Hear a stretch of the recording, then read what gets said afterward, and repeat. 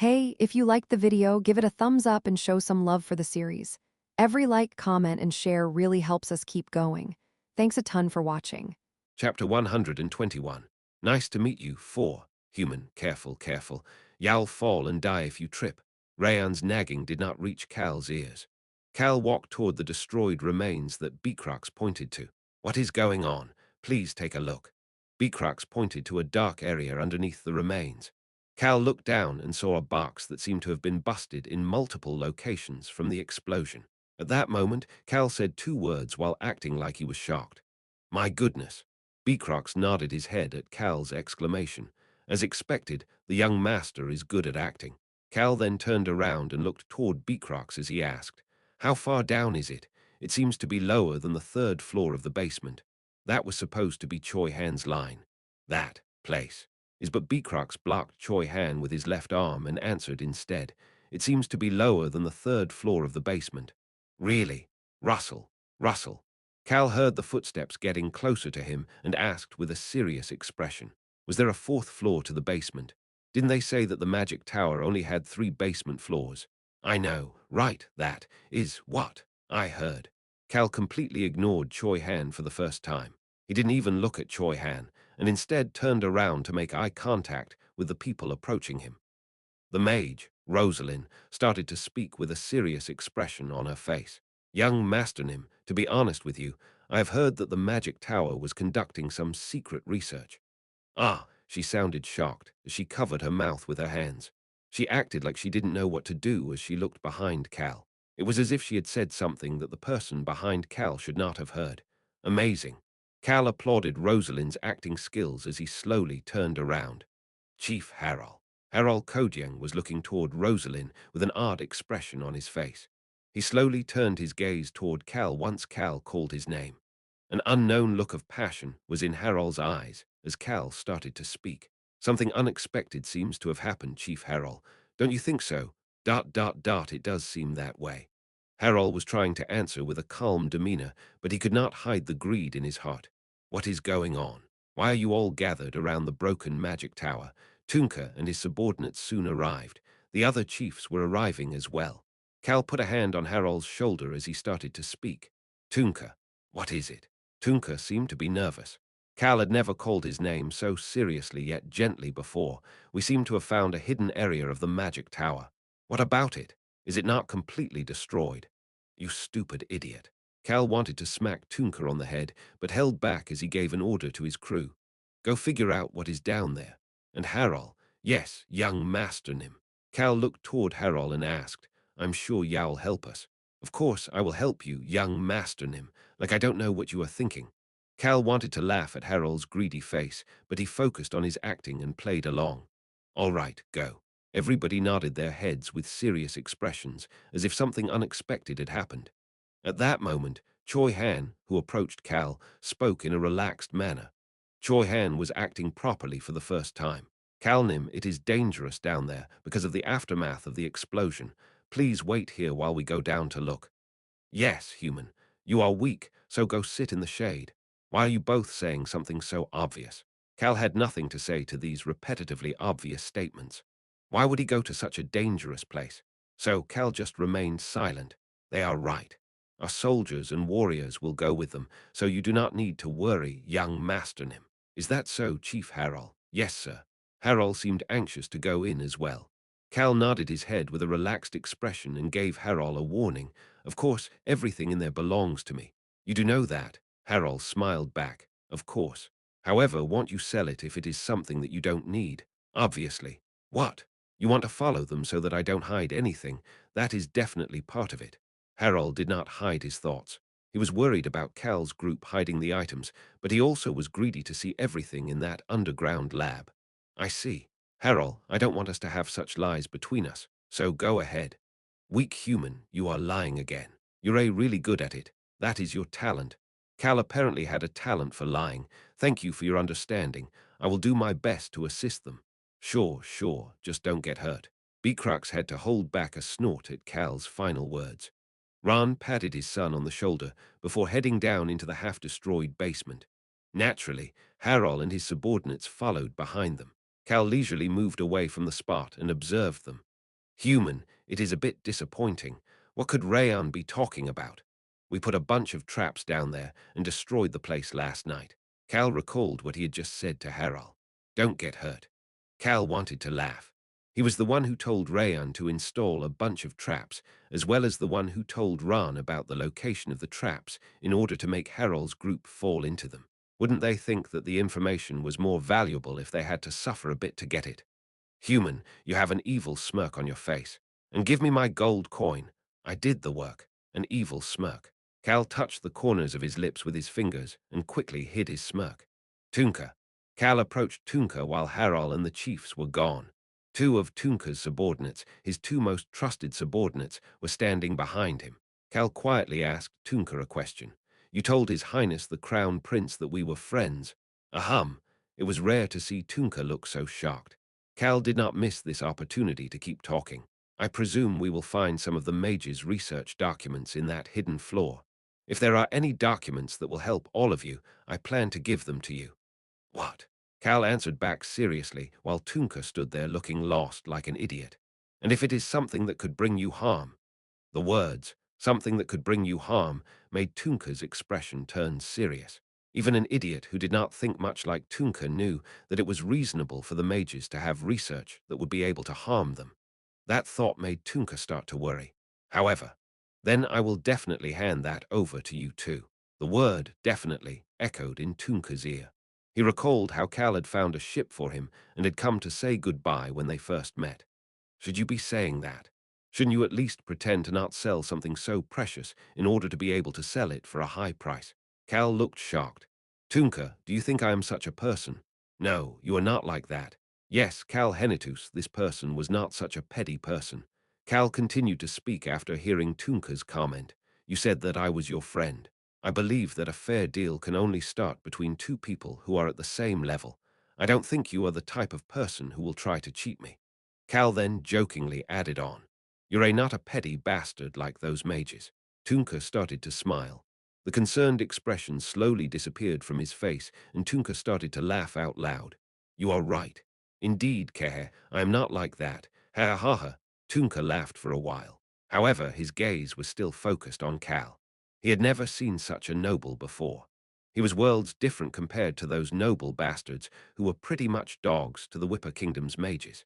Nobody, seriously, nobody had cheered him and his subordinates on. However, he had now found someone who was cheering for him. Friend.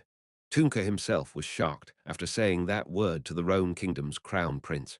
However, he now felt that it was a good thing that he had used that word.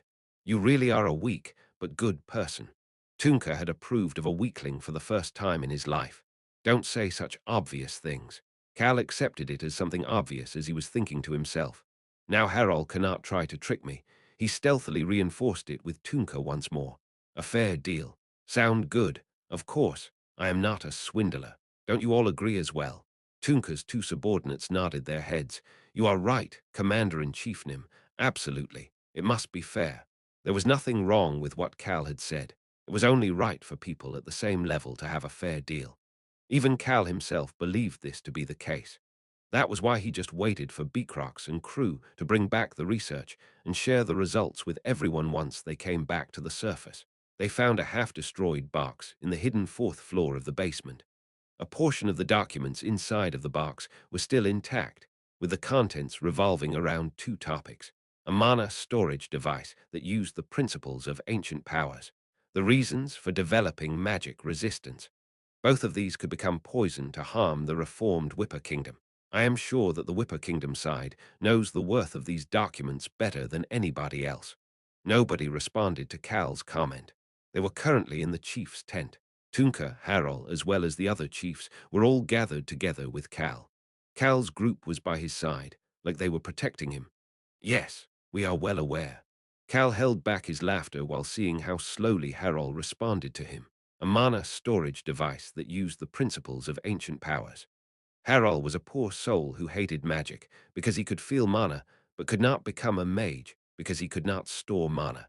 However, a mana storage device, as well as part of the research regarding it, was now in front of him.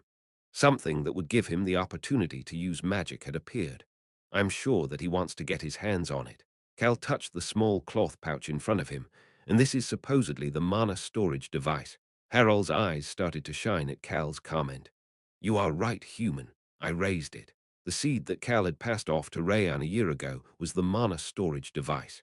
However, the item currently in Cal's hand was not that seed. Once that mana storage device sprouted and then developed a plant, he had simply taken one of the plants and extracted the seed. Of course, this seed was modified as well. Rosalind, is this usable right now? No, it is currently in seed form, but it is too dry to be used. You might be able to use the seed and the research documents to create a new device, however. Rosalind stopped talking and peeked toward Harold. Cal also observed Harold's reaction. Harold could not hide his greed for this seed and the research documents, even if they were damaged. Cal verified this before moving on to the next topic, the reason for developing magic resistance. This is some tremendous research as well. This time, it was Tunka and the other chiefs' turns to flinch.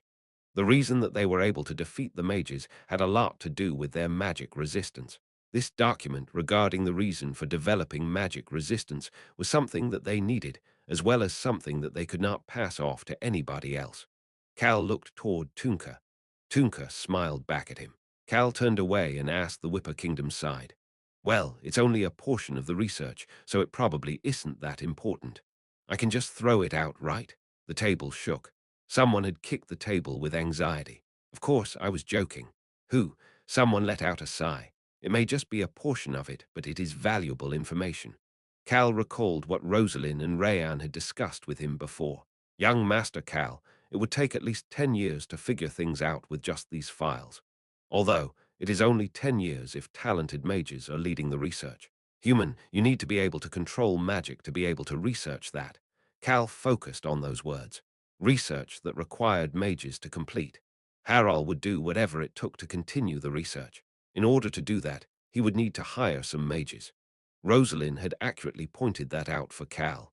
Young Master Cal, we might be able to have the Whipper Kingdom's weakness in our hands. I knew it. There are many times you and I are thinking the same thing. The Whipper Kingdom's leadership, who claimed their goal was to get rid of magic, was using mages to do magic research. Something like that was bound to happen if the Whipper Kingdom acquired these documents, and Cal just needed to find an informant to gather some evidence of it. Rosalind and Cal were smiling while thinking about having that information in their hands, while Rayan was looking inside the box and giving his feedback. This is no more than the scraps. The actual seed was safely in Rosalind's lab that Rayan liked to visit. Tunka, why, yes. I will hand these documents to you. Tunka's expression quickly changed. Do you mean that? Cal looked toward Harold and nodded his head. Of course. Cal tapped the table with the cloth bag in his hand. Tap, tap. The dry seed made a dull noise as it hit the table.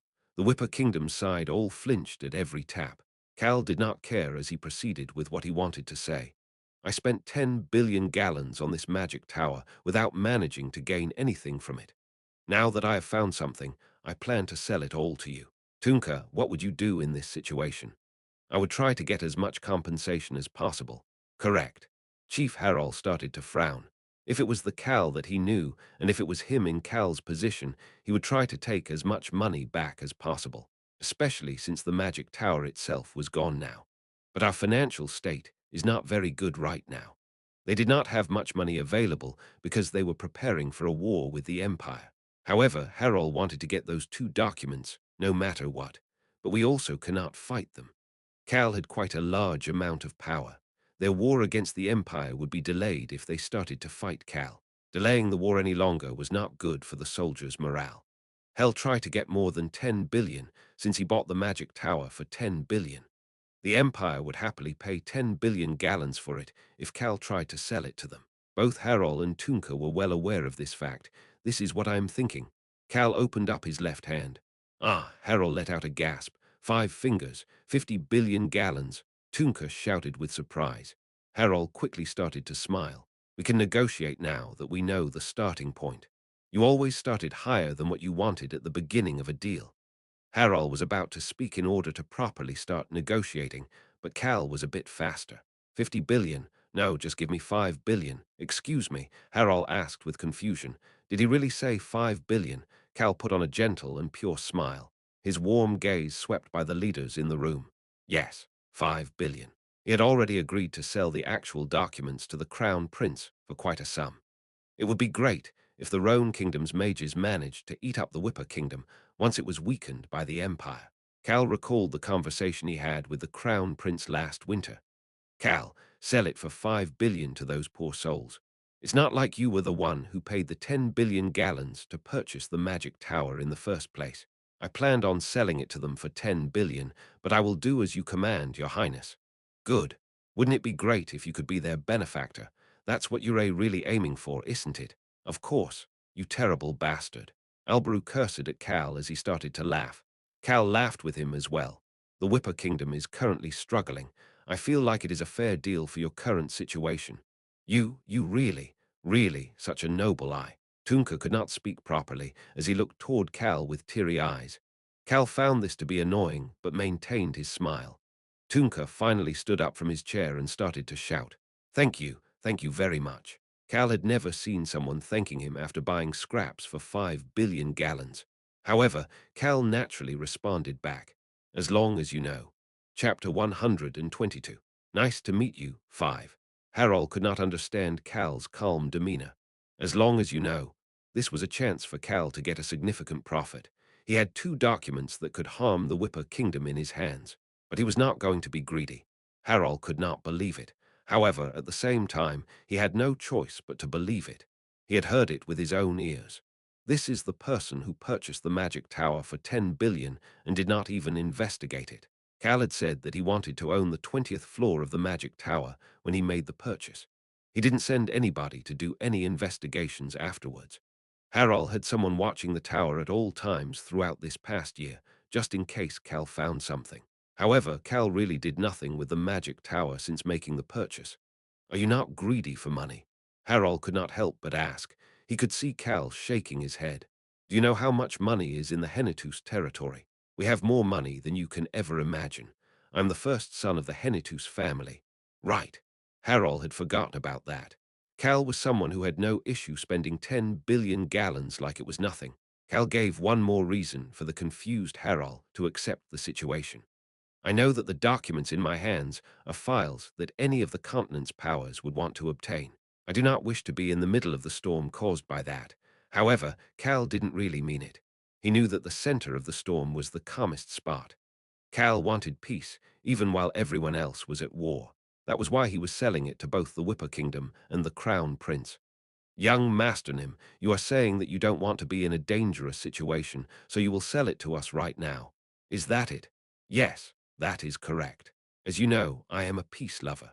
This reason was acceptable for Harold, since Cal was the person who did not even want to reveal Harold's identity. Harold turned away from Cal and looked around the tent. The other chiefs looked like they still had some questions, but Tunka and the warrior's side seemed to be in awe of Cal. It is something I need anyway. The mana storage device was extremely tempting since it was said to mimic ancient powers. Harold and the others in the Whipper Kingdom considered ancient powers to be the greatest of powers. That sounds good to me. Commander Tunkanim, what do you think? Tunka did not respond to Harold's question and instead reached his large hand out toward Cal. Tunka's serious expression, which was extremely different than his usual idiotic expression, explained his sincere feelings to Cal. Thank you very much. Cal stood up and shook Tunka's hand. If you're thankful, don't forget about this. Of course, I will not forget about your benevolence. With Tunka as the representative, the Whipper Kingdom purchased the documents that were found in the secret lab of the Magic Tower from Cal Henitus for 5 billion gallons. The contract was settled quickly because the Whipper Kingdom rushed it. Cal returned to his tent after the contract was signed. Why are you following me here? Cal looked toward Choi Han, who was following him into his tent. Choi Han was holding the contract and a note for 5 billion gallons. Cal Nim. What?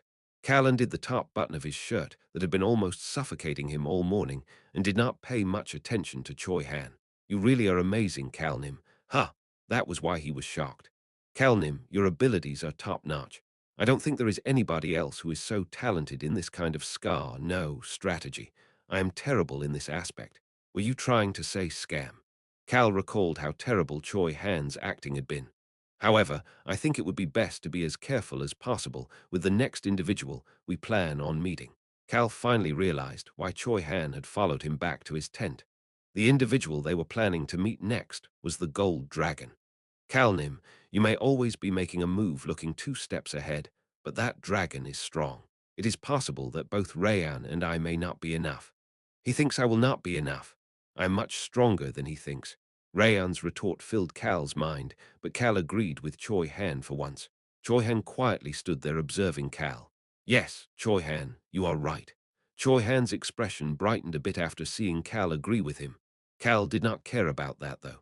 He had already thought about this meeting with the gold dragon many times. In terms of priorities for this meeting, it was safety first, safety second, and safety third. That was the only way to make sure that he didn't die. Choi Han, I will leave the front to you this time. What do you think? Choi Han vigorously nodded his head. That was what he had wanted. He was the best fit to protect Cal from the front. Yes, please leave it to me. I will protect Cal Nim and everybody else as well. I will use everything I have to make sure of it. This type of response was what Cal wanted to hear. If Choi Han was going to be like this, it was worth trying to talk to this gold dragon. Choi Han had never used his full strength to fight until now. That was the same for Rayan as well. I am here, weak human. Another dragon cannot even compare to me. Cal naturally ignored Rayan's bluff. Then I will prepare for us to leave tomorrow. Good. Make sure to get your rest once you're done. Yes, Calnim. Cal felt at peace once Choi Han left the tent. However, he was not alone. Cal took a gold coin out of his pocket and threw it into the air. Here. Ooh, Rayan appeared in the air and carefully caught the gold coin with his 2 front paws. This is a gold coin. This was the reward for Rayan's part in destroying the magic tower. Although 10 silver coins and 1 gold coin was worth the same, Rayan seemed to be focused on this gold coin. Cal slowly petted Rayan's round head. Isn't it great? It is great, human. Wonderful, thank you. I will work even harder. Good. He then cautiously started to whisper to Rayan. He had promised to give Rayan a gold coin, however. On and Hung. He wanted to say that On and Hung should not know about it. He wanted Rayan to keep it a secret. However, he heard some odd cries at the entrance of the tent. Meow, hee. Meow. There was laughter mixed in with the meows. Cal could see 2 kittens crawling into his tent without even knocking. Of course, they were On and Hung. You sharp bastards. Cal continued to speak after seeing their sparkling eyes. Fine, here. 2 gold coins flew across the room, and On and Hung caught them out of the air, showing more agility than ever before. Cal observed On, Hung, and Rayan all laughing while holding on to their gold coins before laying down on the bed. I just hope it isn't a crazy dragon. Cal hoped that the gold dragon they were going to meet was normal. The 3 children, averaging 8 years old, stood guard while he slept. These children were much stronger than most average night brigades. The next morning, although it was early in the morning, Tunka and the other chiefs came out to say goodbye to Cal. Cal had never seen such an expression on Tunka's face before. Tunka looked embarrassed as he started to speak. You're going sightseeing for a bit? Yes. I told Chief Harol my itinerary, so you don't need to worry about me stabbing you in the back. I won't worry. Cal, I trust you. Cal felt disgusted, listening to Tunka calling his name gently like that. It became even worse as Tunka continued to speak. Ahem, you can relax as long as you are in the Whipper Kingdom, and feel free to let me know if you are ever in trouble. Cal was fine with a crazy Tunka, but this extremely nice Tunka made Cal feel uncomfortable. Thanks. I'll keep that in mind. I wish for your victory against the Empire. Of course. Cal started to think while observing Tunka nod his head, as if that was a foregone conclusion. The Whipper Kingdom has no chance of winning this war. However, contrary to Cal's opinion, the forces around the continent had differing opinions. They saw this as a war between the Empire, which was in chaos after the destruction of the Church of the Sun, and the Whipper Kingdom, who were a tightly knit group specializing in offense. Many were thinking that it was difficult to determine the results of the war. That was because the Whipper Kingdom's goal did not seem to be taking over the Empire. They just seemed focused on taking control of a few of the Empire's castles. Furthermore, it seemed logical that the Whipper Kingdom would go after the Empire. With the development of alchemy, the Empire had a stronger connection to magic than most other kingdoms. But this is the Empire they are going up against. Cal determined that the Empire would win the war as he reached his hand out to shake Tunka's hand. Tunka thought it was a goodbye handshake, and so he immediately started to shake it. However, Cal took a step forward and whispered in Tunka's ear. Alchemy is sneakier than magic. Protect your warriors with magic resistance. Tunka's shoulders flinched. Cal smiled at the people who were wondering what they were talking about and added something else. I am certain that the Empire has a mole in your army. Although you have probably investigated already, look again if you didn't find them. Start with the people close to you. That is the Imperial Prince's usual method. Make sure that you find the mole. Cal moved away from Tunka and looked into Tunka's eyes as he said the next part, kill them. Tunka's pupils started to shake. Cal let go of Tunka's hand and gently asked, don't you trust me? I trust you. Cal was satisfied with Tunka's response. The Empire will win. However, Cal hoped that the Whipper Kingdom would last as long as possible and annoy the Empire. That would give the Roan Kingdom time to get stronger and develop their alliance with the Breck Kingdom. We have to prepare before the North comes down. The moment that the Northern Alliance started to make their move, Albaru would take control of the Roan Kingdom and fight against them. Then have a safe trip. See you next time. Cal responded to Tunka with a smile. Next time. There's no reason for me to see you again. Cal walked to the carriage and told Pendrick, who was standing with his hood down, the order. Let's go. It was time to head to the lair of the Gold Dragon, an ancient dragon that has lived for a long time. Cal clutched at his collar. It was chilly here, even though it was summer time. No, as the snow underneath his shoes demonstrated, this place was cold. Cal asked Lark, who was in front of him, Lark, haven't you been here before? Yes, sir. I did not expect it to be here. Cough. Cal coughed and sniffled. His nose was runny. Rosalind chuckled and handed him a handkerchief, and Cal covered his nose with it. Pendrick, is this the place? Yes, this is it. Cal did not expect it to be here. Cal thought about the necklace that was under the layers of clothes he was wearing. It was the absorbing necklace, the necklace that allowed you to store a power of any affinity inside. He had sent Lark to Mount Yelia in order to find this necklace. Cal recalled how Lark had brought back the necklace and how he had used the power to put out the fire in the jungle. Cal stood on the snowy peak and looked down. Mount Yelia was known as one of the most dangerous mountains in the entire continent. Who knew that a dragon's lair would be here? The gold dragon lived at the spot Lark had taken the necklace. Pendrick, what do we have to do now? They were at the peak, but did not see the lair. Pendrick spoke with a face that seemed like he was both extremely excited but also extremely weak and could fall over at any moment. We just need to wait. How long? Until Dragon Nim wants to see us. What? We're just going to wait in this freezing snow. Cal looked around to see everyone bundled up in fur. Beecrox was looking toward Pendrick with a vicious gaze. His gaze seemed to be asking how there could be such a bullshit answer. Beecrox did not seem to like the cold. At that moment, Pendrick cautiously asked Cal, but young Master Nim, when will I be able to meet Dragon Nim? Will he teleport over when you tell him the location? Cal started to smile. No. Then how will he get here? Elf, I am right behind you. But why did this not-so-great dragon not come to greet us? Rayon's vicious voice echoed in Cal's mind. Cal wanted to repeat Rayon's words to Pendrick, word by word. Pendrick. Yes, behind you, Ha. But at that moment, the mountain started to shake. Uwang. Good, of course he should come to greet us. The great and mighty Rayon Muru is here. Cal could hear Rayon's triumphant voice as he urgently reached out and grabbed onto Choi Han's shoulder.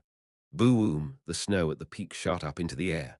No, to be accurate, the tip of the peak shot up. Ha, ah. Everybody barely managed to find their balance while looking at the center of the peak. Cal was doing the same thing. Oh, we can finally meet Dragon Nim. Pendrick clasped his hands together and went wild. He really seemed like one of those devoted believers. Cal quickly stood behind Choi Han and motioned for Rosalind and the others to stand at his sides and behind him. It'll be bad if the dragon releases a breath attack. The gold dragon could launch a breath attack because it was an adult dragon.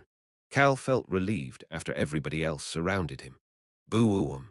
The peak that shot up suddenly stopped in the air to reveal a large cave.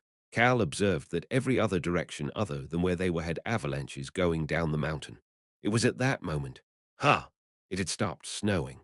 The snow that had covered the entire mountain peak suddenly stopped falling from the sky. Was it the dragon that was making it snow? How could there be such a munchkin? Could Rayon do this too? Cal wondered whether he had underestimated Rayon's usefulness until now, but he could not think about it any longer as he heard someone walking toward them. Click! Click. Cal's group was holding their breath as the footsteps got closer.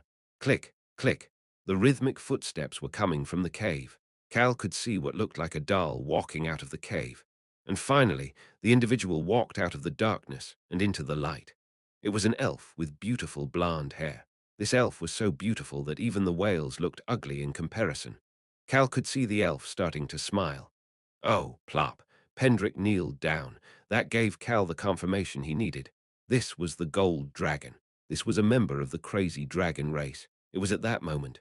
Me first, as Cal flinched at Rayon's sudden shout. Gasp! Pendrick gasped in surprise. A small black blob rushed past him. Pendrick looked flabbergasted as he shouted toward the black blob. Black dragon him. Of course, the black blob was Rayon. Cal sighed and watched Rayon flying toward the blonde elf without giving Cal any time to stop him. The small black dragon instantly arrived in front of the blonde elf. Who? The blonde elf let out a gasp of surprise and looked at Rayon with an odd expression. Rayon opened his wings out wide in front of the gold dragon, who looked like an elf, and confidently started to speak. Nice to meet you. Rayon seemed to be excited. The blonde elf's expression became even stranger. However, Rayon did not stop. I am the great and mighty Rayon Muro. Who are you? Rayon's round eyes seemed to be full of anticipation as he watched the blonde elf. The blonde elf finally started to speak after a moment of silence. What the hell? Are you really a dragon? There's a dragon that would say, nice to meet you, to another dragon. The gold dragon seemed to be asking how there could be such an odd existence. Cal had expected this. This was a real dragon, the race that was said to be selfish and egotistical. There was no way that such selfish beings would happily greet each other. It was more likely that they would get into a fight with each other while saying that they were the best. Cal poked Choi Han's back. Choi Han immediately put his hand on the handle of his sword. He was preparing, just in case the gold dragon started to cause a ruckus.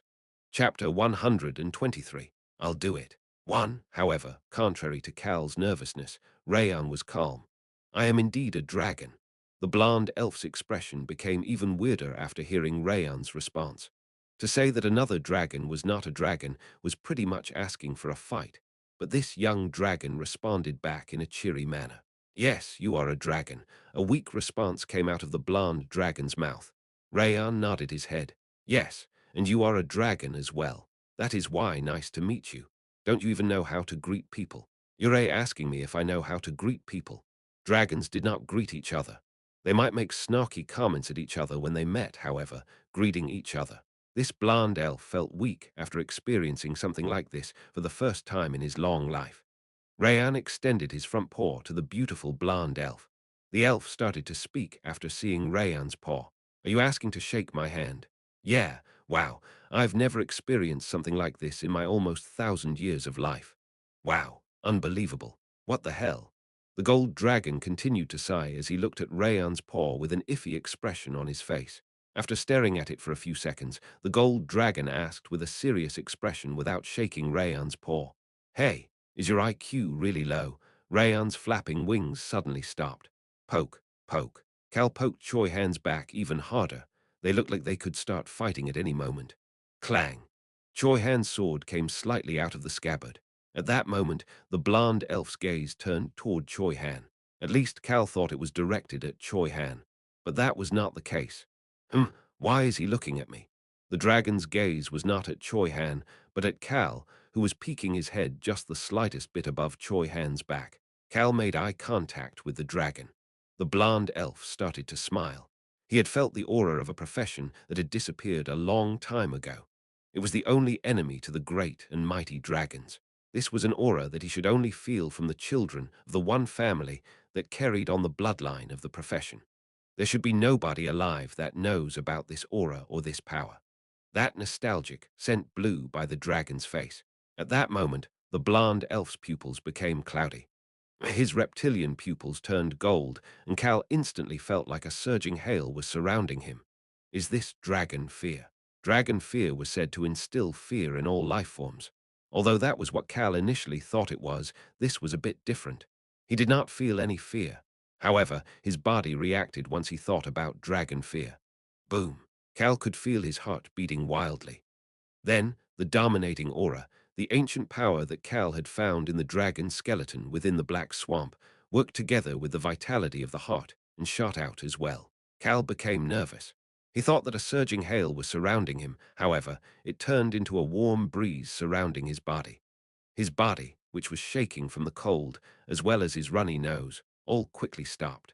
It is thermal magic, and not dragon fear. Cal was left wondering what that power was from earlier. A dragon did something nice. Cal remained alert at this unbelievable sight, and his dominating aura continued to get bigger. At that moment, Choi Han let out a gasp and turned around. He could see Cal standing straight while making eye contact with the dragon. Cal seemed extremely cool and collected, as if he had never been shivering in the first place. I knew it. This is the Cal Nim I know. In Choi Han's point of view, Cal was someone who always pretended to be a coward, but always stood up against everything with confidence. Choi Han was amazed by Cal's demeanor once again. A person's influence definitely did not come from just their strength. At that moment, a black and round blob covered Cal's eyes. It was Rayan. Hey, Goldie. Cal wondered for a moment if he had heard Rayan correctly. What? Goldie, you can't stare at our weak human like that. You know how much of a coward he is. Rayan then continued to speak inside Cal's mind. Human, you looked as strong as my front paw right now, but there is no need to be scared or nervous. I will protect you. Rayan then continued on. Goldie over there stared at you, so I debated fighting him, but he seems like a decent guy since he used thermal magic on you. The gold dragon, who did not hear any of this, looked toward Rayan with complete disbelief. He is indeed weak, but more importantly, did you just say about a human? Are you really an idiot? Cal could see Rayan's wings stop once more. Rayan then looked back toward the gold dragon. The gold dragon had called Rayan stupid twice already. Will they start to fight? Cal felt cold, even with the thermal magic surrounding him. At that moment, Rayan started his rebuttal. I do not have a low IQ, I just have high sociability. I'm not like you socially awkward golden dragon who doesn't even know how to shake hands. Golden dragon. I guess he is a gold-colored dragon. Cal knew that Rayan wasn't the type to lose an argument without even trying. Cal felt an odd sense of pride. There was a benefit to raising Rayan into a strong little boy. Cal could hear Pendrick's voice while he was thinking about that. My goodness, two dragon nymphs chatting peacefully without getting into a fight. This is the type of thing I should be recording. I never expected for such luck to fall upon me. I've always thought of myself as a cursed elf because I could not see elementals. I can't believe I get to witness two dragon nymphs, the stars of the natural world. The elf healer, Pendrick, kneeled down and clasped his hands. Cal watched the elf kneeling on the white snow and mumbling to himself as he came to a conclusion. This one isn't normal either. All of the life forms around him had something odd about them. Cal thought that this was a really difficult environment for a normal person like himself to survive. Cal slowly moved a step away from Pendrick. Thanks to that, he could once again see the gold dragon, who was still in the blonde elf form, who had been covered by Rayan. The dragon seemed to be full of disbelief. Rayan confidently shouted while looking at the dragon's look of disbelief. Did my greatness shock you, golden dragon? The blonde elf let out a sigh-like laugh before nodding his head with a relaxed expression. Yes, I was very shocked because of why cough. What the? Cal became nervous. The blonde elf suddenly covered his mouth and started to cough. Fluid started to spill out from between his fingers. Rayan's shocked voice quickly shot out. What is wrong? Golden dragon blood. Don't cough up blood. A dragon was coughing up blood. Drip, drip. The drops of blood that traveled through the blonde elf's hand and fell down started to dye the white snow red.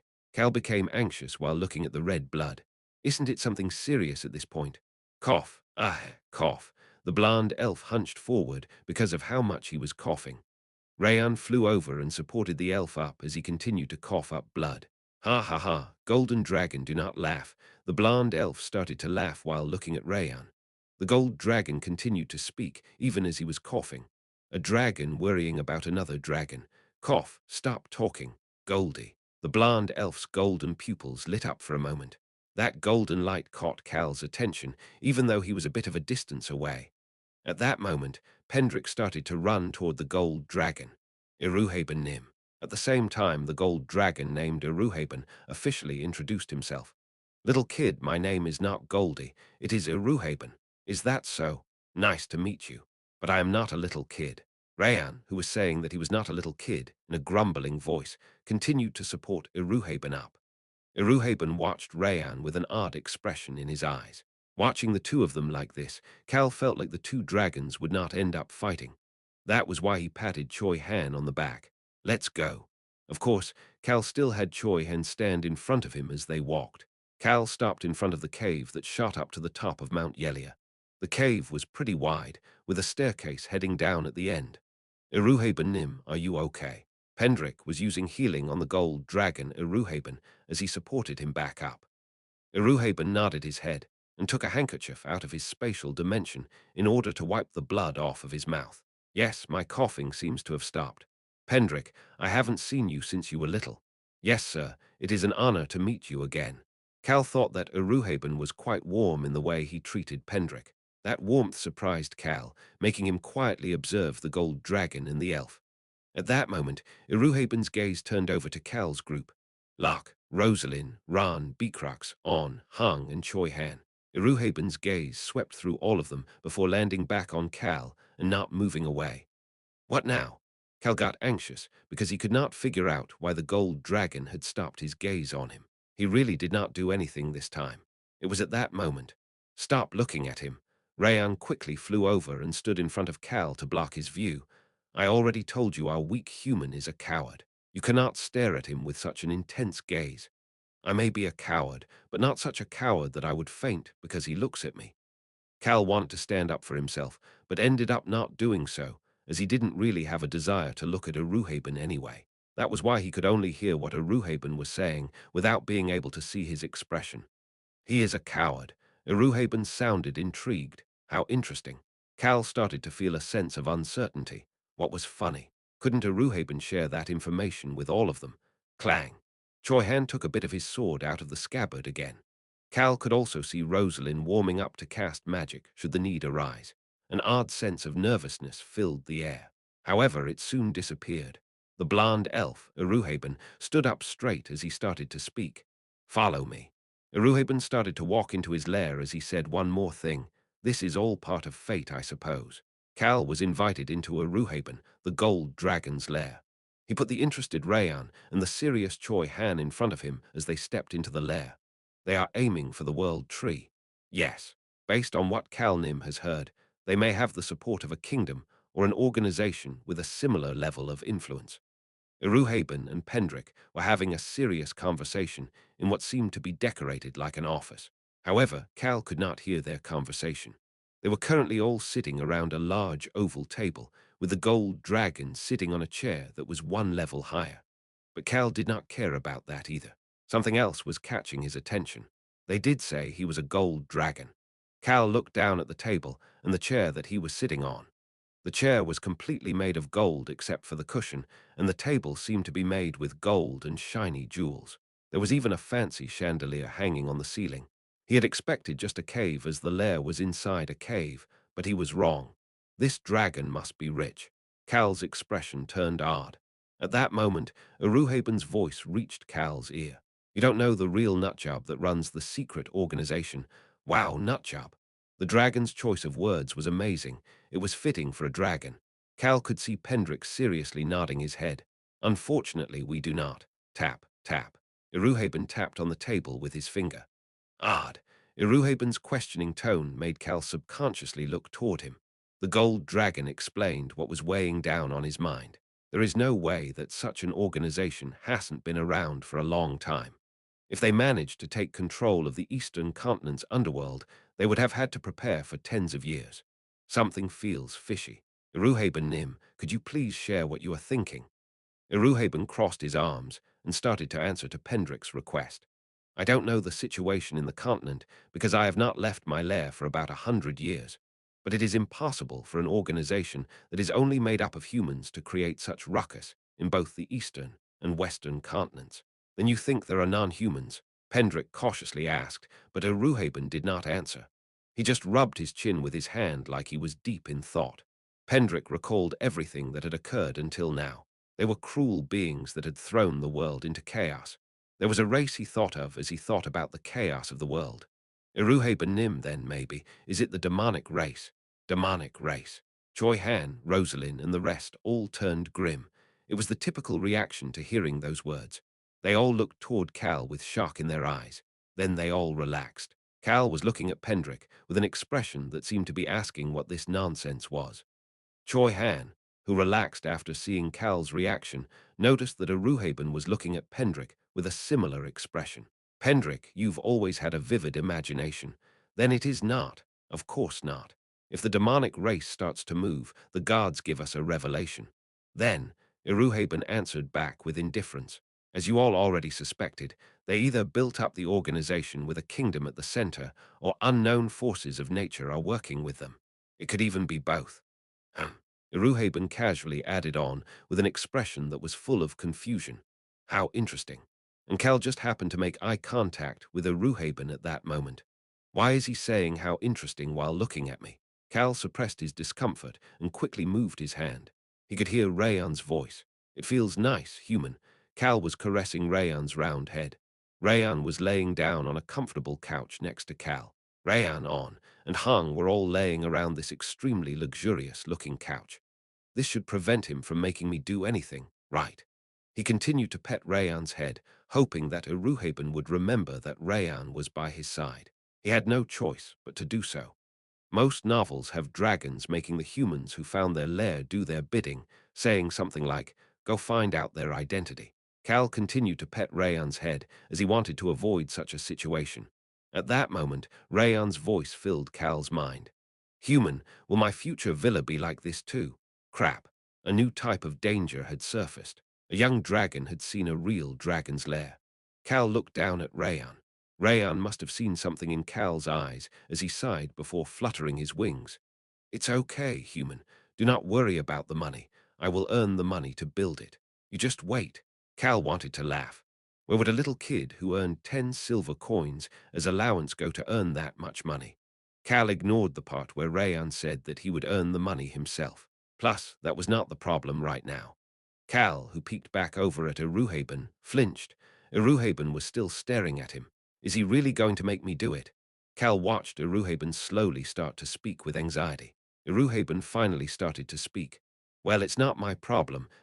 I'm getting very weak in my old age. It's annoying to step in. Not my business whether they argue, fight, or kill each other. Oh, I like this dragon. Cal had a better impression of Iruhaben for the first time. Maybe it was because he was an ancient dragon, but his personality was not bad. Iruhaben looked toward Pendrick and continued to speak. But it looks like we will need to strengthen the magic shield around the world tree. Yes, Dragon Nim. I will also make a magic device to install in your elf village, so take it with you. Thank you very much, Iruhaben Nim. Pendrick thanked Iruhaben with awe on his face, while Iruhaben received the thanks like it was natural before turning his gaze away. Yes, he was looking back at Cal once again. Why does he keep staring at me? Now both Rayan and Cal were curious. Iruhaben, I already told you our weak human is also a coward. Little kid, you should call me Iruhaben Nim. I've lived hundreds of years longer than you. Rayan started to frown after being called a little kid again. Cal started to worry, as the way Rayan was looking at Iruhaben looked like he was about to do something bad. However, he didn't need to worry about that anymore after hearing Iruhaben's next words. What an odd human. No, should I say amazing? I am odd. No, amazing. Cal looked toward Iruhaben with confusion. The gold dragon continued to speak. How are you still alive after having obtained so many ancient powers? Most people would blow up and die. What? Cal became extremely focused after hearing those words that it swept his concern about Rayan causing trouble away. He could hear Rayan's urgent voice. What? Hey Goldie, what did you just say? Rayan was shocked. Cal was also shocked. Chapter 124, I'll do it. Two, in fact, everyone was shocked. Did you say die me? Ran, who had been quietly standing to the side, and even Hung, who had been half falling asleep, both looked toward Iruhaben with shock. None of you knew. However, Iruhaben's response was so casual that Cal forgot what he was going to say. He had never heard about this before. He did not know that he might end up dying from having too many ancient powers. Iruhaben clicked his tongue at Cal's gaze and started to speak again. They say that ancient powers are fateful encounters where you need the mandate of heaven to acquire. They are precious powers, even if they may not be that strong. You know that much, right? We know. So hurry up and explain, Golden Dragon.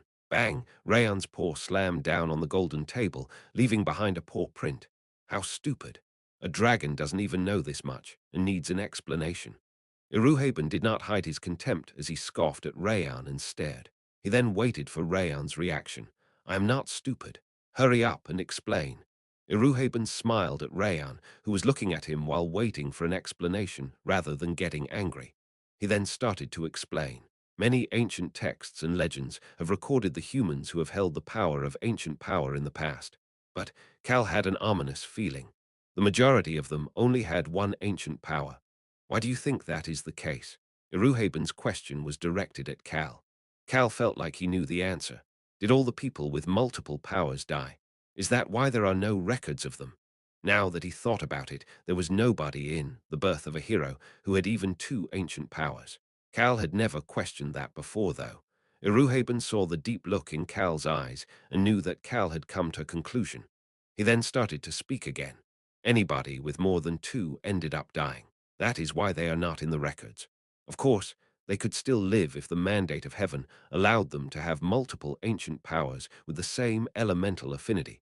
But when the ancient powers have different affinities like you have, Iruhaben stretched out his beautiful white fingers. The human body expands like my fingers are doing right now until they blow up, leaving nothing behind. No. Rayan had a look of despair on his face as he shouted. Rayan slowly turned to look at Cal while banging on the golden table with his paw. Weak human, why did you keep on eating up those useless things? Ha! The veins in Rayan's short neck were all popping up. You suffered so much. You even coughed up blood. I'm amazed by your method of doing things. Pa, don't cover my mouth. Cal casually petted Rayan's face. His gentle touch made Rayan shut up for now. Cal looked around at the worried expressions on everyone's faces before turning back to look at Iruhaben as he started to speak. But I am still alive. He did not die, even after taking in so many ancient powers. He had a total of 6 ancient powers right now if he included the fire-suppressing water in the absorbing necklace. Iruhaben agreed with Cal. Yes, you are still alive. Rayan interjected once again. Will you die soon? Ha! Does he have to say something so scary? Cal once again petted Rayan's face and head, while Rayan continued to huff and puff. Iruhaben watched this with curiosity before snorting and starting to speak. Die. No, he is weird and amazing because he has not died yet. The gold dragon pointed to the necklace on Cal's neck. There's water in that necklace, right? Yes. The dominating water was inside of the absorbing necklace. Iruhaben shook his head in disbelief as he looked at Cal. The reptilian vertical pupils of the gold dragon inspected Cal's body. There is the power of wood, the power of wind, and the power of fire. The indestructible shield was the power of wood. The sound of the wind was the power of wind. The fire of destruction was the power of fire. And there is a human power too. The term, human power, made Cal think of his last remaining ancient power, the vitality of the heart. Cal and Iruhaben made eye contact. Iruhaben described the last ancient power this unique human had in his possession, restoration. Cal responded to that word. That power must be what is keeping me alive. Yes, the strong vitality that belonged to an ancient human. The healing abilities of that ancient power are controlling all of the other powers and slowly fusing them all together. The vitality of the heart. Cal recalled how the vitality of the heart that he had gotten to strengthen the indestructible shield had influenced the sound of the wind as well. So, it wasn't strengthening it. It was actually fusing them. I presume that was either the first or second ancient power you picked up. You are correct. It was the second ancient power. That is how you managed to live. Iruhaben observed Cal as if he was looking at an interesting research specimen. You had the power of restoration before two affinities clashed with each other. Thanks to that, it prevented anything from happening. Iruhaben made a mental note of the name of the human in front of him. I believe that he said his name was Cal Henitus. Choi Han and Rosalind were not very interesting for the gold dragon. In fact, the pure-blooded wolf boy and the cat children, who also seemed to be pure-blooded but mutated in some way, caught his attention more than Choi Han or Rosalind. But they are not as interesting as this human. The luck to gather 6 ancient powers could not just be considered to be caused by the mandate of heaven. Having that much luck would require a god to give a divine blessing to the human. However, the only divine power Eruhaben could feel on the human was from a vow of death. What a crazy bastard. Cal was a crazily lucky bastard. He looked at the human who had no problem looking directly at him while talking to him and felt more curiosity than anger. Then I guess I do not need to worry. Cal's calm expression made Eruhaben think that he was even more amazing. He did not seem to be shocked at all, even though he would have died if he had picked up the ancient powers in a different order. Contrary to Eruhaben's opinion, Cal's heart was currently going wild. I could have been on my way to the afterlife if I went after another power first. Cal could feel goosebumps on his back. At that moment, Eruhaben started to speak again. You can relax for now. For now, yes. Well, your body is currently a ticking bomb.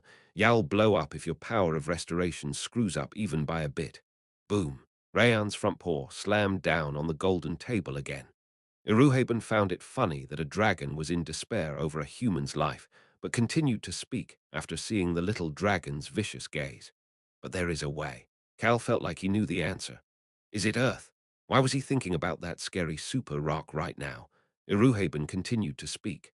The power of water in the necklace is considered as being a part of you, so you'll be fine as long as you go find the power of Earth and create a balance in your body. All of the elements will balance each other if you collect them all. So, I really do need to go find this super rock. Cal thought about this ancient power with a name that already scared him. At that moment, Cal could feel a stubby front paw on his shoulder. Human, let's go find the power of Earth right away. Eruhaben scoffed once again. No matter how much of a lucky bastard Cal was to gather 6 ancient powers, it would be almost impossible to collect all 5 of the elements. Little kid, you need divine luck to find ancient powers. A great and mighty dragon can create something stupid like divine luck. Do you not know about the might of a dragon, Goldie? Eruhaben looked back toward Cal and asked, why did he grow up like this? I know, right? Cal did not know why Rayan grew up like this either. Human, let's use that book that the elf chief gave you to find the power of Earth. I will definitely find it for you, so do not worry. You will live a long life. Cal held back his sigh at Rayan's voice that was going off in his mind, but ended up sighing in the end. It was because of Eruhaben. Did you say your name was Cal? Is your family perhaps a dragon-slaying family? What the? What kind of scary and crazy shoot are you saying? Cal held back from saying that part.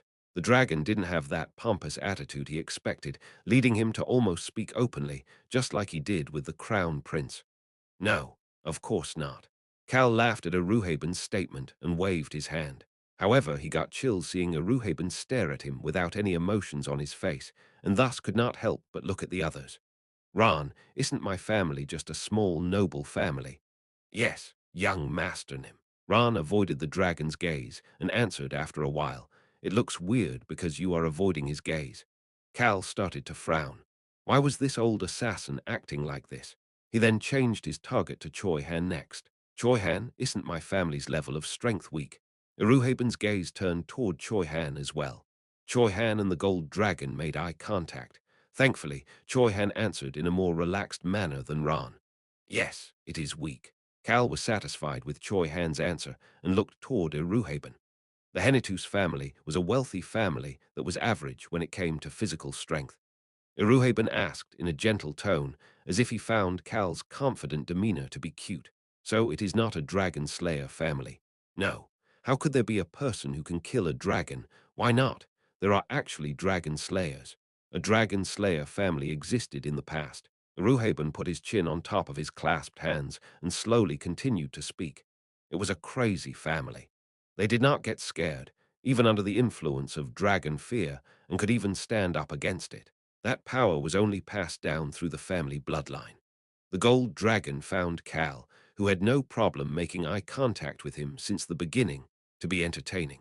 An adult dragon had a unique dominating atmosphere around them, even when they did not use dragon fear. Eruhaben lowered that atmosphere around him to a minimum for Pendrick, so it made sense for the beast people to be okay. But most humans would still find this level of atmosphere to be difficult to handle. There was a reason why Ran and Choi Han's responses were a bit delayed. as well as why nobody was saying anything other than when he mentioned that Cal would die. That was why the way the group was looking at Cal was different than before. Ruhaben continued to speak to Cal, who did not seem to notice any of this. However, the final successor of that family disappeared, and the Dragon Slayer bloodline ended. Cal felt iffy about the fact that the person had disappeared. However, all of his doubts disappeared after hearing what Aruhaben had to say next. The Dragon Slayer power is a power that is full of courage. The word, courage, made Cal start to smile. It was a power that had no relations to him whatsoever. The only type of courage he had was the ability to bluff thanks to a scam ancient power like the dominating aura. I see. Anyways, I am not a dragon slayer. Iruhaben nodded his head and accepted it after listening to Cal's stern response. I guess he does not know about it yet. Iruhaben did not say anything else after seeing that Cal did not seem to know. Most people who challenged dragons in the past would tuck their tails and hide once they saw a dragon that was tens of meters in length. However, there was one human who never cowered and continued to charge at the dragons. He was the greatest dragon hunter. The greatest and only dragon hunter in the past had an aura that dragons both liked and hated. It was because it was a power that could stand face to face with them. Well, I guess that is the case if you say so. Iruhaben did not explain everything and just gently smiled. Cal had an ominous feeling after seeing Iruhaben's smile, but brushed it aside. He did not have any power relating to courage, but more importantly, not again. Cal wanted to sigh after seeing that Iruhaben was about to say something else. A ticking bomb and dragon slayers, what could come next? Little kid. Cal relaxed after seeing that Iruhaben was talking to Rayan and not him. What is it, old man? Ho, Rayan's sassy response made Iruhaben scoff. Did I do well? Yes, you can't just let him look down on you without dishing it back. Cal petted Rayan's head. Iruhaben shook his head and casually said what he needed to say. You haven't even reached your first growth phase yet. I'm still strong. Iruhaben stared at Rayan.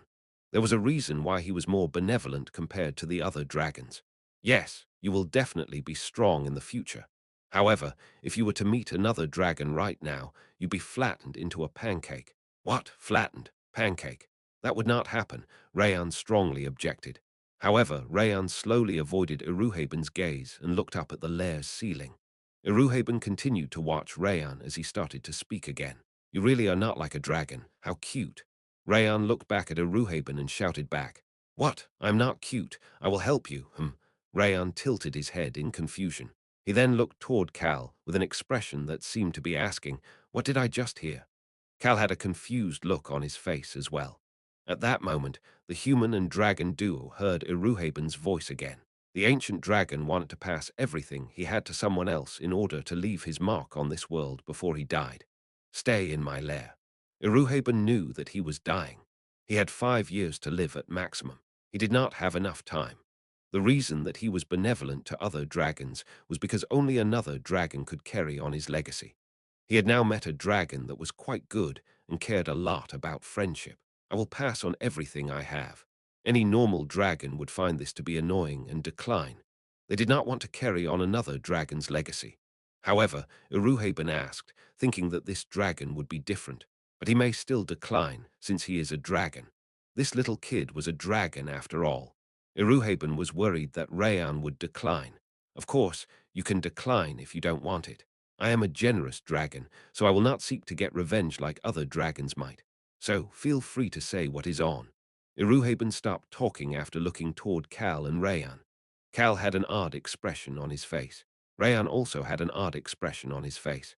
The former seemed to be confused, while the latter seemed to be excited. Excited. Rayan was talking in Cal's mind, while Iruhaben was being confused by Rayan's expression of excitement. Human, it is free. He said he will give me everything. Rayan was starting to smile the same way Cal smiled every time he sold something to the Crown Prince.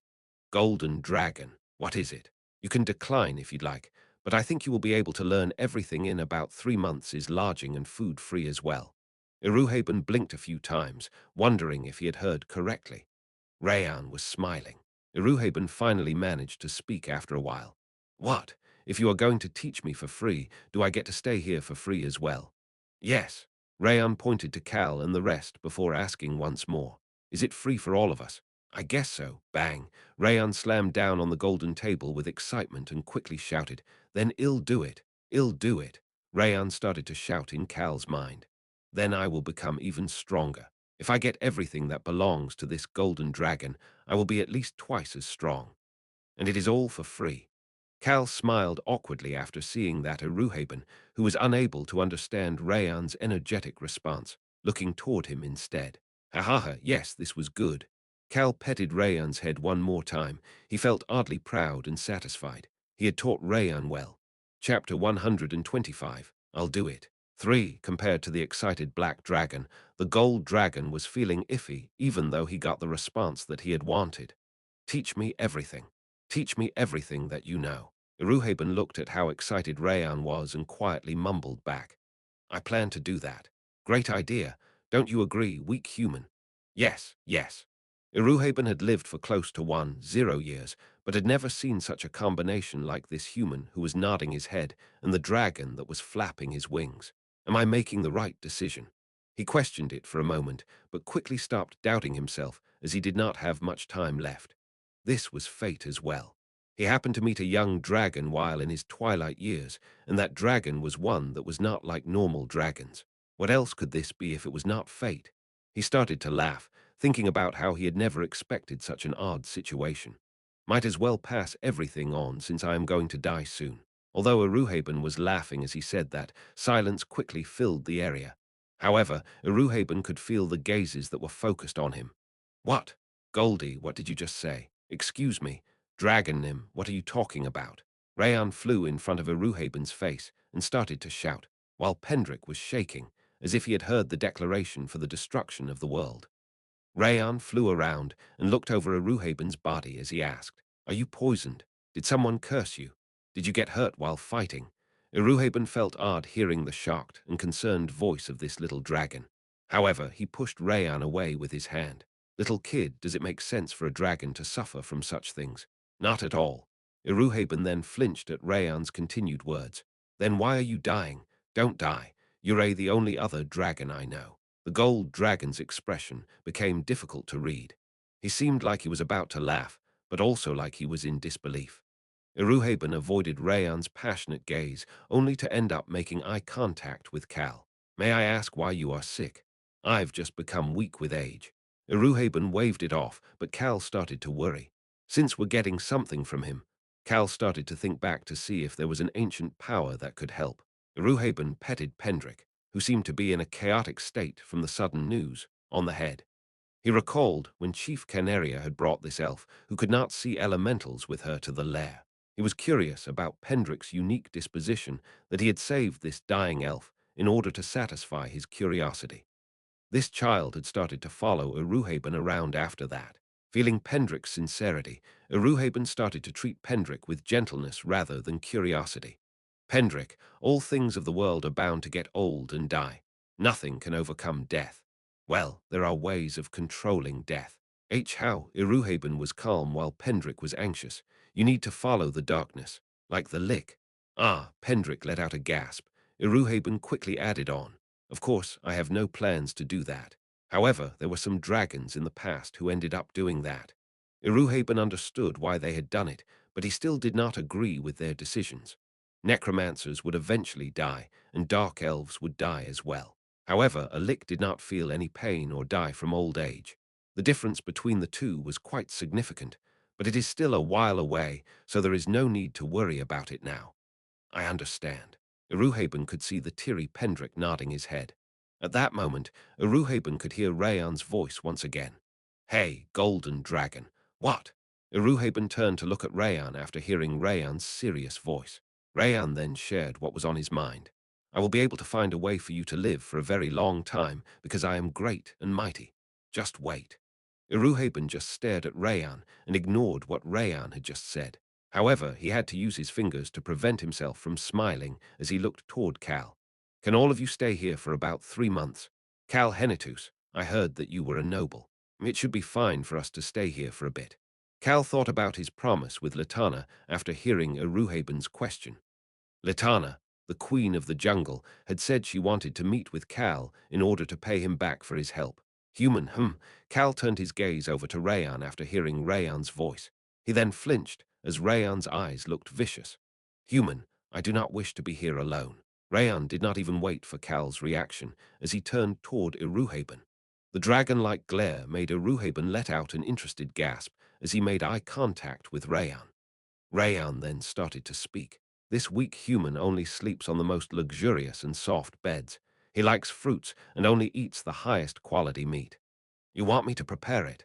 Aren't you the owner of this place? Didn't you say that everything would be free? A great and mighty dragon just requires a flick of their hand to prepare all of those things. That is true. At that moment, Iruhaben wondered why he had to do all of this, even in his old age. I've grown too old. He had become too nice.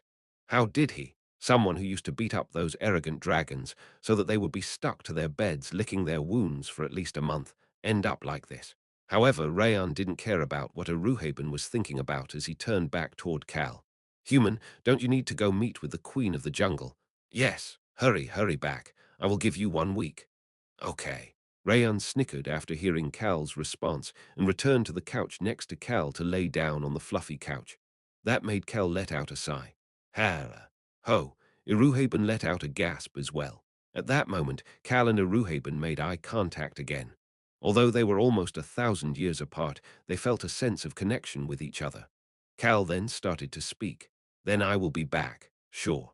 Iruhaben let out a sigh and responded back, before casually adding on to Cal, who was getting up from the couch, as well as the rest of the group who were getting ready to follow behind him. It doesn't matter whether you go in and out, but be quiet while you are here. I am a bit sensitive. I accepted all of you because the little kid demanded it, but be careful. The gold dragon could see that both Cal and Rayan were giving him the same odd expression. What are you looking at? Cal slowly shook his head and answered back. No, nothing at all. At that moment, Rayan started to speak into Cal's mind. That golden dragon doesn't seem that sensitive, though. Cal felt the same way. Iruhaben did not seem sensitive at all. Iruhaben, like Rayan, did not seem like a normal dragon. Iruhaben must have been feeling iffy about Cal's gaze, as he quickly added on. Also, I am only going to teach the little kid. I will not teach anybody else anything, no matter how much you beg and plead. Well, I'm a bit curious about the beast children, but no, Cal clearly understood. Hell teach us if we beg and plead. Cal's gaze moved toward his group to see Rosalind and the beast children. Rosalind looked toward him and started to smile. Rosalind, as expected, had understood as well. Cal had a sly smirk on his face. Why are you smiling like that? This is my way of agreeing with you, Iruhaben Nim. Iruhaben found this to be suspicious. He didn't know what was going through Cal's mind. Cal was thinking about how Rayan, as well as everybody else in his group, would take whatever they could from this dragon for the next 3 months. He had thought that this dragon would be scary, but it just ended up being a nice old man who continued to help them out, even as he grumbled. Human, I do not know why you are smiling like that again, but you need to hurry back. I got it. It'll only take a few people and come back soon. Cal responded back to Rayan's repeated question, but suddenly felt nervous after thinking about the group that would go to the jungle with him. The next day, Cal figured out the source of that nervousness. Enjoy your trip, human. Don't step in to take action and get hurt again. They were standing in front of Iruhaben's lair. Cal was not paying attention to any of Rayan's concerned statements, as he was currently deep in thought. I knew that something was weird. Cal's gaze turned toward the group that would be going with him. First of all, in order to go through the path of no return, one of the 5 forbidden regions, he needed on with him, and was currently saying goodbye to Hang. Cal walked past on and toward the others, Choi Han, Beakrux, and Ran. It was a combination that he couldn't help but groan about. Should I have brought Hans instead? Cal thought about Hans, whom he had left back in the Ubar territory. An unknown coldness made Cal get the chills and start to shiver. Young Master Nim, are you okay? Ran approached him and pretended to be a nice old man. Yes, I'm okay. I'm glad that you are okay. Please let me know if you start to feel sick. Ran put on his usual benign smile. In a way, it's nice to travel with only a few people like this. It has been a while since we have done so. It's not nice at all. Cal looked at Beakrux, who was putting on a pair of white gloves as usual, and started to contemplate about this member makeup. It seems like the perfect team to go do some bad things. Beecrox must have noticed Cal's look of uncertainty as he brushed his hands off and approached Cal. Young Master Nim, we should be able to head out now. Sure, let's go. Rayan and the others said goodbye as Cal, and the group headed toward Hoik village, which was located at the southern end of the Whipper Kingdom. This was the location of the entrance of the Path of No Return. It just had to be raining. It is similar to last time. The silver Kitnon, who was in Cal's arms, started to hum as she controlled the fog. Cal's group was currently walking inside the Path of No Return. Even the rain could not get rid of this odd fog. Shara, the rain was so loud that Cal couldn't even hear On's humming. Drip, drip, drip. Cal was starting to get annoyed by the rain falling on his raincoat. Beecrox slowly walked up next to Cal. It is getting late and the rain is strong. Young Master Nim, I think it would be best to spend the night in the forest. Cal nodded his head. Let's head back to that cave from last time. It's nearby. Cal saw that On was controlling the fog again, and so he told the others to follow. Ran, Choi Han, and Beecrox all clutched at the raincoats and followed behind Cal. Choi Han walked up next to Cal and asked, "Are you heading to the cave where you met Queen Letananim?" Yes, that one.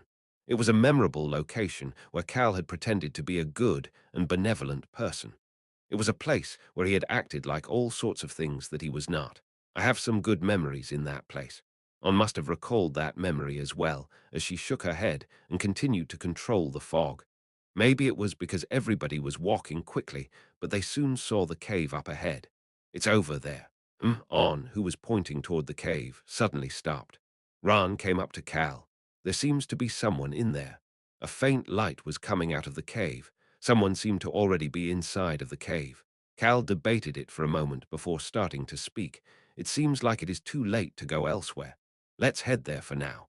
It was annoying to go look for another location. It was raining, it was dark, he was hungry, and he didn't want to walk anymore.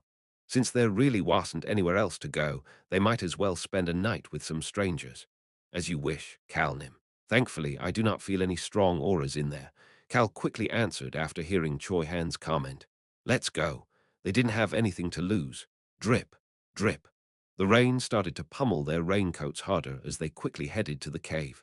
The faint light started to get stronger, and they could see the entrance of the cave. I can finally rest.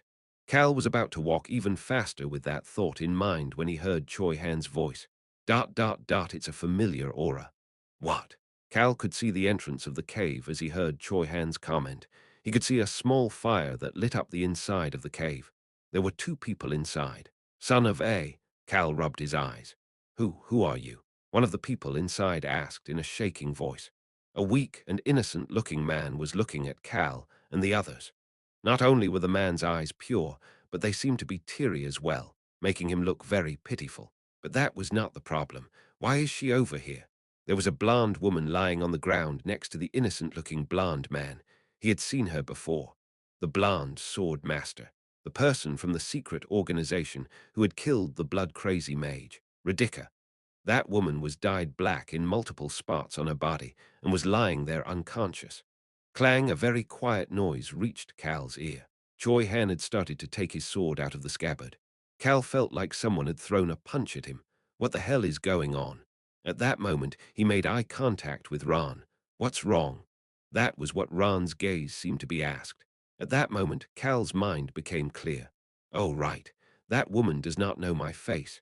The blonde sword master did not know Cal's face, or anybody else's face for that matter.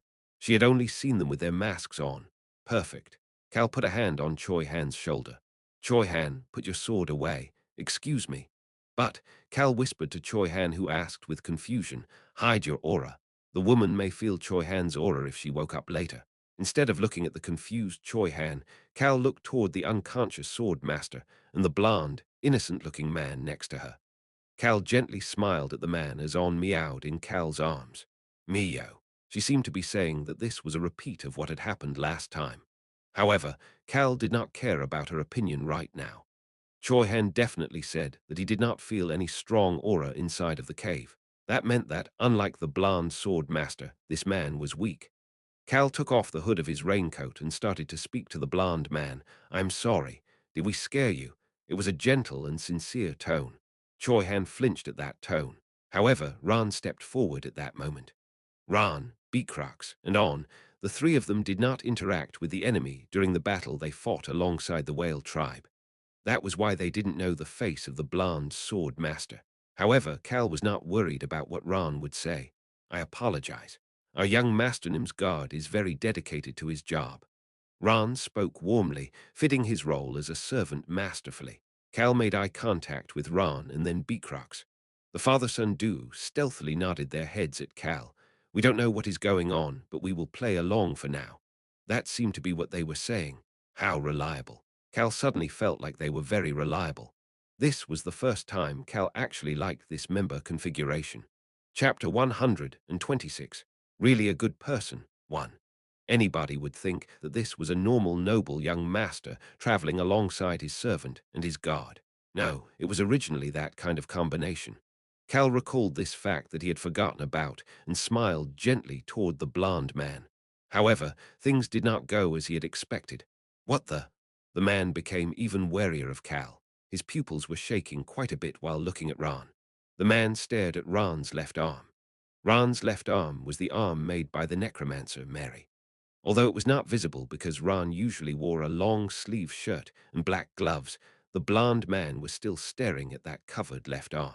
His expression was full of uncertainty, wariness, and chaos. It was as if he knew that the arm was fake and made of the darkness attribute.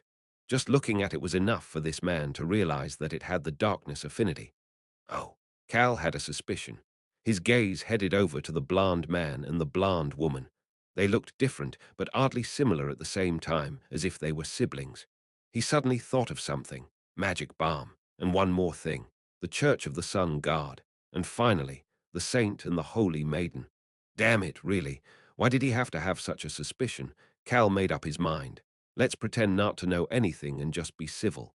However, that feeling did not seem to be shared by the other party. I will not be tricked. The blond man went over and hugged the blond sword master while staring at Cal's group, specifically Ron. However, his innocent eyes that looked like one of a young horse that was drenched in the rain just seemed pitiful rather than intimidating.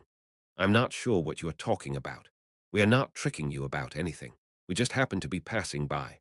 Ron, who had his usual smile as he slowly approached the blond man, seemed like the typical villain to Cal. Don't come here. The blond man seemed to be unable to hear anything as he picked up the woman and slowly started to move backward. Ah, the unconscious woman let out a moan. The blond man stopped moving backward and quickly put the woman back down onto the ground. The gaze of the man who was looking over the woman seemed to be full of anger and resentment as he started to shout. You evil beings.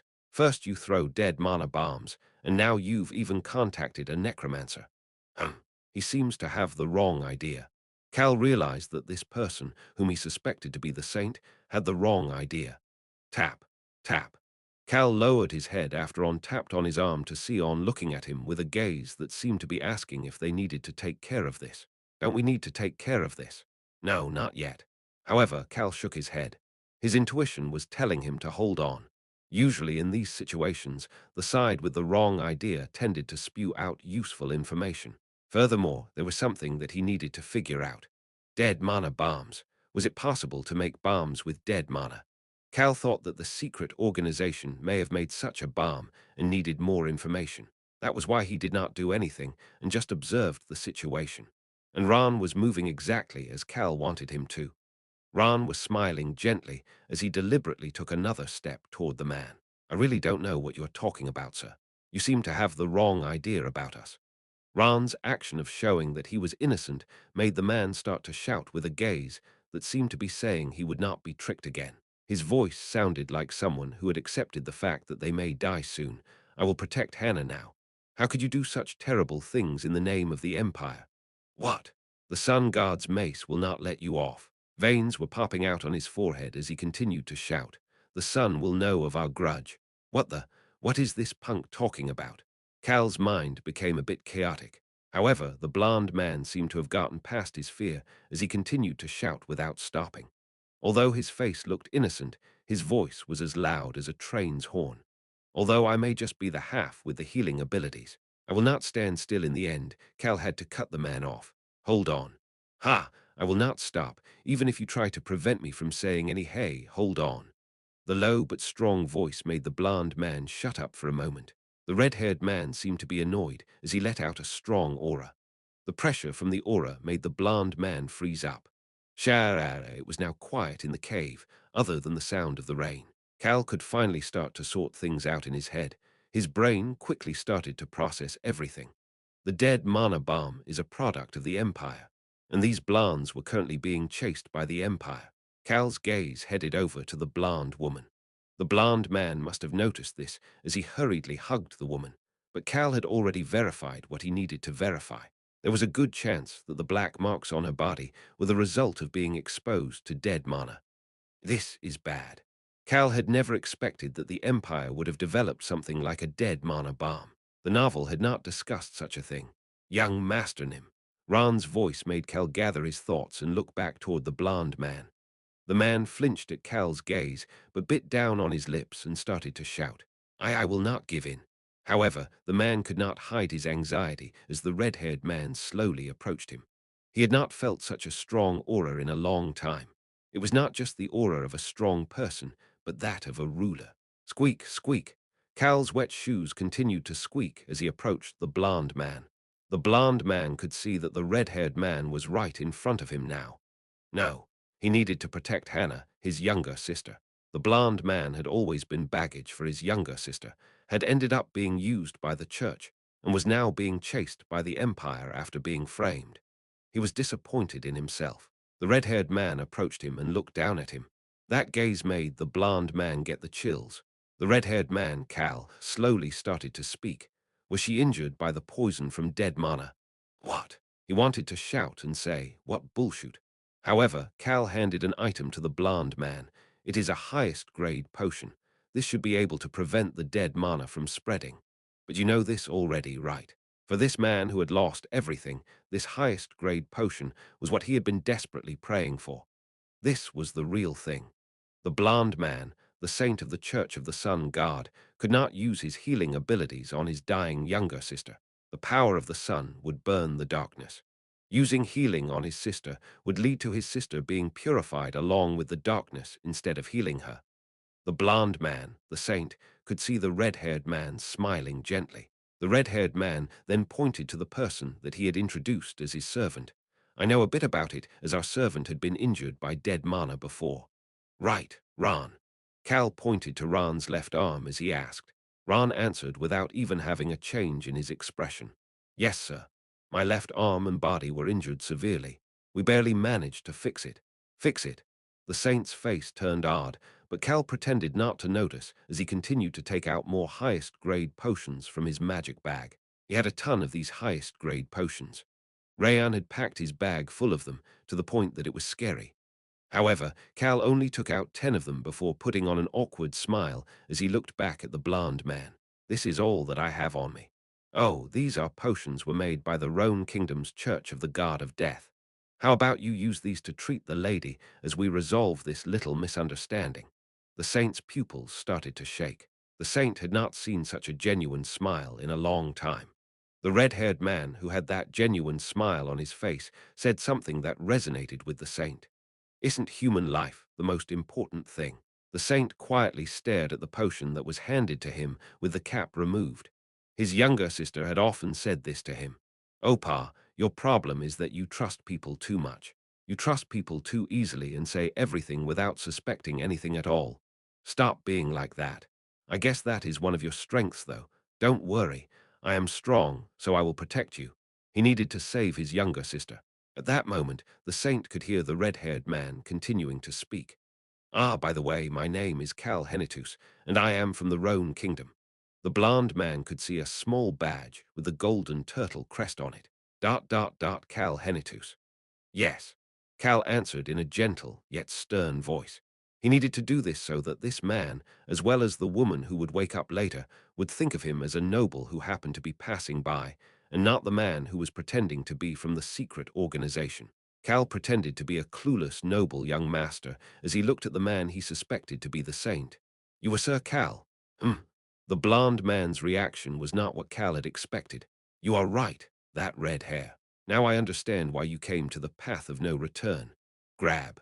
The blond man grabbed both the potion and Cal's hand. Cal slowly started to pull his hand out. Do I know you? Ah, you see. The blond man put on an innocent smile. Cal wondered how this man's demeanor could change so quickly. The villagers of Hoik village had told me about you. They said that you helped the villagers get closure and taught them about the secrets of the forest. I did do that. Hoik village was the village at the entrance of the path of no return. Cal had bypassed the village to come straight to the forest this time. Ever since that happened, the villagers have shared the story about young Master Cal Henitus whenever a traveler arrives in time.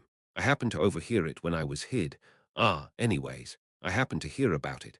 I guess he was hiding out around the village and happened to hear it. They described you as a wise and charismatic noble who had a warm heart. That's quite the praise. That kind of description did not fit Cal at all. He had left things for Hans and the vice captain to take care of as he headed over to deal with the fire in the jungle. He now seriously wondered how the two of them had taken care of things. However, Cal had to focus on the man in front of him right now. The blond man seemed to have calmed down a bit as he started to blab on with a relaxed expression. Yes, Queen Litananim always brought you up whenever she talked about a good person. Who? What the hell is he talking about? Why does the saint know about Litana? That. The man seemed to have realized his mistake as he put on an awkward expression and started to make up an excuse. The queen of the jungle. We had a conversation with her when we went to the jungle in the past. She's just someone we know. It definitely did not sound like they just had a simple interaction. The saint quickly continued to speak. My younger sister and I are just your average people. We were helped by the queen. How could he say such an obvious lie? Cal held back his sigh and nodded his head. I see. Let us heal her first. Yes. Ron, help him. Yes, young Master Nim. The saint flinched when Ron approached, but he bowed his head after seeing Ron carefully taking out a cloth to help him. Cal observed the two of them before standing up. Then I will step outside for a moment. Choi Han. Yes, Cal Nim. Cal pointed to the entrance of the cave. Stand there and protect them. Yes, Cal Nim. Listening to Choi Han's half-assed answer and seeing the increased level of trust in the saint's eyes, Cal wondered how this extremely trusting saint would continue to live on in this world as he patted Beakrox on the shoulder. Let's go look around the area. It would be bad if a wild animal or monster showed up while they are tending to the patient. Yes, sir, I understand. Beakrox responded like a trustworthy guard and followed behind Cal. Cal walked by Choi Han, who was standing at the entrance, and quietly whispered, Choi Han, keep your eye on them.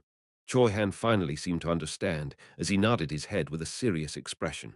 Yes, Cal Nim, I will do my best to guard them. Choi Han's bad acting showed itself again.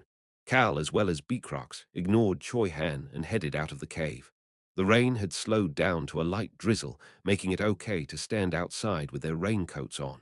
Beakrox, yes sir, I don't have a mage to use the video communication device. I'll give you a message to deliver. Beakrox asked with a stoic expression. For Tunka, Cal was a bit touched. Beakrox seemed to understand what was on his mind without needing him to explain it in detail. It would be too much of a disadvantage for Tunka's side if they fought against the Empire without knowing about their dead mana bombs. He could not keep this information to himself. Yes, deliver the message to Tunka. Don't you think that they need to know this information to be able to fight at a similar level? However, contrary to what Cal was thinking, Beakrox said something else. You seem to be worried about him. Who? Tunka. Yes, sir. Cal was silent for a moment before he started to speak again. Just don't say anything and go. Beakrox's stoic expression slowly turned into a smile as he nodded his head. It was an expression that seemed to say that he really couldn't do anything about this young master of his. Cal did not give any other explanation, even after seeing Beakrox's expression. Cal knew about Tunka's battle tactics. He was the type to just push aside his injured soldiers and move forward. Tunka was the type to think that it was only natural for weak people to be left behind, injured, or killed. Harol was the same way. Both Harol and Tunka just did whatever they felt like doing. Harol's greed revolved around getting rid of magic on the entire continent, while Tunka's greed revolved around fighting and getting stronger. The people under them shouldn't have to suffer just because their leaders are a mess. If he was worried about anybody, it was not Tunka, but the soldiers following Tunka's orders. Who would be the most injured by those bombs? Furthermore, it was difficult to recover from being poisoned by dead mana. You needed to use highest grade potions in order to prevent the dead mana from spreading. Would Harol use highest grade potions on their soldiers? What about Tunka? Absolutely not. Tunka was the type to have completely ignored Cal if he had acted like a weakling. Cal gave an order to Beecrox, who was waiting for his command. You don't need to go all the way to Tunka. Rosalind is nearby, so deliver the message to her and she'll be able to relay the message. That will be faster. Oh, and tell Prince Albaru as well. Yes, sir. I understand. Rosalind and Beecrox together will be able to take care of everything properly. Beecrox showed a bit of curiosity as he asked in a quiet voice. Young Master Nim, they are. I presume that they are the twins from the Church of the Sun God. The two on the run. Cal observed Beecrox's expression for a bit before starting to speak. Yes, and that woman in there is the Sword Master from the secret organization that we fought against at the Highs Islands. That woman, yes. So hurry back. I will take care of making an excuse for your departure. The corner of Beecrox's lips started to twist. The secret organization had brought his father to the brink of death. Cal casually commented to Beecrox, who was quickly turning angry. Trust me and Ron and hurry back. That's very reassuring. Beecrox nodded his head. His father and young Master Cal would be fine. Furthermore, they had the strong Choi Han with them, so there should be no dangerous situations. Mio. On meowed in order to show that she was there as well. Beecrox smiled and reached his hand out to Cal. Please give me the message. Cal sent Beecrox off with the message and slowly headed back to the cave. Cal Nim, you're back. Yes. Cal entered the cave while being greeted by Choi Han. Ran still had his benign smile on his face. Choi Han and Ran did not say anything, even though Beecrox was not with Cal. Cal quickly approached the saint who was worriedly looking at the blonde sword master. How is it? Is the lady doing a bit better? Ah, yes. The dead mana in her body is slowly. It was at that moment, while the saint was speaking with a bright expression, that something happened. The blonde sword master let out a moan. Her eyelashes started to flutter as if she would open her eyes soon. Ha, Hannah! The saint called out what Cal presumed to be the sword master's name as the woman slowly opened her eyes. Opa, Hannah. The saint called out his sister's name and hugged her. Cal wrote something on Ran's palm while the twins were having their moment. Part of arm. Ran's gaze turned cold while Cal pretended not to know anything as he smiled at the saint who was looking at him. I am relieved. Young Master Nim, my sister is awake thanks to you. Thank you very much. Cal received a look of gratitude from the saint, as well as a look of confusion from the sword master, as he put on his most noble-like smile. There were still a lot of things that he needed to find out from the two of them. Chapter 127. Really a good person, too.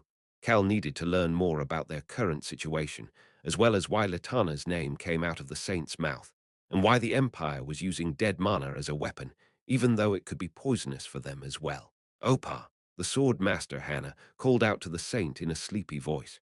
However, Hannah's eyes were focused on Cal, Choi Han, and Ran Cal was also checking Hannah's condition. She's at the beginning stages of the dead mana poison. He could see that the injuries on her body were dyed black. The dead mana bomb that she was hit with seemed to take a liquid form. The liquid must have landed on her injuries in order to poison her. She must have survived until now because she is a sword master. Sword masters have strong vitality. Her aura was probably preventing the dead mana from spreading inside of her body. However, the sword master was currently in a weakened state. Cal automatically started to form a gentle smile on his face. That made the woman wary. Who are these people? She barely regained consciousness, but she still seemed to be having a difficult time communicating. Her entire body was covered in sweat, and she barely managed to speak. I cough, Hannah. The sword master's shoulders flinched, and she coughed up black blood. The saint quickly brought his hands up to her mouth. Hannah, don't speak. Didn't I tell you not to let strangers in? The woman glared at the saint and tried to sit up. At that moment, a white cloth was placed at her mouth. You're bleeding. Please relax. I will explain everything. A warm voice reached Hannah's ears. Cal wiped the black blood off her mouth. I should collect the black blood and ask the dragon later. Cal made up his mind to ask Iruhaben once he got back and gently spoke to the wary enemy. I was touched by how desperate your Opar was as he was trying to save your life. So please focus on your health first. Here is a potion, young Master Nim. Ran handed Cal a new potion right on cue. Cal was in awe while looking at Ran, who was acting just like a benign old man, as if he had never had that cold gaze in his eyes. Wow, he's so good. This was completely different than when he was traveling with Choi Han, Rosalind, and the children who averaged 8 years of age. Cal handed the potion to the saint with a relaxed expression. Hannah's mind became chaotic while watching all of this. It was weird that a noble young master-like person and his servant were in this path of no return. Who the hell are these people? At that moment, Hannah could hear her brother's gentle voice. Hannah, be respectful. These people are not like that. Hannah looked toward her brother after feeling like he was scolding her. She was worried what her brother, who was completely innocent to the point of stupidity, had done while she was unconscious. However, the saint's expression was bright for the first time in a long time. Hannah, he is someone that you know as well. Remember hearing about Cal Henitus in Hoik village. He is Cal Henitus, and those are his servant and his knights. Cal Henitus. Hannah's eyes headed toward the red-haired man. The saint continued to speak in an excited voice. Yes, you explained it to me. You said that he was the great hero who stepped up to protect the Rhone kingdom during the terror incident. Hannah's eyes had an unexplainable look to them. Cal slightly lowered his head as if he was embarrassed at how she was staring at him. He then started to think to himself, "Great hero, my ass. I was an annoying enemy to her." As a member of the secret organization, Cal was not the Rhone Kingdom's hero, but one of the pests who got in their way. But Cal was able to confirm one thing from the Saint's statements. The Saint is not a member of the secret organization. If he was, he would not be acting so stupidly. That is why young Master Calnim gave us the potions and has his knight protecting us. Are you really that Cal Henitus? Cal put on an awkward smile at her gaze that seemed to be full of doubt. Yes, it is embarrassing, but I am indeed that Cal Henitus. Young Master Silver Shield. It had been a long time since he had heard this embarrassing nickname that came out of the sword master's mouth. However, Cal needed to give her faith right now. Pad. A small shield appeared with a silver glow. Oh, the saint was amazed, while the sword master seemed to be a bit relieved. Cal looked toward her and asked, "Do you trust me now?" "Well, I guess so. Then please get some rest, as you are still in a state of danger."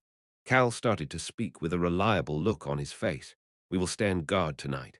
I do not know why you are in your current situation, but I believe it is a noble's duty to protect the weak and troubled." The saint was full of admiration, while the sword master had a look of relief. Ran then played along properly. "Young Masternim, you are right.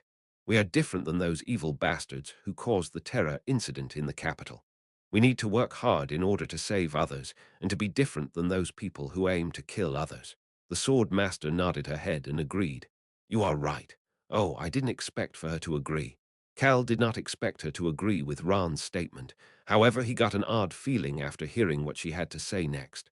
Those. Those bastards need their blood sucked dry until they die. So scary. Cal felt like this woman must have been betrayed by the organization. However, Cal asked with a casual expression, as if he did not hear what she just said, "But how did you end up in the path of no return? It will be dangerous if you get lost." Silence suddenly filled the cave. The saint looked at his sister with a look of anxiety, while the sword master just quietly looked up at the ceiling. That allowed Cal to make his assumptions. They must be on their way to meet with Latana. The queen of the jungle's name probably did not slip out of the saint's mouth for no reason. It was obvious. His assumptions were proved to be true very quickly. Mio, On, who had been guiding Beacrox to the entrance of the forest, walked into the cave. She then immediately headed for Cal and urgently tapped on his arm. At the same time, Choi Han, who was still standing at the entrance of the cave, called out to Cal, "Young Masternim, there is a light approaching in the distance." "What?" Cal walked toward the entrance of the cave with shock. The rain had gotten strong again. There was a light approaching the cave in the middle of the night, even during this terrible rain. Cal finally understood why the saint, who had to hide with his injured sister, still lit a fire inside the cave. At that moment, Choi Han whispered in a quiet voice that would be drowned out by the rain so that only Cal could hear. "I heard this during our battle at the elf village." Choi Han recalled what the magic spearman had said while they were fighting. "I'm already busy because of those blonde twins. Why are these bastards always getting in my way?" He repeated the magic spearman's words to Cal. Cal patted Choi Han's shoulders and turned around. His gaze was headed toward the pair of siblings. They seem to be your guests. Am I right? The saint looked toward the sword master, who got up while struggling and looked toward Cal with her face that was dyed black by the dead mana in multiple spots. Yes, they are probably our guests. Cal could see the people approaching the cave as soon as Hannah answered. Young Master Cal, long time no see, Miss Lena. Litana, the queen of the jungle, was standing there with a glowing orb in her hand. Instead of looking at the shocked Litana, Cal was looking at the crest on the orb. It was the crest of the sun god. The light inside of the orb was in the shape of an arrow pointing toward the location of the saint. Cal slowly turned around and looked toward the saint. It is the crest of the sun god. Why is that pointing to you? That, you see, young Master Cal. Now that I think about it, the two of you look like siblings, no, like twins. Cal, who was looking at the saint who was quietly stood there with an awkward expression on his face, let out a sigh. Ha, I think I understand how Miss Lena got here without getting lost. I also think I know who the two of you are. Young Master Cal. Litana approached Cal after seeing the stiff expression on his face. She had never seen such a look on Cal's face before. He looked like he was trying to hide the complicated thoughts on his mind. Cal did not look at the approaching Latana. Instead, he started to speak as if he was mumbling to himself. I was helping you because I thought it was the right thing to do, but the people I helped sorrow filled Cal's face. Why did the people I helped have to be the ones responsible for the Church of the Sun God's terror incident? How could you do this to me? No. At that moment, the saint's voice echoed in the cave. Opa, calm down. The sword master calmed the saint down, and Cal made eye contact with the saint. His gaze seemed to be full of anger, like he was upset about something. Cal then looked toward Latana and started to speak. I am sure that there was a reason for it.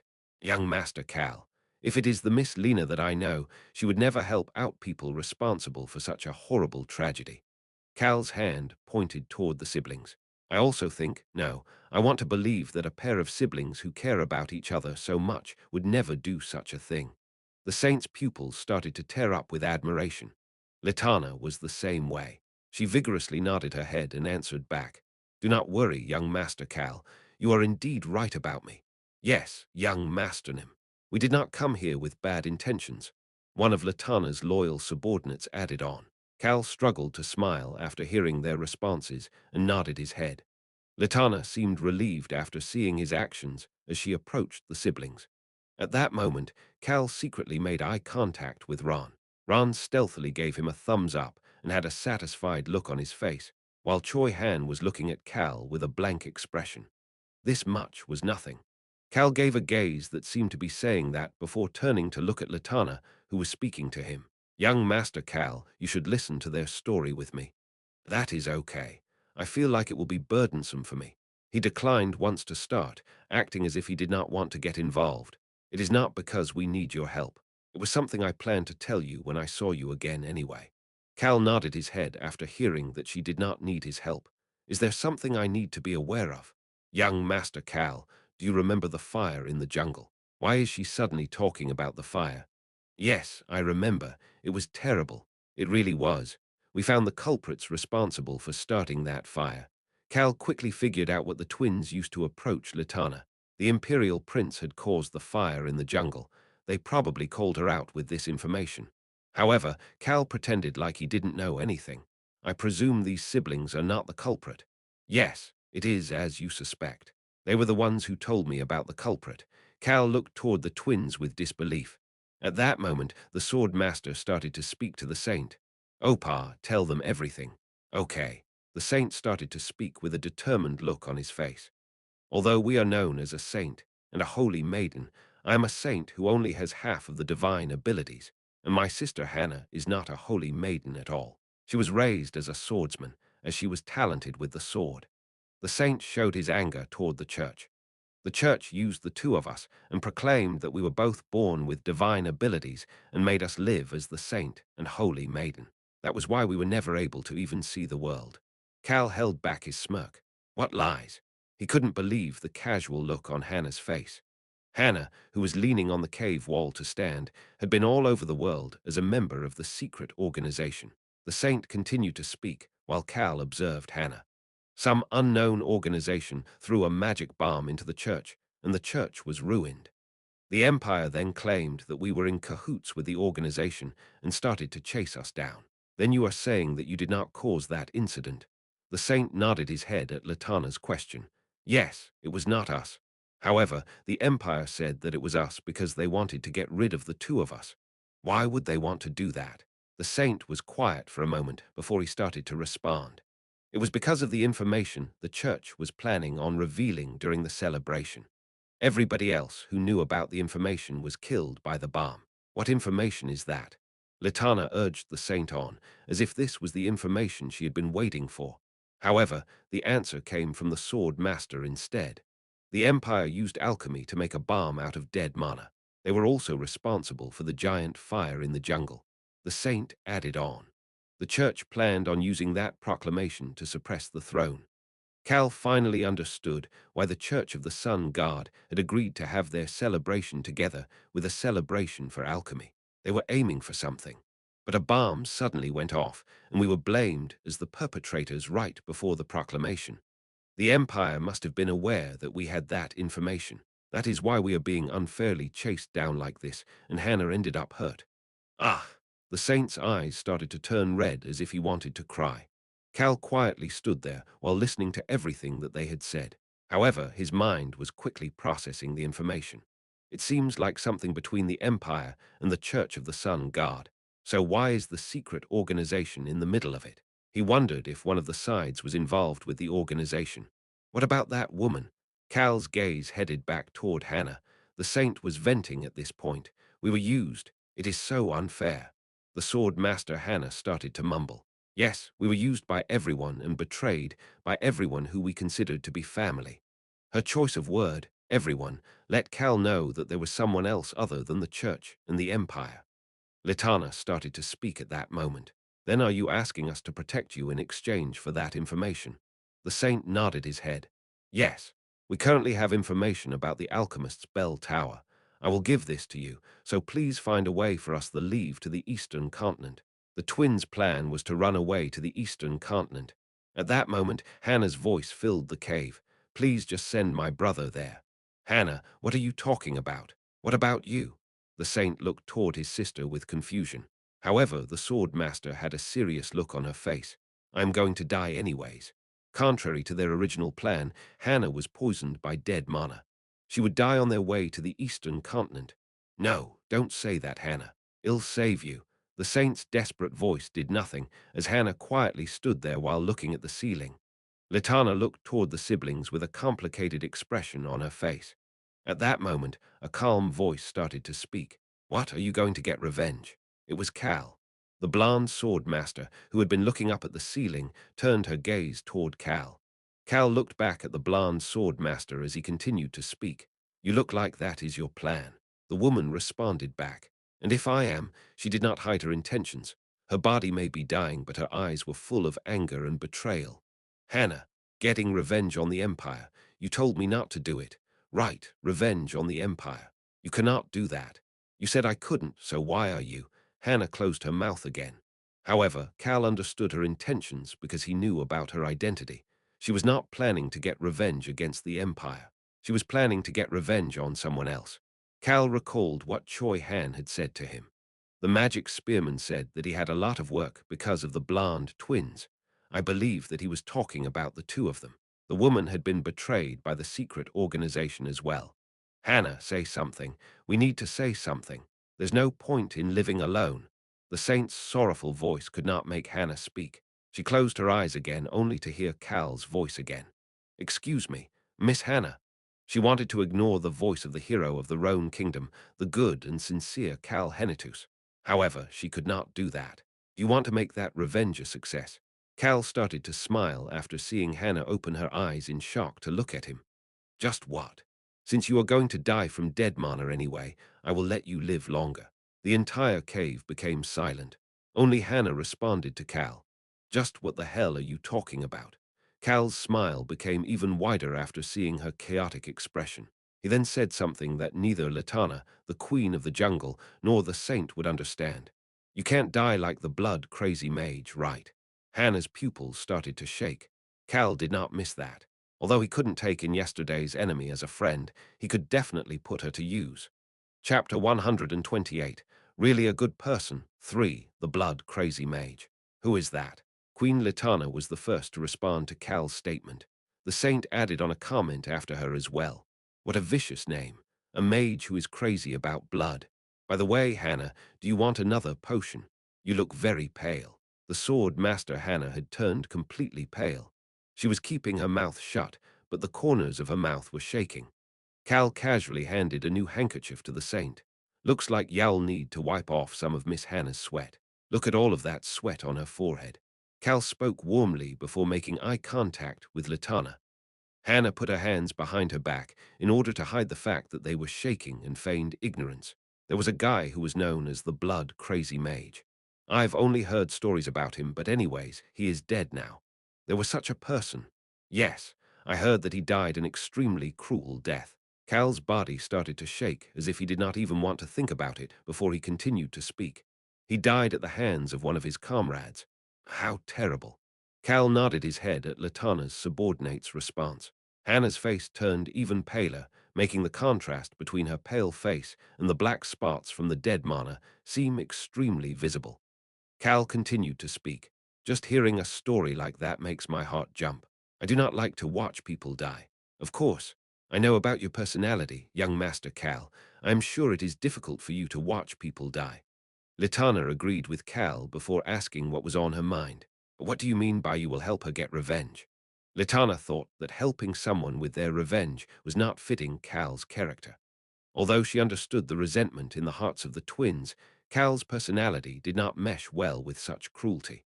Litana could see Cal starting to smile. Miss Lena, do you know what the greatest revenge is? A greatest revenge. Cal turned away from Litana, even though Litana's expression was still full of confusion. He then looked toward the pale Hannah. Miss Hannah. Cal started to speak in a respectful but stern voice. I don't know if I should be butting in like this, but I will just say one thing. What is he going to say now?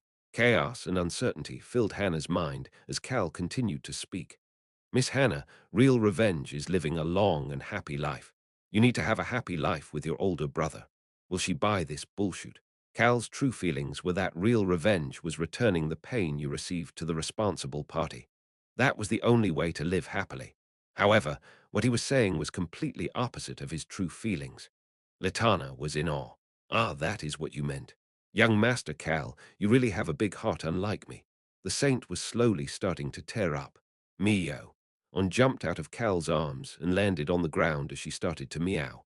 Latana started to pet the cute On's head. On seems to agree with you, young Master Cal. In reality, On had moved away from Cal in order to sigh in disbelief. As for Choi Han, he was avoiding the conversation and just looking outside the cave. Yes, young Master Nim, that is indeed the best form of revenge. But Ran was inside playing along with Cal. Cal did not care about Choi Han and On's descent. It's already so late. How about we take a quick snooze since we have a patient with us? Shall we? Latana looked outside the cave as she asked. It really was getting very late. Oh, and the siblings here are probably very tired, so how about my group and yours take turns patrolling the area, Miss Lena? Ah, just in case an enemy shows up. Latana's face turned stiff as she brought up their enemy. Yes, just in case. Great, let's do that. Cal looked toward the twins, specifically at Hannah, after hearing Latana agree with him. The two of you can get some rest. Thank you very much. You don't know how long it has been since I could sleep peacefully. I feel like I will be relaxed tonight. The saint spoke with joy, while Hannah started to frown. Hannah, do you need to cough again? Oh, Pa, you, never mind. Hannah's mind seemed to be a complicated mess. Cal did not care about that as he casually started to speak to Latana. We will patrol first. The long conversation finally stopped as everybody started to relax. Cal's group was the first to patrol, and the saint and holy maiden were deep asleep when they got back. They must have been really tired. They then switched off, and Latana's group got ready to patrol with the fog controlling on. Young Master Cal, you patrolled for quite a while. We went all the way to the forest entrance. We should do the same. That should take about 2 hours. Please be careful. Latana smiled at Cal, who seemed to be getting ready to sleep, before she headed out with On and her subordinates. Of course, she made eye contact with Choi Han, who was still standing guard at the entrance. Share it was quiet in the cave with only the sound of the rain and the crackling fire.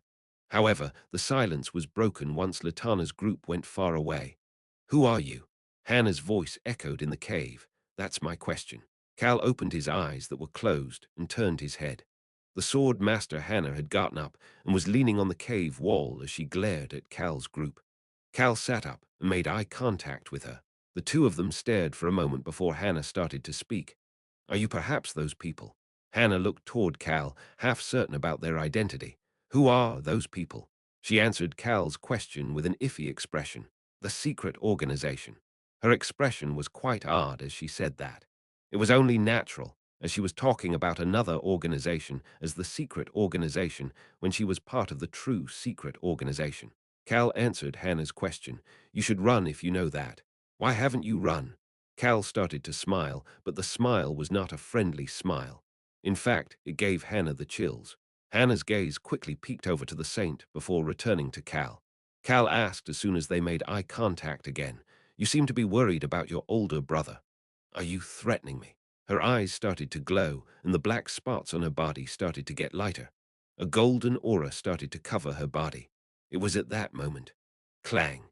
Choi Han started to take his sword out of the scabbard, and Ron got up and moved behind Cal. Hannah bit down on her lips and grabbed her brother's hand. He was still sleeping peacefully. What should I do? Her mind was so complicated that it felt as if it would blow up. The church had used the two of them, and the Pope had treated them like dogs. The secret organization had approached her while she was looking for a way out. That organization had treated her like family. She felt like the two of them would be able to escape from the church and go to the organization that made her feel safe. However, she was betrayed by them as well. And now, in a blocked corridor, she was face to face with another enemy. She was going nuts. What should she do? It was at that moment. She could see Cal Henitu starting to speak again. I don't make threats. What? Hannah let out a sigh. Her body was in serious pain because of the dead mana, but she raised her aura to the highest level possible. You're telling me that what you are doing right now is not threatening me. Hannah looked like she was about to blow up any moment. An indifferent voice reached her ear at that time. It felt like the right thing to do to show you respect. What the hell is he talking about? Hannah could not understand Cal. However, Cal just shrugged his shoulders and casually commented, By the looks of it, you were betrayed by Arm as well. This man knew the name of Arm. Hannah was surprised at his network of information before she started to worry. The magic spearman seemed to be looking for you and your brother. Cal's continued words made her start to frown. The Empire, the Church, and even the secret organization were all after her. She started to glare at Cal with a frown still on her face. Why are you telling me all of this? She started to scoff as she continued to speak. You want me to obey and give you all of the information I have just because I am cornered. Aren't you a good person who is treated like a hero by the kingdom? He pretended to be a just young master, but she felt like he was closer to being an evil villain. His two-faced nature gave her the chills. Arm was the same way. They had planned on stabbing her in the back while treating her like family. Other people don't know that you are such a terrible bastard, right? The queen didn't seem to know either. She glared at Cal and continued to scoff. A calm voice responded back to her. But you know. What? You know my true nature. I showed both sides of my character to you. Isn't this enough to answer your question? Cal seemed relaxed as he continued to speak. For someone like you, who had been betrayed, I thought this was the basic level of respect I should show you. Hannah was suddenly at a loss of words. Seemed like the basic level of respect I should show you. Hannah finally understood why Cal had said that he was not threatening her. Cal quietly watched Hannah's mind process the information. He did not have any interests in threatening people. He preferred to make deals with people. Hannah finally started to speak again. You want to talk with me? Yes, I want to talk and make a deal with you. Hannah could see Cal smiling at her after she weakened her aura. Looks like you are ready to talk now. The chilling smile from earlier was gone, and a much warmer smile had taken its place. Hannah subconsciously unclenched her fists. It was at that moment. I will not send you and your brother to the eastern continent. Why not? Hannah started to frown again. She had thought that the mood was good, but he planned to get in their way in the end. Cal continued to speak at that moment. I really don't know what is going through your mind. What? Don't you know that Arm controls the eastern continent's underworld? Hannah's body stiffened up. She could not say anything as she looked toward Cal with a shocked expression. She finally managed to quietly speak after a long time. I didn't know. You seem to have more information about them. Hannah was shocked once again at Cal's network of information. She then started to get angry about the fact that she didn't know anything. They just told me that they were a small organization working with the North. Hmm. Cal suddenly flinched. What did she say? Hannah lowered her head. She pretended like she knew a lot about the world, however, she had not really experienced the world. Although she scolded her brother about it, she was pretty innocent as well. They said that they would send my brother and me to the north. They said that they were working with one of the northern kingdoms. Since they betrayed me, I thought that we would be safe if we went to the eastern continent. Cal stealthily turned his head to the side and made eye contact with Ron. Did I hear her correctly? Ron nodded his head with a serious expression. That seems to be the case, young Master Nim. Cal looked back toward Hannah, who slowly raised her head back up. Although she may be a sword master, she was just another poor soul who was cornered with nowhere to run. Cal looked at her face and started to think. She definitely said the North.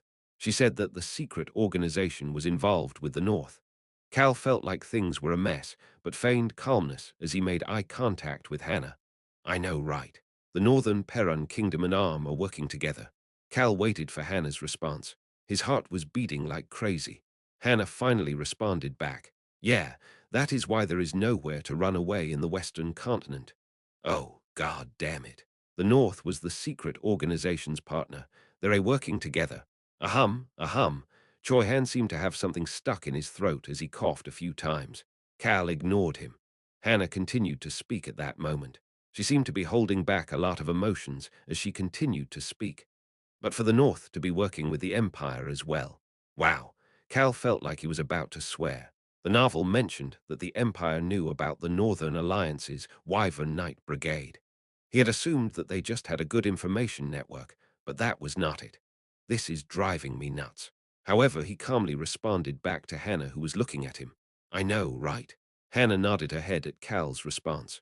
You really do know about it all. I didn't know anything. She covered her face with both of her hands in disappointment. Cal responded back to her. I don't know everything either. That's about the extent of my knowledge as well. Of course, that was all total bullshit. He did not learn about most of this information until right now. The Northern Alliance is working together with Arm and the Empire. Shoot is about to hit the fan real fast. What should we do? Choi Han's gaze seemed to be asking him that question. What should we do? Simple. Make it an even bigger mess than it already is. Chapter 129. Really a good person. 4. Then what should we do now? Hannah looked toward Cal while feeling lost. Her shaking pupils seemed to be asking Cal for some answers. Unfortunately, she picked the wrong opponent. You were suspicious of me just a moment ago, but now you're asking me what you should do. Cal said whatever came to mind. His mind did not have the room to deal with the twins right now. But you are fighting against Arm. Fighting? Absolutely not. Cal shook his head as he said the first thing that came to his mind. You two should ask Miss Lena for help right now. The jungle is wide and has many places where you can hide. Miss Lena should be able to help you. Hannah calmed down a bit after hearing Cal sounding so calm. What Cal said next resonated in her mind. And heal yourself first. You are the only one who can protect yourself, but you already know that, right? I know. This situation has helped me realize that even better. Her brother was born with the healing abilities of the sun god, but potentially because of that, he was not athletic at all.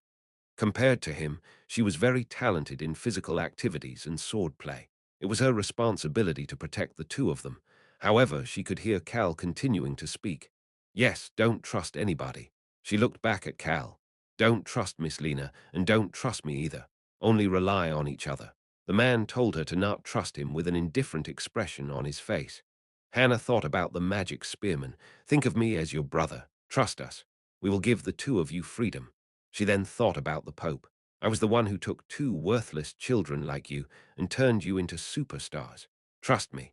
I will help you shine in the light of our sun god. Everybody else had told the two of them to trust them. She nodded her head at Cal, who was looking at her. Okay, I won't trust you. That answer made Cal nod his head as well. That was the right decision for Hannah to make. All this woman in front of him had was her dying body and her brother, who only had healing abilities. She had nowhere to run and just needed somewhere to hide. After being betrayed by the Empire, the secret organization, and the church, she had nowhere to go. That was why Cal said the following: "And I will take you to someone who can save you, so just wait for me. Can I really live?" Yes. The blonde sword master's eyes started to be filled with life again. She touched a spot on her arm that was dyed black before looking at Cal with a focused expression. "And what do you want from me in return?" Cal started to smile. "Miss Hannah, you are quite smart." Hannah had remembered everything that Cal had said. "You told me that you were going to make a deal with me." Contrary to what the other organizations she had worked with had done, Cal had said that he wanted to make a deal. Cal did not disagree with what Hannah said. "Yes, we need to make a deal. Of course, the deal will be locked in with a vow of death when I take you to the person who can save you. Let's discuss the details at that point. I can recover. I can keep on living." Hannah believed that it was possible after hearing what Cal had to say. She subconsciously looked toward her brother, who was sleeping with an innocent expression on his face. Her brother was too innocent, to the point of stupidity, but he was someone who put her above all else. Hannah bit down on her lips in order to prevent herself from crying. At that moment, Cal said something else that made her heart jump. "And I will give you an opportunity to properly get your revenge once you have healed, so hide well and wait for me." Revenge. Hannah looked toward Cal with shock. "Is it really possible to get revenge?" Cal nodded his head. "Definitely possible." Cal thought about the upcoming battle between the Tiger tribe, the Whale tribe, and Arm that Watira had shared with him. It was the attack on Arm's first battle brigade. She had mentioned that it would happen in the winter. Currently, the three northern kingdoms have aligned themselves with Arm and have a separate agreement with the Empire. Either that, or all three of them were working together. Cal could not be sure about which it was. That was why he needed to sweep them all away when he had the chance. The Northern Alliance was eyeing the Roan Kingdom, the location of Cal's home. It was only right for Cal to get rid of anybody who would help the North attempt to take over his home. Cal made up his mind to mess things up for them. He then looked back toward the twins. One was a sword master, while the other was the Church of the Sun God Saint, even if he only had half the power of a saint. Although they were framed, all of the believers of the Church of the Sun God would gather under his lead if his innocence was proven. Cal said something that would attract Hannah's attention. "I will give you an opportunity for you to drench yourself in the blood of your enemies." Hannah loved to see blood. Cal recalled how she had commented about how beautiful a sea of blood would be. Cal looked toward Hannah's eyes that were sparkling and started to think, "She's not normal either." Cal pushed back his red hair and observed Hannah.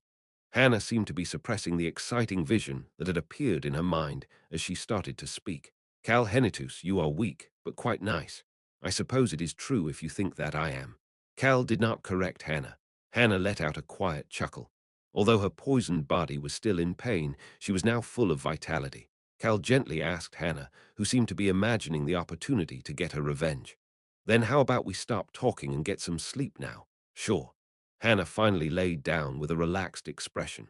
She looked over at Choi Han once, but after seeing that Choi Han was looking at Cal, she just quietly closed her eyes. Cal watched her close her eyes before looking back up at the cave ceiling. He would not be getting any sleep tonight. Why does everybody want to fight? Cal, who wanted to cry, could not fall asleep. The rain stopped early next morning. Cal looked out at the foggy forest and sat down on a round boulder. The cool morning air greeted him as he walked outside of the cave. "Ha! Why are you sighing so early in the morning?" Cal turned around to look at the person standing behind him. Miss Lena. Queen Latana approached Cal. She sat down on a boulder next to Cal and looked at him with a concerned expression. "Young Master Cal, it doesn't look like you got any sleep." There was a lot on my mind. The slacker life moved further away from him once again. Cal was saddened by that fact. "Ah," Latana let out a small gasp. She then looked toward Cal with both pity and respect. "Of course. Knowing your personality, this type of situation, and the information you received is probably hard to handle. Yes, this is all too much for me." Latana felt bad seeing the good and just Cal sounding so weak. However, she had something to tell him because he was such a person. "Young Master Cal, you mentioned last night that ignoring the enemies and living a happy and healthy life was the greatest revenge, right?" Cal looked toward Latana and started to think. Is it time to cause a mess? He had a pretty good idea about why she had approached him. That was why he answered back quickly. Yes, I believe that that is the greatest form of revenge. Of course, that was not what he really thought, I see, but I have a different perspective about it. Cal could see the fury in Latana's eyes. She had not forgotten about the fire that had burned the jungle last year. Thankfully, nobody had died from the fire, but the people were not the only subjects she ruled over in the jungle. The people of the jungle believed in the concept of an eye for an eye. She calmly started to speak, like the calm before the storm. Numerous trees, vegetation, and animals died in that fire. We also have needed to put in a lot of time and effort in order to restore Section 1 of the jungle. The people who used to live there have been forced to continue to wait until the restoration is complete. Latana did not become the queen of the jungle for no reason. A leader needs to know how to care for their people, but more importantly, they needed to defend their people against danger while fighting against their enemies. As a citizen of the jungle, I need to get revenge for them. She wondered what kind of expression Cal would have about her perspective. However, what Cal said before she managed to look at his face made Latana start to smile. I believe that there is only one reason why you are suddenly bringing up what we discussed last night. It was obvious why Latana would look for Cal alone so early in the morning. Cal started to speak. I will contact His Highness on your behalf. Young Master Cal, you really are as wise as you are good. Litana was different than Tunka. She wanted to do something about the fire as well as the dead mana bombs. However, she knew that it would be difficult to do anything alone. I'm sure that Crown Prince Albaru will welcome a conversation with you, Miss Lena. Thank you for saying that, young Master Cal. I think that we will not be able to do it alone because the Empire is involved. We will need to prepare to reveal the information about the dead mana bombs soon. Litana did not seem to be rushed. Cal asked in a casual tone, are you aiming for when the Empire finishes their war against the Whipper Kingdom? Yes. Cal could see Litana touching the tip of the spear by her side as her eyes started to sparkle. She then quietly added on, we need to prepare for war as well. She was vicious.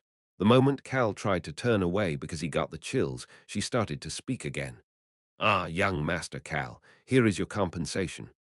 Cal looked at the paper she placed in front of him before looking back at her. This is compensation. Litana just smiled at Cal's gaze before pushing the paper closer to Cal. Cal picked the paper up and opened it in order to see what was inside. Oh, Cal internally gasped in shock. Litana started to speak. The size of the land you picked to build your villa was too small. As such, I thought that it would be nice to give you the hill, as well as a part of the shore that is next to the land that you picked. Section 1 of the jungle's shoreline. It was a deed that indicated that she would hand over the ownership of the entire hill where he had found the magic stones, as well as about half of the shoreline. Cal's heart started to beat fast with excitement. Cal could see Latana chuckling before she started to speak. We are not done with the restoration yet, but thankfully the land was under the jurisdiction of the chief. The tribe agrees with my decision as well. Half of the shoreline is too much. He said that just to seem modest. Latana shook her head. No, not at all. You travel by ship, so we are giving it to you so that it is easy for you to travel. But still, please accept it as the feelings of the people of Section 1. Cal sighed before putting the paper into his pocket. If that is the case, then I will accept it. Yes, thank you very much. Latana looked at Cal, who accepted the large plot of land without any issue, with a satisfied smile on her face. However, she quickly got rid of the smile once they made eye contact with each other. Cal then started to speak as if things had worked out for the better. I guess you can meet with His Highness at that location. I will be able to sneak him in through my ship. Ah, Litana was in awe of Cal, who had thought of that plan. How could he always be thinking about the future, as well as about other people and his kingdom? Cal cautiously added on after seeing Latana's reaction. Oh, and Miss Lena, it is so sad about what happened to those twins. Please take good care of them until I return with someone to heal her.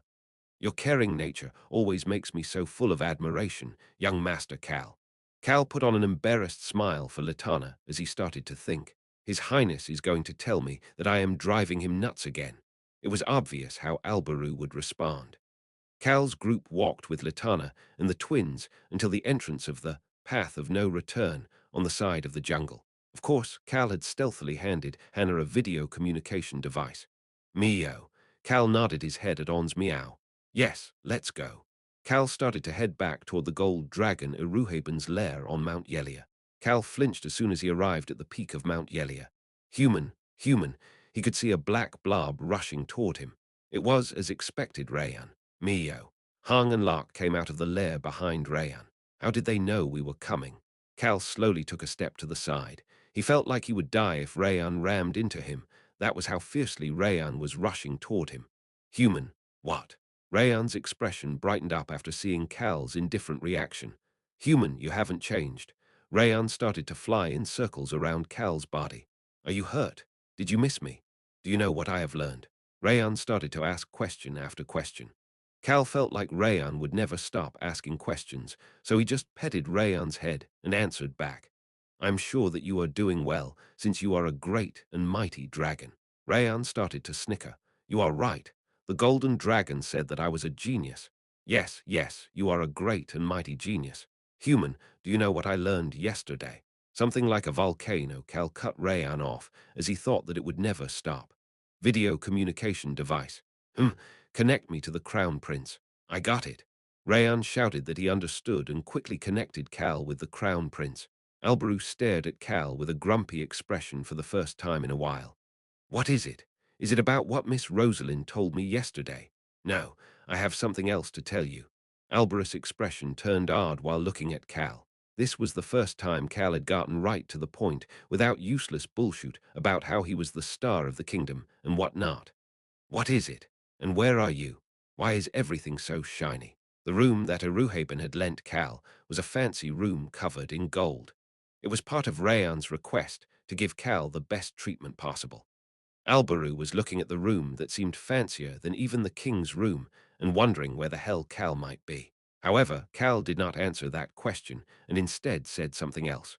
The organization that was responsible for the terror incident is apparently working together with the Northern Alliance. What? Cal explained what he had learned to the now shocked Alberu. The relationship between the Church of the Sun God and the Empire, the actions of the Empire, his meeting with the twins, the relationship between the jungle and the Empire. Furthermore, Cal also mentioned that they had an incident with the Whale Tribe and that the Whale Tribe was planning on fighting against the secret organization's 1st Battle Brigade. Alberu blinked a couple times as he asked, So you're telling me that the Queen of the Jungle wants to meet with me, and that the Empire did all of that? They're also working together with the Northern Alliance. Cal's response was simple. Yes, Your Highness. Alberu continued to speak. Who are you, Cal Henitus? Ha, you're driving me nuts. Alberu responded the way Cal had expected him to respond. Cal asked Alberu a question. Isn't shoot really about to hit the fan? What a mess above and below our kingdom. That is why we need to cause a ruckus as well. Alberu stopped frowning and looked toward Cal. Your Highness, aren't we currently allied with the Breck Kingdom? Furthermore, think about who else we have on our side. Alberu started to smile. The jungle, the whales, and the Whipper Kingdom. We also have the framed twins as well. Don't forget about the dark elves who can handle the dead mana bombs. Cal did not mention this next part, but there were things he had prepared in advance for this as well. They also had a dragon who would help them with everything, as well as another dragon who they might be able to rope in to help. Cal Henitus and Alberu Crossman had similar-looking smiles on their faces. Rayan, who had been standing outside of the visible range of the video communication device, started to speak into Cal's mind in a jovial voice. Human, I haven't seen that smile of yours in a while. What are you planning to do? I want to get excited as well. What am I planning to do? I'm preparing to smack the Empire, the Northern Alliance, and the secret organization around. Alberu started to speak. Might be worth a try. Right. Chapter 130. Not scared one. Definitely worth a try. Alberu seemed to be a bit excited. You're telling me something refreshing, albeit annoying for the first time in a while. Cal nodded his head. That is true. I don't only pass the headaches to you. Alberu naturally scoffed. He had never seen anybody who had more incidents revolving around them than Cal Henitus. At Cal's level, it was pretty much fate. However, Alberu did not share his thoughts. Instead, he shared the information he needed to share with Cal. The prisoner you sent over is being interrogated by my aunt right now. Is it going well? Of course, Cal knew that Tasha was probably torturing the prisoner and not actually interrogating him. However, Cal did not point that out. I presume that he may give us some information in the near future. My aunt brought over an expert to help out. Cal wondered who the expert the Dark Elves had brought in was. He had an idea, but still nodded his head while feigning ignorance. Alberu was talking to himself in order to process his thoughts while Cal did that. There's a lot to do. I will contact the Queen of the Jungle and the Whipper Kingdom's chiefs. If we do that, we should be able to at least divide the Empire, and the Northern Alliance geographically. Alberu stopped mid-sentence to look at Cal. Why are you looking at me like that? Cal was looking at Alberu with a warm smile on his face. Cal had no problem responding to Alberu's question, because I am proud to call you my prince. I have so much respect for you, your highness. Cal was thinking that it was a good decision to speak with Alberu. This smart person was also diligent, willing to do all of the annoying things for him. That was why he was proud of Alberu. Ha! Alberu just sighed in response before asking a question. What do you plan to do next? Cal did not even blink as he responded back to Alberu. I will gather information. However, he had other plans. Gather information. I plan to go relax until fall. What else can I do right now? However, Cal could see Alberu smiling oddly. Yes, I am sure Ya'll bring me some useful information. Alberu was thinking that Cal would end up getting involved in something, as usual, and be able to bring him information. Cal alone was better than Alberus' entire information network. Yes, well, Cal felt iffy about Alberus' smile, so he chose to just look away. He just told Alberu to deliver a message to Mary on his behalf before turning the communication device off. Their farewell became friendlier every time they talked. I always have nightmares after chatting with you, you bastard. May you live long and healthy, young master. You funny bastard. Click. Alberu then hung up on Cal. Cal felt like he could relax a bit, but he could not do so. Shhhhhhhhhhhh. It was the sound of something flying through the air. Cal got scared after seeing the black blob flying toward him like a bullet. Why is he acting like this? Rayan stopped almost right in front of Cal's face. Rayan's eyes were burning up with passion, making Cal start to worry. Human, Rayan suddenly shouted, let's go find the power of Earth. Ah, right. I still had to do that. Cal started to feel tired. He pushed the floating Rayan away before letting out a sigh. What about your lessons? Rayan needed to learn from Iruhaben. Rayan's wings flinched for a moment at Cal's question, but Rayan responded back confidently. I can ask him to take me on a trip in order to get practical experience. Whoa, whoa, whoa. He wants Iruhaben to come with us to find the super rock. Is he planning to destroy a continent or something? Cal waved his hand and responded back. You just stay here and focus on your lessons. I can just go with Choi Han. He was not crazy enough to take 2 dragons with him to find the super rock. Cal sighed at this unbelievable suggestion. He then felt like something was wrong. Rayan was quiet. Cal turned his head to look at Rayan. Human.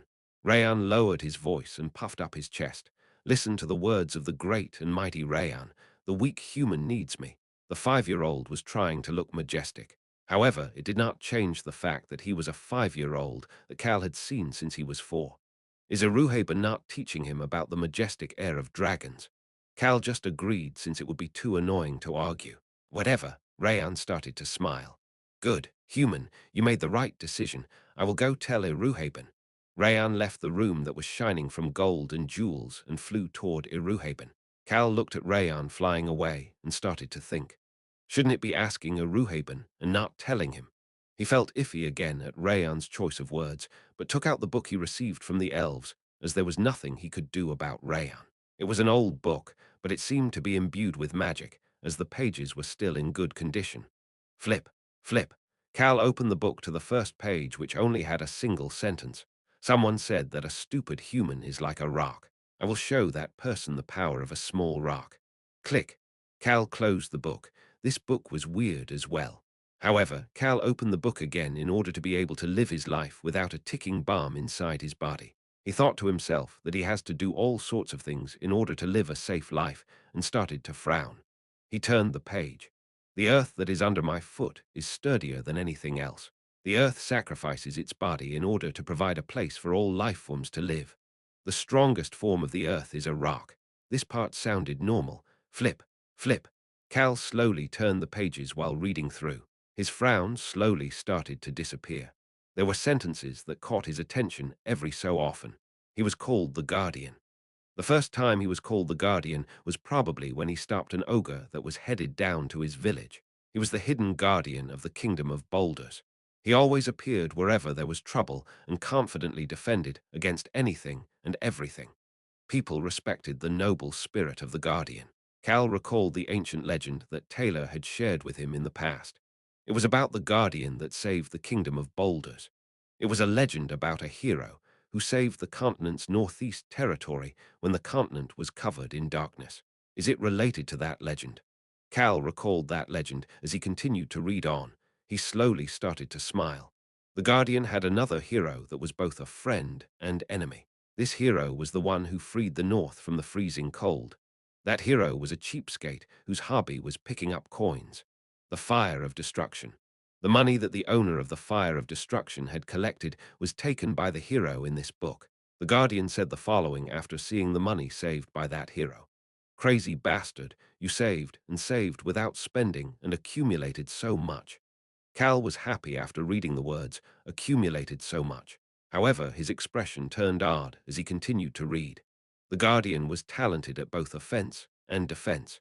Even a small rock would have devastating power when he threw it. The ancient power described in this book seemed to be the scary giant cobblestone. However, that was not the problem.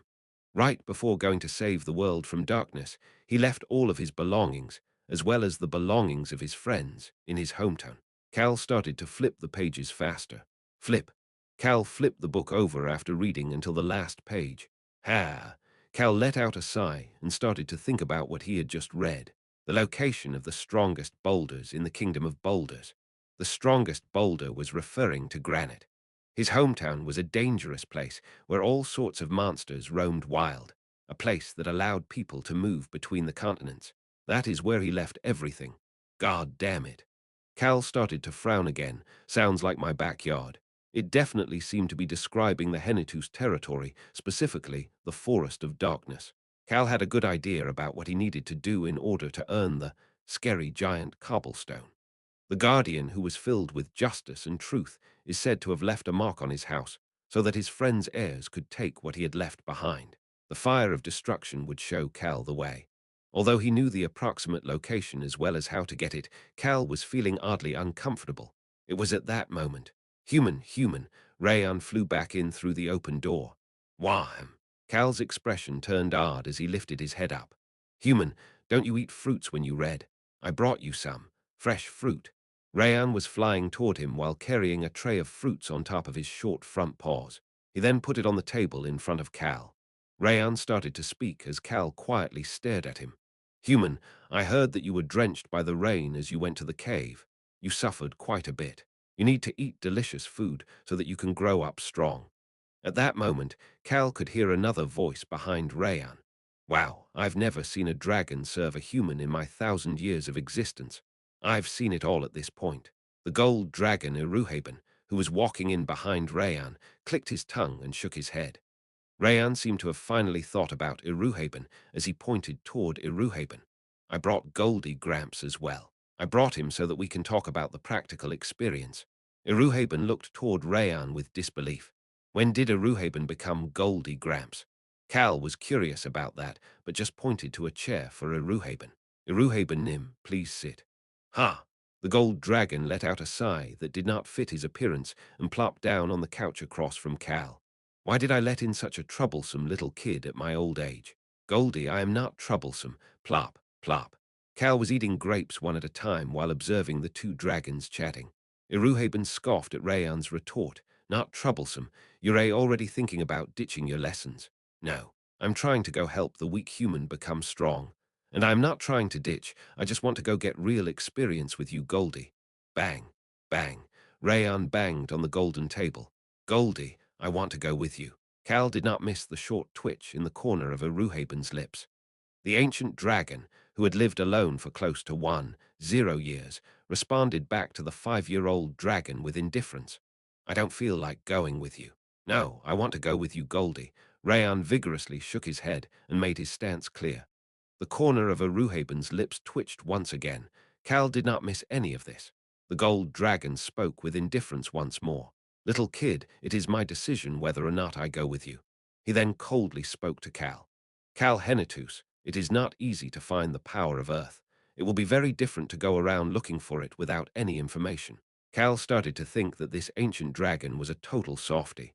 The gold dragon did not know Cal's thoughts as he continued to speak. We will first need to look for any books that might discuss the power. Plop.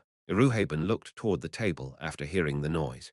He could see an ancient book that looked like it would hold information about ancient legends. Iruhaben stopped for a moment before starting to speak again. Once we find the book, we will need to find the location of the ancient power, as well as the method of gaining it. I already found it. All of it. Yes, sir. The gold dragon observed the human sitting confidently in front of him. This human already had 6 ancient powers on him. Iruhaben had no choice but to accept it. You must be crazy lucky. Cal started to smile. Iruhaben snorted in response. At that moment, there was a short paw tapping on Iruhaben's arm. Goldie, let's go. An excited Rayan was the owner of the paw. Iruhaben looked back and forth between Rayan and Cal. Rayan had explained everything to him, including the 4 years of hell and how he had met Cal. Iruhaben responded coldly to the human and black dragon. I will do whatever I want to do. That is what a dragon does. A few days later, Cal arrived back at Harris Village in order to head into the Forest of Darkness and earn the Super Rock. A knight standing guard greeted Cal. Young Master Nim, welcome back. Thanks. The people who are always with you aren't here today. Looks like only a few people are with you this time. The knight asked after seeing the people Cal brought with him. Cal casually nodded his head and responded back. Well, we're just resting here for a few days. Right, Hilsman. Hilsman, one of the people who came with Cal, was standing there with a blank expression before getting shocked at Cal calling out his name. Yes, yes. That is correct. The knight looked toward Hilsman with concern after seeing Hilsman respond with a pale expression. Cal's stern but warm voice reached the knight's ear. The vice captain seems to have gotten motion sickness. I thought he was only prone to seasickness, but it looks like he has carriage sickness as well. Ah, I see. Vice Captain Nim, are you doing okay? Hilsman nodded his head. I'm fine. A-okay. Hilsman continued to speak once Cal patted him on the shoulder. And I will be guarding the young Master Nim with this. Hilsman could not continue to speak. His gaze headed over to the only other person who came with them. It was a handsome man with blonde hair. Hilsman pointed to the blonde man with both hands after seeing that handsome man looking at him. This senior and I will be guarding the young Masternim. We will be moving around freely, so there is no need to follow us. Yes, sir. The knight responded energetically before peeking at the person next to Cal. Everybody that Cal had brought over had a scary disposition, but this person seemed even more difficult to approach. Then keep up the good work. Yes, young Masternim. The knight and soldiers saluted Cal before watching the 3 people walk into the village. They were Cal, Vice Captain Hilsman, and the new person. Cal clicked his tongue and started to speak to Hilsman. Why are you so nervous? Right, Iruhaben Nim, indeed. Iruhaben looked toward Hilsman and continued to speak. Human, live life in peace. Hilsman vigorously nodded his head. Cal naturally explained to Hilsman about Iruhaben. The majority of Cal's group was currently in Iruhaben's lair, with only 3 of Cal's group following him into the Forest of Darkness. One was Hilsman, who would take care of all of the chores and necessities, while the other 2 were the dragons. The human world has not changed. The ancient dragon's words made Hilsman grab onto Cal's clothes like he had done when he had gotten seasick. Cal naturally pushed Hilsman's hand away as Rayan started to speak in his mind. Super Rock. I'm not scared of this supposedly scary giant cobblestone. We have 2 dragons. Indeed, Cal was not afraid at all. There was no way he could be scared. Chapter 131. Not scared. 2. Things progressed smoothly so far so Cal was not scared. That was why Cal immediately traveled to the Forest of Darkness. Why, young Master Nim, I will take the lead. Hilsman moved forward after seeing the entrance of the Forest of Darkness. However, he could see 2 people looking at him with blank expressions. One was Cal, while the other was Iruhaben. However, another existence helped Hilsman relax a bit. Yes, Vice Captain, let's go. It was Rayan. Rayan stopped being invisible and urged Hilsman forward with a smile. Hilsman started to smile as well. However, Cal quickly interjected. Hilsman, have you ever been to the center of the Forest of Darkness? The vice captain had trained in the outer regions of the Forest of Darkness last winter with the 10 wolf children. I followed Choi Han there once. Please trust me. Okay. Cal waved for Hilsman to hurry up and move. Hilsman nodded his head and started to walk. Cal leisurely followed behind him and looked to the side. Eruhaben had been quiet since earlier. Is something wrong, Eruhaben Nim? Eruhaben looked toward Cal and started to speak. You also have 10 Blue Wolf Tribe children. Yes. Hans was currently staying in Harris Village with the 10 wolf children after having returned from the Ubar territory. They all welcomed Cal's unexpected visit. The gold dragon started to mumble. 6 ancient powers, all sorts of beast people, and even multiple strong humans. What an exhausting way to live. Cal was suddenly at a loss for words. Now that he thought about it, he was indeed living an exhausting life. Tusk, Tusk. Eruhaben shook his head and clicked his tongue. He observed Cal's expression turning complicated as he started to think. This punk has a difficult life if you think about it. Eruhaben had heard everything about the secret organization. He wondered if a guard had given this human punk all sorts of ancient powers to help him out, since Cal seemed to get involved in all sorts of messes wherever he went. The gold dragon felt a bit of pity for the human in front of him. Of course, he did not know that it was not an act of God, but Cal's own decision to gather all of these things.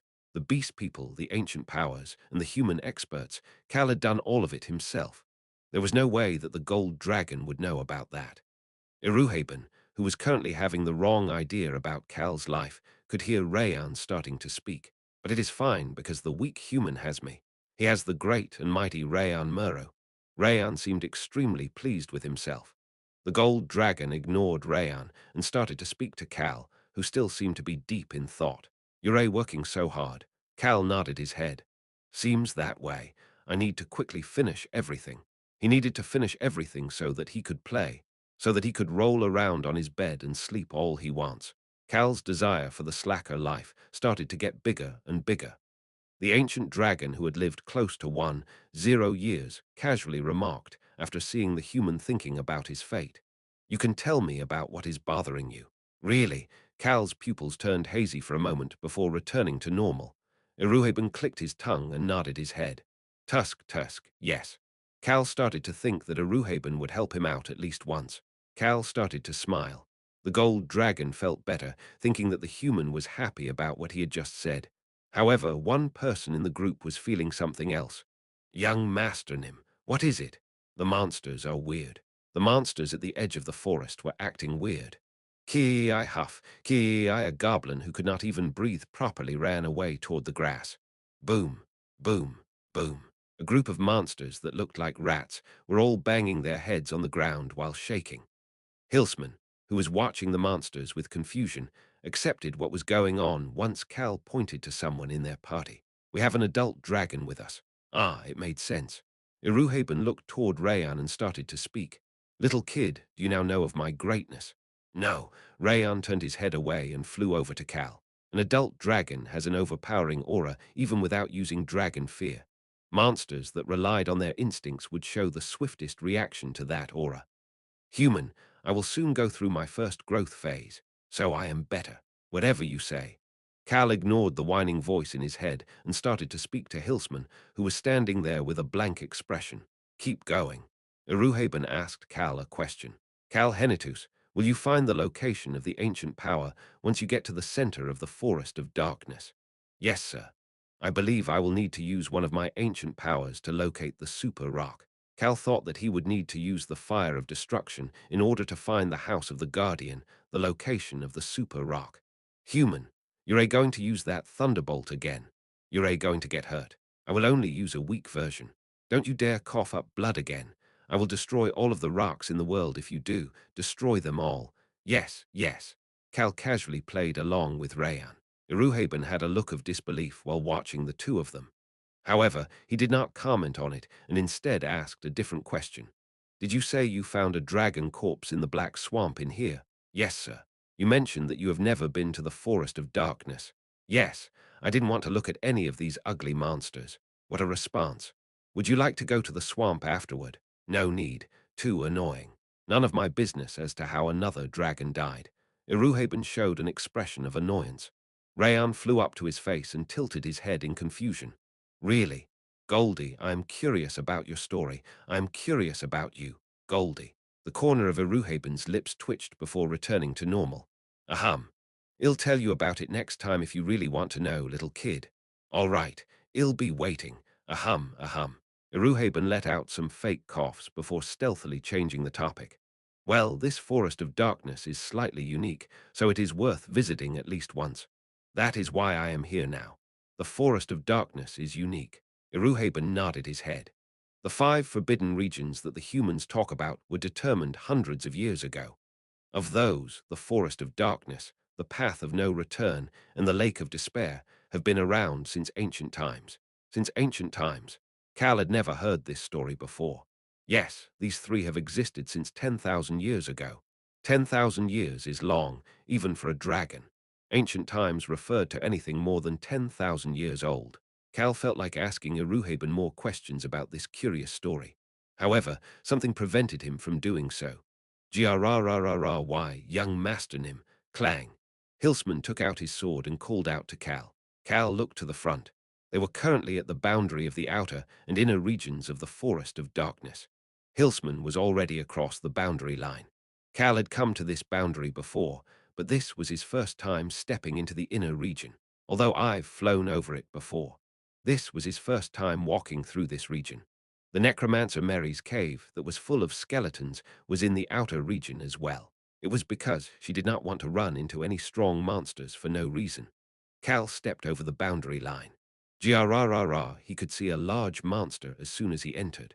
A monster that looked like a more violent version of an ogre showed itself from between the trees. Its fangs were the size of Cal's arms, and its black skin made it look uglier than an ogre. The club in its hand seemed to be made of rock. However, this monster's eyes were focused. It seemed to have some intelligence. Young Master Nim, please come behind me. Hilsman pointed his sword at the monster as if he had never been scared of it. Cal asked the brave Hilsman a question. What are you doing? Excuse me. Hilsman was confused at Cal's question. It was at that moment. Boom. The monster dropped the club in its hand and then, bang, bang. It started to bang its head on the ground. Hilsman finally took the time to look around. It was quiet, too quiet. At that moment, he could hear someone's voice. Oh, you have some intelligence. It was Eruhaben. Hilsman flinched at Eruhaben's comment before seeing something that he had never seen before. Hey, grrrr, lead us to the center. Grrrr. The monster quickly got up. Hilsman felt like he had seen the speed of a knight in the monster's movement. Bang. The monster grabbed its club once again and slammed it toward a short tree next to it. Crack, boom. The tree fell over. Hilsman gasped at the strength of the monster, but the monster's next few actions were even more surprising. The monster was guiding them while destroying any obstacle in their way.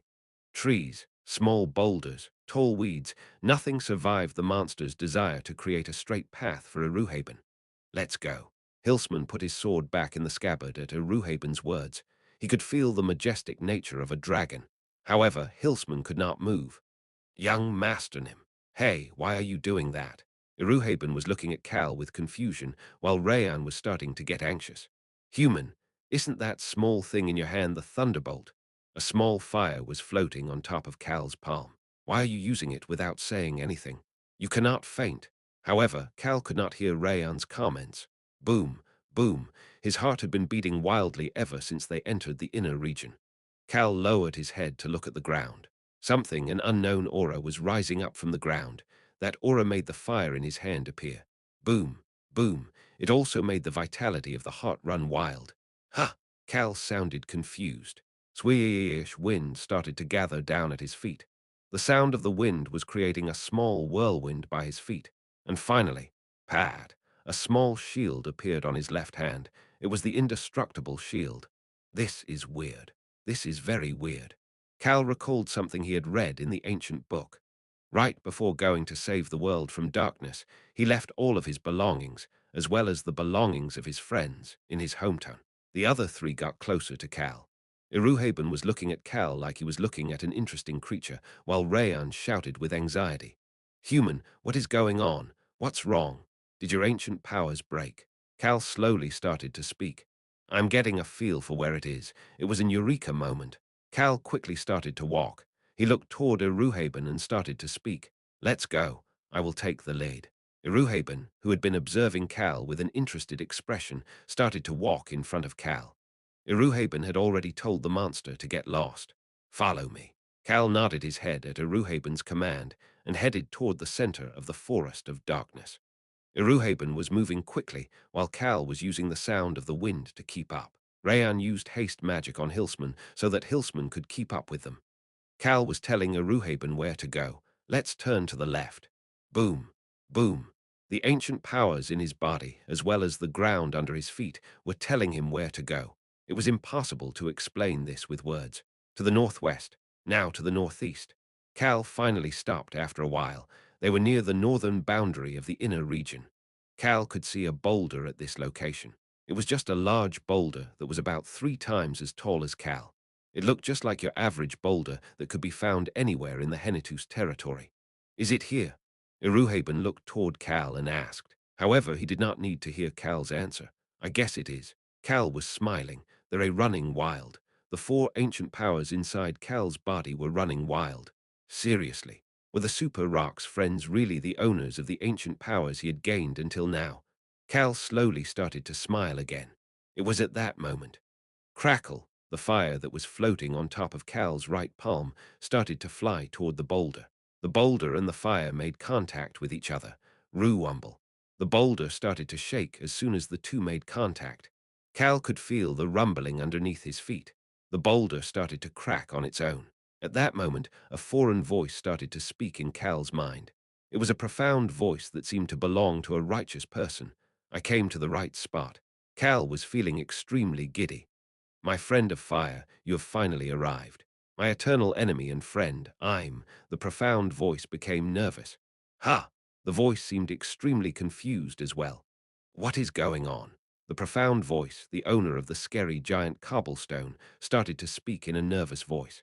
Why is the cheapskate with the thief, the crybaby, and even the glutton the cheapskate was the fire of destruction? The thief was the sound of the wind. The crybaby was the vitality of the heart. The glutton must be the indestructible shield. Who are you? Cal started to speak. My name is Cal Henitus. Eureka. Chapter 132. Not Scared 3. Hilsman looked at Cal, who was suddenly introducing himself with confusion. However, there was someone grabbing his shoulder and pushing him back. Stand still. Excuse me. Heck yes, sir. It was Iruhaben.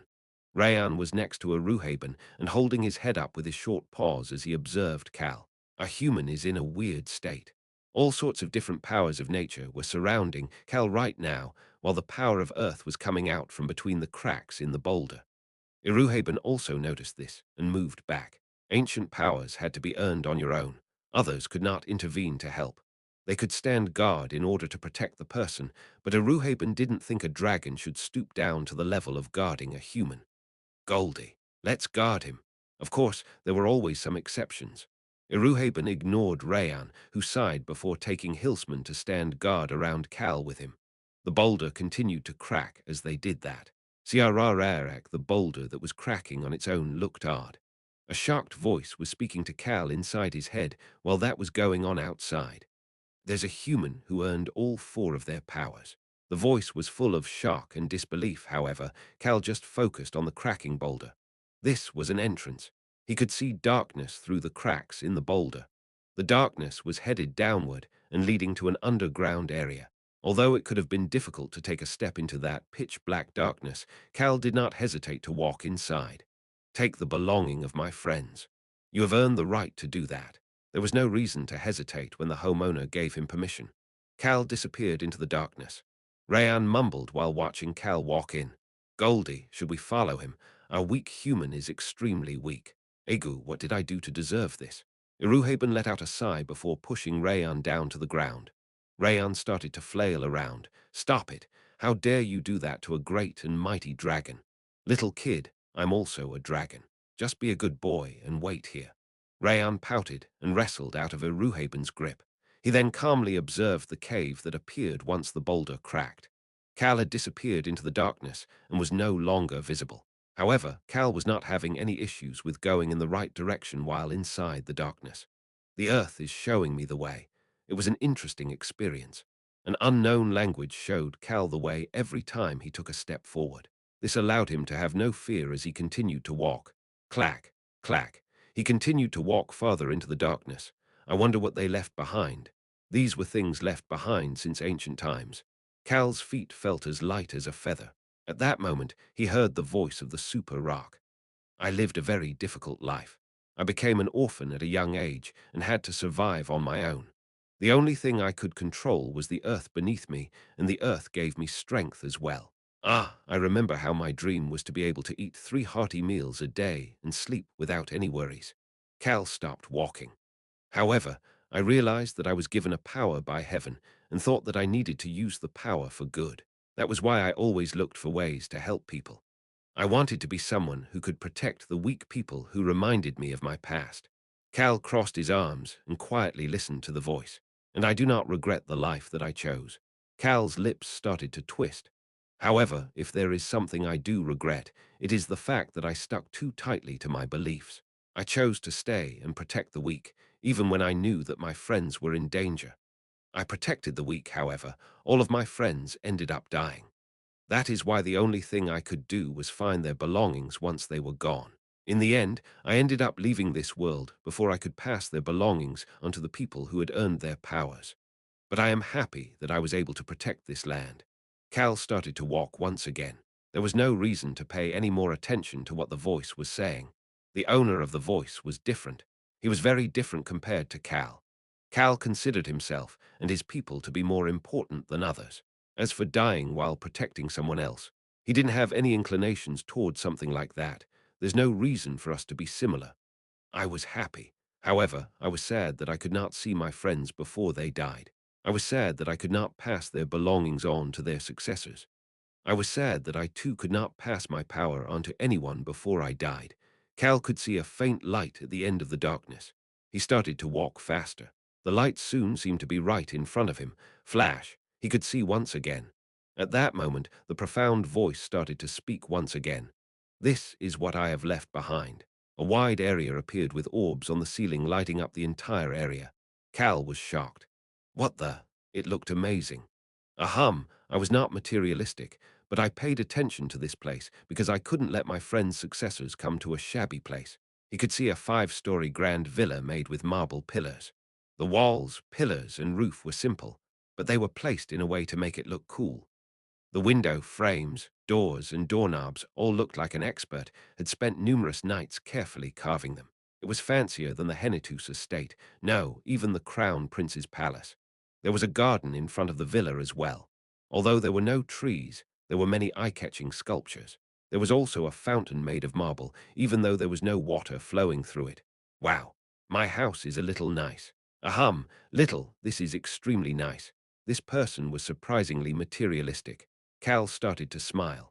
However, the smile disappeared as soon as he saw something to the side of the villa. What is that? He saw something that gave him an ominous feeling. There was a large stone pillar surrounded by metal chains. Furthermore, there were papers that looked like talismans all around the pillar. Not only that, but there was also a magic circle surrounding the stone pillar in the middle and glowing dark red. It was easy to think this was a stone pillar that sealed a demon, a ghost, or even a demon lord. Cal slowly walked away from the pillar. At that moment, the profound voice started to speak again. There is a sad truth about this place. Cal did not want to know. However, as usual, Cal was not able to prevent the owner of the ancient power from speaking. When I was still alive, I saw that there were monsters here that I could not see anywhere else in the continent. They were monsters from the eastern continent. That was the same for the Forest of Darkness that Cal knew about. There were monsters from the eastern continent, as well as many mutant monsters. I figured out the secrets behind that once I entered this cave. Maybe. Cal's gaze turned toward the ugly stone pillar. There was a mysterious path in this cave that connected to the eastern continent. The monsters that accidentally entered into that path ended up crossing over to this western continent. They mutated and became stronger and more violent along the way. Cal brushed his face with his hands, but the path would not let humans, elves, nor even dwarves through it. Only monsters were able to go through this path. My friends and I were unable to decipher the mysteries of this path. All we could do was barricade the entrance on both sides to in order prevent the stronger mutated monsters from crossing over. I protected the western entrance. He had learned about something useless once again. It is a strong seal that should last at least 100 years. Only someone in possession of my power is able to remove the seal prior to the scheduled deadline. Cal's frown lessened a bit. The ancient times were only 10 years ago. Hmm. Cal looked around the area. There was a lot of space in here next to the villa and the garden. He had a thick smile on his face as he headed toward the villa. He had no choice but to do so. The fire of destruction had been pointing toward the villa ever since he arrived. It was the same for the sound of the wind, the indestructible shield, and the vitality of the heart. Enter. The homeowner was telling him to enter as well. Screech, the door that was at least 10 years old, was still functioning properly. How was this possible? That was the thought on Cal's mind as he entered. Clack, clack. The floor was made of marble. Cal walked past an elegant lamp and all sorts of sculptures before looking around the empty first-floor hall and looking up. He could see a staircase that led up to the 5th floor. It is on the 3rd floor. Cal stepped onto the stairs. There was a lot of dust on them, but the beauty could not be hidden. There were empty rooms and a beautiful terrace on the 2nd floor. Cal hurried up to the 3rd floor. There were multiple rooms on the 3rd floor as well. It is the inner 4 rooms. Cal headed toward the farthest rooms and stood in front of the first room's door. The door opened once he pushed, allowing him to see inside of the room. The glutton may have been only interested in eating and just pushed aside any jewels to the corner. That is why I kept them safe. Holy. He could see a glass display case full of jewels. Cal headed to the next room. The crybaby had the power of restoration, but was such a coward. The crybaby always collected weapons, so, although they are general weapons, I kept them all. Cal headed to the next room after taking a look through the crybaby's room. Screech, bang. This the money that the cheapskate hoarded, but I don't know if this is still the same currency. But it should be useful since they are gold and silver coins. I kept them safe for him. Ha ha ha. Cal opened the final door. The thief kept a record of everything. The things that he stole, his power, as well as his own secret base. I kept all of the records. He kept everything. How could there be such a good person? Ha ha ha. Cal could laugh without any reservations for the first time in a long time. At this moment, he had forgotten about the Northern Alliance, arm, and everything else. Why? Cal looked toward the other 3 rooms on the 3rd floor. His gaze was full of expectations. He quickly went over to open the other 3 room doors. These are the things that I collected. I kept it all whenever people gave me something to thank me for saving them. Screech, screech, screech. All 3 doors were opened, and Cal could see inside. Cal brushed his face with his hands again. I am so happy. There were jewels, gold coins, and even some odd items in the things that the Super Rock Guardian had casually collected. Was his hobby collecting things? Cal applauded the Guardian's hobby. You are really amazing. How did you collect all of these things? Clap, clap, clap. One person's clapping echoed in the dusty but fancy villa. Well, I guess I was a bit tidy. Cal continued to clap in admiration as he headed toward the 4th floor. There was nothing on the 4th floor except the building itself, which was fancier than even the Henitus estate. That was enough to make Cal happy as he walked up to the 5th floor. There was only one room on the 5th floor.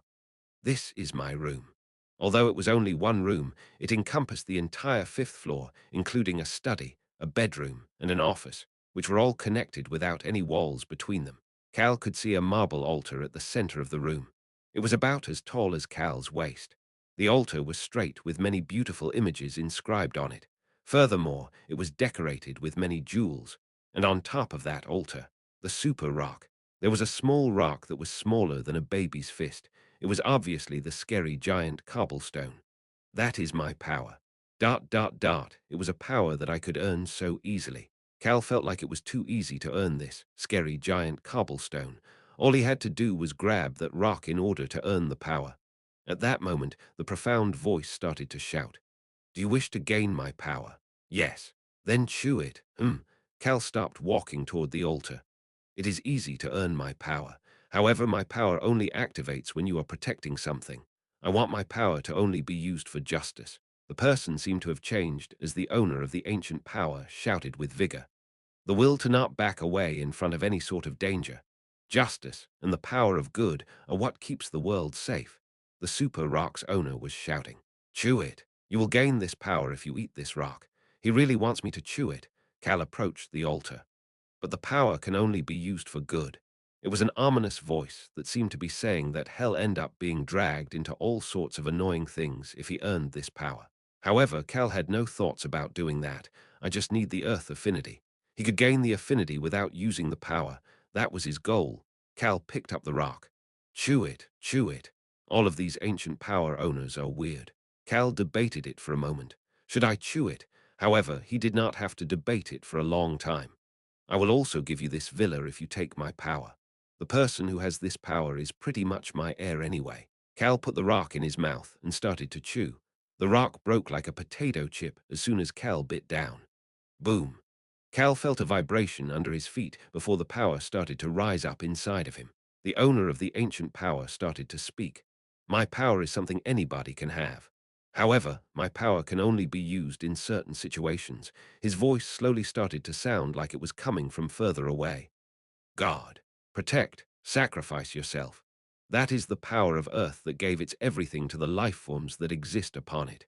Rayan could see someone walking toward them from within the darkness. Human, it was Cal. Rayan instantly flew toward Cal. Human, I can feel the power of Earth in you. You'll be fine now. Rayan sniffled and looked toward Cal with admiration. Iruhaben sighed at Rayan before approaching Cal with a happy expression. Rayan raised his voice, although his expression seemed happy. Human, stop doing stupid things and just travel the continent now. Rayan. Cal cut Rayan off. Rayan felt something odd while looking at Cal, who called his name. Cal was smiling. Cal was smiling brightly. Human, why are you laughing like that? Cal responded to Rayan. I found my lair. Rayan's head tilted to one side. Cal started to speak to all three of them. Follow me. Iruhaben Nim, please follow me. Cal walked back into the darkness. He then observed the expressions of the three that arrived at the area at the end of the path. Rayan looked at the villa that seemed to be more luxurious than most palaces before turning to look at Cal. Human, it's our villa. Human, do you mean that? Cal nodded his head and responded back. Yes, all right. Rayan flew in a circle with excitement. Cal looked at Rayan with satisfaction before making eye contact with Iruhaben. Iruhaben casually commented, your luck is oddly good. Apparently so. Cal did not have a reason to deny it. Chapter 133. Together one tap, tap. A small paw continued to tap on Cal's side. Human. What? Cal looked down toward his waist to see that Rayan was smiling. I like this place. Good job, you deserve praise. Thanks. Cal's expression was iffy after being praised by a 5-year-old. Iruhaben was the same way. Goldie, isn't our house better than yours, which is covered in gold? Our house looks nice, but it is modest. Sure. The ancient dragon just agreed. At that moment, Cal and Iruhaben made eye contact. Iruhaben let out a sigh and pointed toward a location. Looks like Ya'll need to investigate that stone pillar a bit. Cal had explained the story behind the ominous stone pillar to the others. Each of them had shown a different reaction. Cal decided to ignore Hilsman, since Hilsman had been standing there with a blank expression since a while ago. Rayan had approached Cal and cautiously started to speak. Let's just ignore it if it is fine for 100 years. I feel like he's starting to resemble me more as he gets older. Cal looked like a proud parent while looking at Rayan, who had the same idea as he did. On the other hand, Iruhaben showed a different reaction. How interesting. Is that so? Yes, I am intrigued. The gold dragon's eyes were full of curiosity. Cal looked at this and quickly added on. Iruhaben Nim, then why don't you investigate it a bit? Me? Yes. Wouldn't the great Iruhaben Nim be perfect to figure out the secrets of this pillar? Iruhaben scoffed at Cal's comment. It was obvious what Cal's intentions were, trying to push it off on me. But isn't it true that Iruhaben Nim is the wisest one among all of us? What a useless question. Cal was certain that he saw the corner of Iruhaben's lips twitching. This dragon really liked being flattered. Well, since it is true that I am the wisest being, I will pretend to fall for your scheme. In the end, Iruhaben agreed to investigate the stone pillar. However, it wasn't because of Cal's flattery. He really was curious about the aura coming from underneath the stone pillar. How odd. He could not tell the affinity of the aura coming from underneath the pillar. It was definitely worth investigating. It could be a chance for him to find the secret of one of the mysteries that has existed since ancient times. Cal approached Iruhaben and chimed in. Then shouldn't you stay here in order to investigate? Rayan was the first one to respond.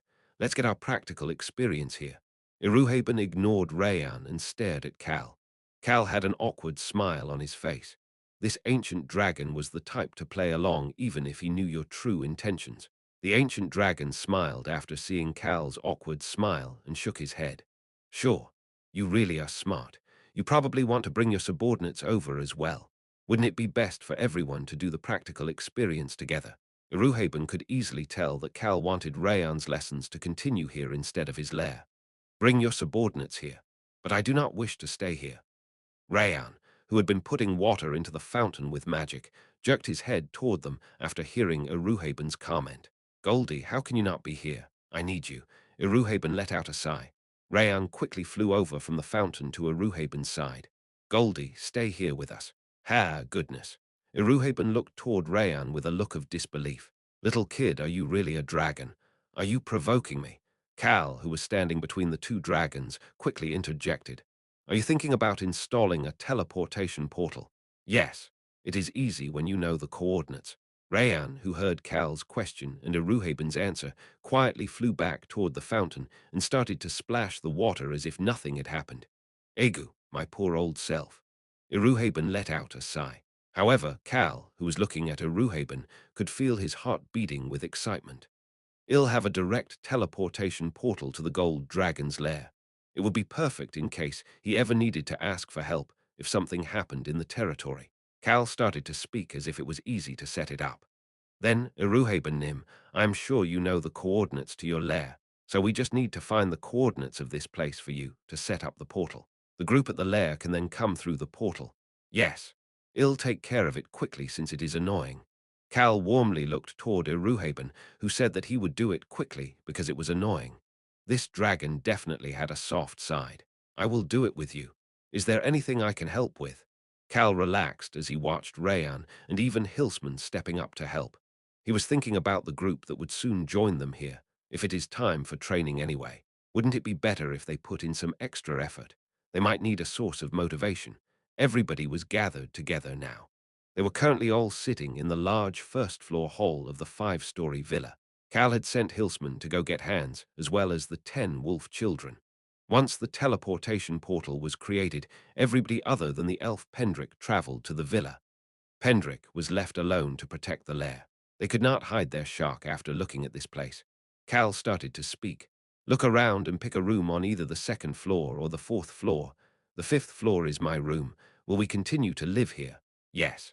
Hans's eyes were full of energy. Meow, meow, on and Hung approached Cal. Rayan was naturally with the two of them as well. Rayan looked up at Cal and started to speak. Then our room is the 5th floor. Why is it our room? When did my room become the room of these children averaging 8-year-old? Human, then is our room somewhere else. Do whatever you want. Cal found it annoying to chat with the confused children as he answered back. The 5th floor was large enough to share with these children. Cal turned his gaze away from the children and looked around. Beecrox touched the dust on the stair railing before immediately taking out a white glove. Cal could not tell what was going through Beecrox's mind right now. Cal looked at everyone moving around to take a look at the villa before approaching Choi Han. Choi Han seemed to be the most shocked of the group. I didn't know that such a place existed in the Forest of Darkness. Cal, who was standing between Choi Han and Rosalind, understood Choi Han's sentiments. He did live in here for tens of years and suffered quite a bit.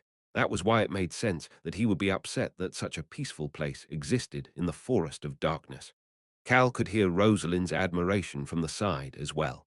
How is it still fine after 10 years? It looks like a place that has only been vacant for about a year.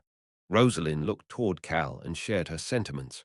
Right, Miss Rosalind, it really does feel like that. Doesn't it feel like time has stopped in this place for 10 years? You are right, young Master Cal. It does feel that way. Time had stopped. That was the accurate explanation of this place. Rosalind agreed with Cal with a bright smile on her face. Cal casually added on after seeing her smile. Miss Rosalind, do you know what this place is? The place where you earn the power of Earth. That is correct. Cal looked around once more. Iruhaben was standing off in the distance, while Ran and Beecrox had gone upstairs.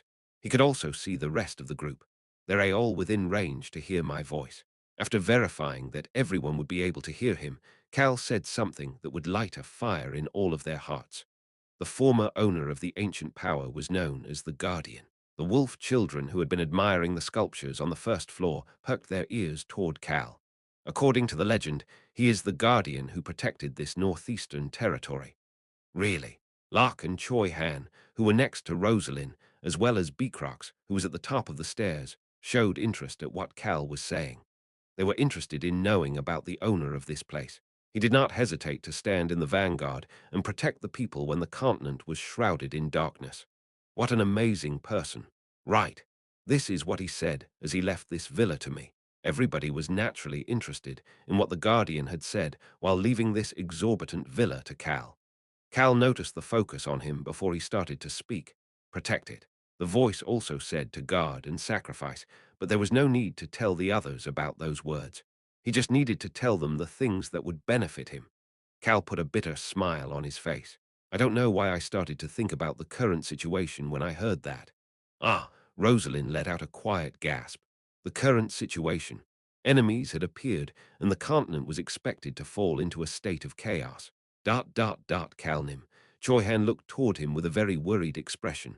Cal smiled and made eye contact with Choi Han. What are you looking at with such focus? No, you see.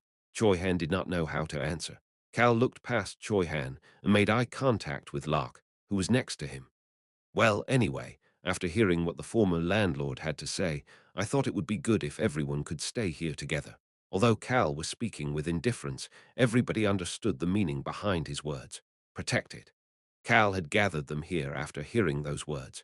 He did not need to say it out loud for them to know that he brought them here in order to protect them. Young Master Cal, you really. Rosalind smiled and looked toward Cal with an expression that seemed to say that there wasn't much they could do about Cal. What is it? Her smile became thicker after seeing Cal look at her with an expression that seemed to be asking what he had done. The rest of the group had similar reactions as well. Iruhaben was especially looking at him while thinking about how there could be such a pitiful human in the world. Well, anyway, Cal shrugged his shoulders and continued to speak in a stern voice. I'm sure that we are going to face many difficult issues in the future. The Whipper Kingdom and the Empire looked ready to go to war with each other. This war would focus on taking control of multiple palaces at the border of the two nations and would probably be completed around fall at the latest. Furthermore, the Northern Alliance and Arm were still quiet. It looked like they were waiting for the results of the Empire's war. There was not much time left. Everybody was aware of this fact. Tap. Choi Han could see a hand on his shoulder. It was Cal's hand. Cal kept his hand on Choi Han's shoulder as he looked around the first floor. His serious voice filled the hall. I trust you. Silence filled the hall for a moment.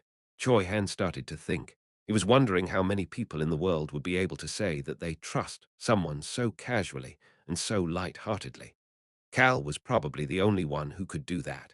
However, Choi Han could feel the weight of Cal's hand clenching his shoulder. He could feel the weight of Cal's words being transferred over to him. Of course, Cal was just leaning on Choi Han's shoulder to stand. At that moment, a serious voice echoed in the hall. I will get stronger. It was Rayan. Rayan fluttered his black wings and confidently started to speak. Human, do not worry. A great being like myself getting stronger means that I will be even greater. It was a vigorous voice, with not even an ounce of hesitation. Choi Han clenched his fist after hearing Rayan speak. It was the same for Lark and the other wolf children. At that moment, a smile appeared on Cal's face before quickly disappearing. He looked around only to see that everyone's excited expressions had turned slightly serious. Cal, who had wanted this atmosphere, started to speak again. I am lacking in strength. That is right, human. You just sit back, don't get involved and end up coughing up blood again. Rayan sounded serious. Rayan's seriousness made Cal feel odd, however. He spoke normally toward the group who were looking at him. That is why there is only one thing I can do. I will do whatever I can to help all of you out. Rayan started to shout. I am able to do well on my own. That is why I am great and mighty. Ah, he keeps ruining the moment. Cal was trying to create a serious moment, but realized that it would be difficult with Rayan around. At that moment, Choi Han, who had been quietly listening, started to speak. I will get stronger in order to protect everyone. Cal patted Choi Han's shoulder. Choi Han could feel Cal's level of trust in him through that pat. Choi Han's fists were clenched, his eyes looked focused, and he had a look of resolution on his face. All of the members of the group looked determined. At that moment, Cal started to think, I am sure that he'll protect me too if he gets stronger. He had lit the fire, and that fire was burning with even more passion than Cal was expecting. It was burning quiet dangerously, like a wildfire that could not be stopped. 2 days later, Cal regretted his actions after seeing the training ground that was covered in dust and blood. Ah, are you going to fall just like that? No, I will not fall. Choi Han and Lark were training while saying things that sounded like something the MC of a children's cartoon would say. Lark, who was in his berserk state, was covered in injuries. Choi Han, on the other hand, had heavy metal balls all over his body as he shouted toward Lark. Come, you cannot fall if you want to get stronger. Ah, Lark let out a shout before rushing toward Choi Han. Similar scenes could be seen throughout the area. Everybody was training as if their lives were on the line. Blood, dust, sweat, and injuries appeared everywhere. I didn't expect this much. Cal was slightly anxious about how hard everyone was training. Is this okay? It felt like they would all get significantly stronger if this continued. Chapter 134. Together, too, all of them had become weird. Cal sat down on a bench near the fountain and looked around. First, he looked at Choi Han. Choi Han was meditating in a lotus position on top of a boulder. A black aura was coming out of his body. Choi Han seemed like a typical martial arts master. Cal started to speak. Hans, how long has he been training like that? 19 hours, young master Nim. Aren't you proud of him? Ah, that passion. Not at all. Cal was more scared than proud. Cal lifted his head and made eye contact with Hans. And how long are you going to stay like that? I'm not sure. Choi Han had been training Hans as well. Since Hans was someone who was always at the house, Choi Han thought that he should at least know some basic defense. But to stay in the invisible chair position, Cal could see that Hans' legs were shaking. Hans must have noticed Cal's gaze as he started to awkwardly smile. Haha, young Masternim, I will definitely get stronger in order to protect you. That is a butler's duty. Sure, I trust you. Cal answered that way since he had nothing else to say. Yes, sir. I will not let you down. Hans responded in an energetic voice. Cal just turned his head away from Hans, only to see someone else. Iruhaben was standing next to the stone pillar that was wrapped with the metal chains. Cal found it odd that Iruhaben and Rayan were not together. Iruhaben must have noticed his confusion and thus gave him an explanation. The dragon's way is to figure things out on our own once we are given a sense of direction. Rayan was currently training in Cal's room on the 5th floor. Cal let him train there because Rayan had said that he would not destroy anything during his training. Human, I will go through my first growth phase before fall. I'm sure that you are already aware of my greatness, but you will feel it even more. That was what Rayan had said before he started to train. He seemed to be full of confidence. Cal recalled the image of the tiny black dragon flying up to the 5th floor with confidence and held back his sigh. He then started to smile. It was because of what he saw in front of him. Meow, meow, ahum, ahum. Hung, who was still a baby kitten as well as On, who would soon reach her growth phase, slowly approached Iruhaben and started to meow. The ancient dragon let out some fake coughs and pretended not to notice them, but he slowly started to smile. Cal started to think while watching what was going on. I guess he will teach On and Hung as well. Cal recalled what Iruhaben had said about the two cat tribe children. He said that they are pure-blooded cats who have mutated. Iruhaben seemed to have a lot of knowledge about the cat tribe. It was only natural that an ancient dragon who had lived for close to 10 years would have such knowledge. He could leave the cat tribe siblings to Iruhaben since nobody else had any information to help them out. The blue wolf tribe children as well. Cal turned toward one side of the square. Eek. The wolf children were all training together. Some of them were nearing their first berserk transformation. They would get even stronger after that. Lark is training with Beakrox and Ran. Cal blankly watched the wolf children train like they were the main characters of a drama. Someone approached him at that moment. Young Master Cal, Miss Rosalind. Rosalind peeked over at Hans before approaching the bench and sitting down next to Cal. She looked around the square before starting to speak. Everybody seems to be hard at work. Indeed, they're amazing. Is everything going well with you, Miss Rosalind? Cal's gaze turned toward Rosalind. She was currently focused on research. She just needed to take one more step in order to reach the level of a highest-grade mage. Just so. But it is helpful that I have the most amazing teachers. Rosalind started to smile. As long as Rayan and Aruhaben were around, she could learn a lot by just watching them, even if she didn't ask them for any guidance. She was a smart woman, so she naturally was putting this opportunity to great use. Yes, amazing teachers for sure. Cal nodded his head and continued to speak. The greetings were done, and they could get down to business. Have you received any news from Tasha? The dark elf Tasha was currently heading over to this location with Mary. Cal would need to start moving again once Mary arrived. Yes, and Miss Tasha and I have a message to deliver. A message? Cal's expression turned odd. Tasha was representing the Crown Prince, while Rosalind was pretty much the representative for the Breck Kingdom.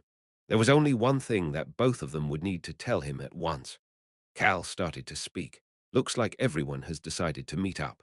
I knew you would figure it out right away, young Master Cal. Rosalind smiled and nodded her head before explaining the details. The Breck Kingdom, Roan Kingdom, and the jungle have all agreed to meet. However, we have a problem. There is no response from the Whipper Kingdom. She did not mention anything about the Whipper Kingdom, so they must be the source of the problem. They needed the Whipper Kingdom in this meeting. Although it would be fine without them, the Empire's escape route through the eastern shoreline would be cut off as well. Not only would that cut off the Empire from communicating with the eastern continent, but it would also make it easier for the whales to move. No, we received a response from the Whipper Kingdom. Commander Tunka personally responded. Tunka was basically the voice of the Whipper Kingdom. Of course, Chief Harol was next to Tunka to help him. What did he say, young Master Cal? Yes, he wants to chat with you. Tunka does. Yes, why me? Confusion was evident on Cal's face. However, Rosalind started to smile as Tunka's actions were understandable to her. Tunka and Harol have not had any contact with the Roan Kingdom or any other kingdoms for that matter. Having someone that they trust at the meeting is one way of protecting themselves. Cal was the only person that Tunka trusted in the Roan Kingdom. It was similar to how Queen Litana had asked Cal to connect her to the Crown Prince.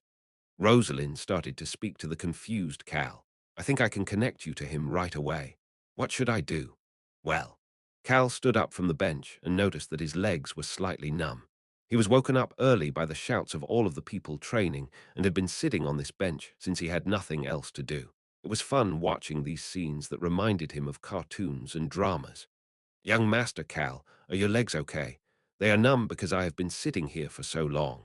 I feel like I am getting weaker by the day. Do I need to at least stretch twice a day?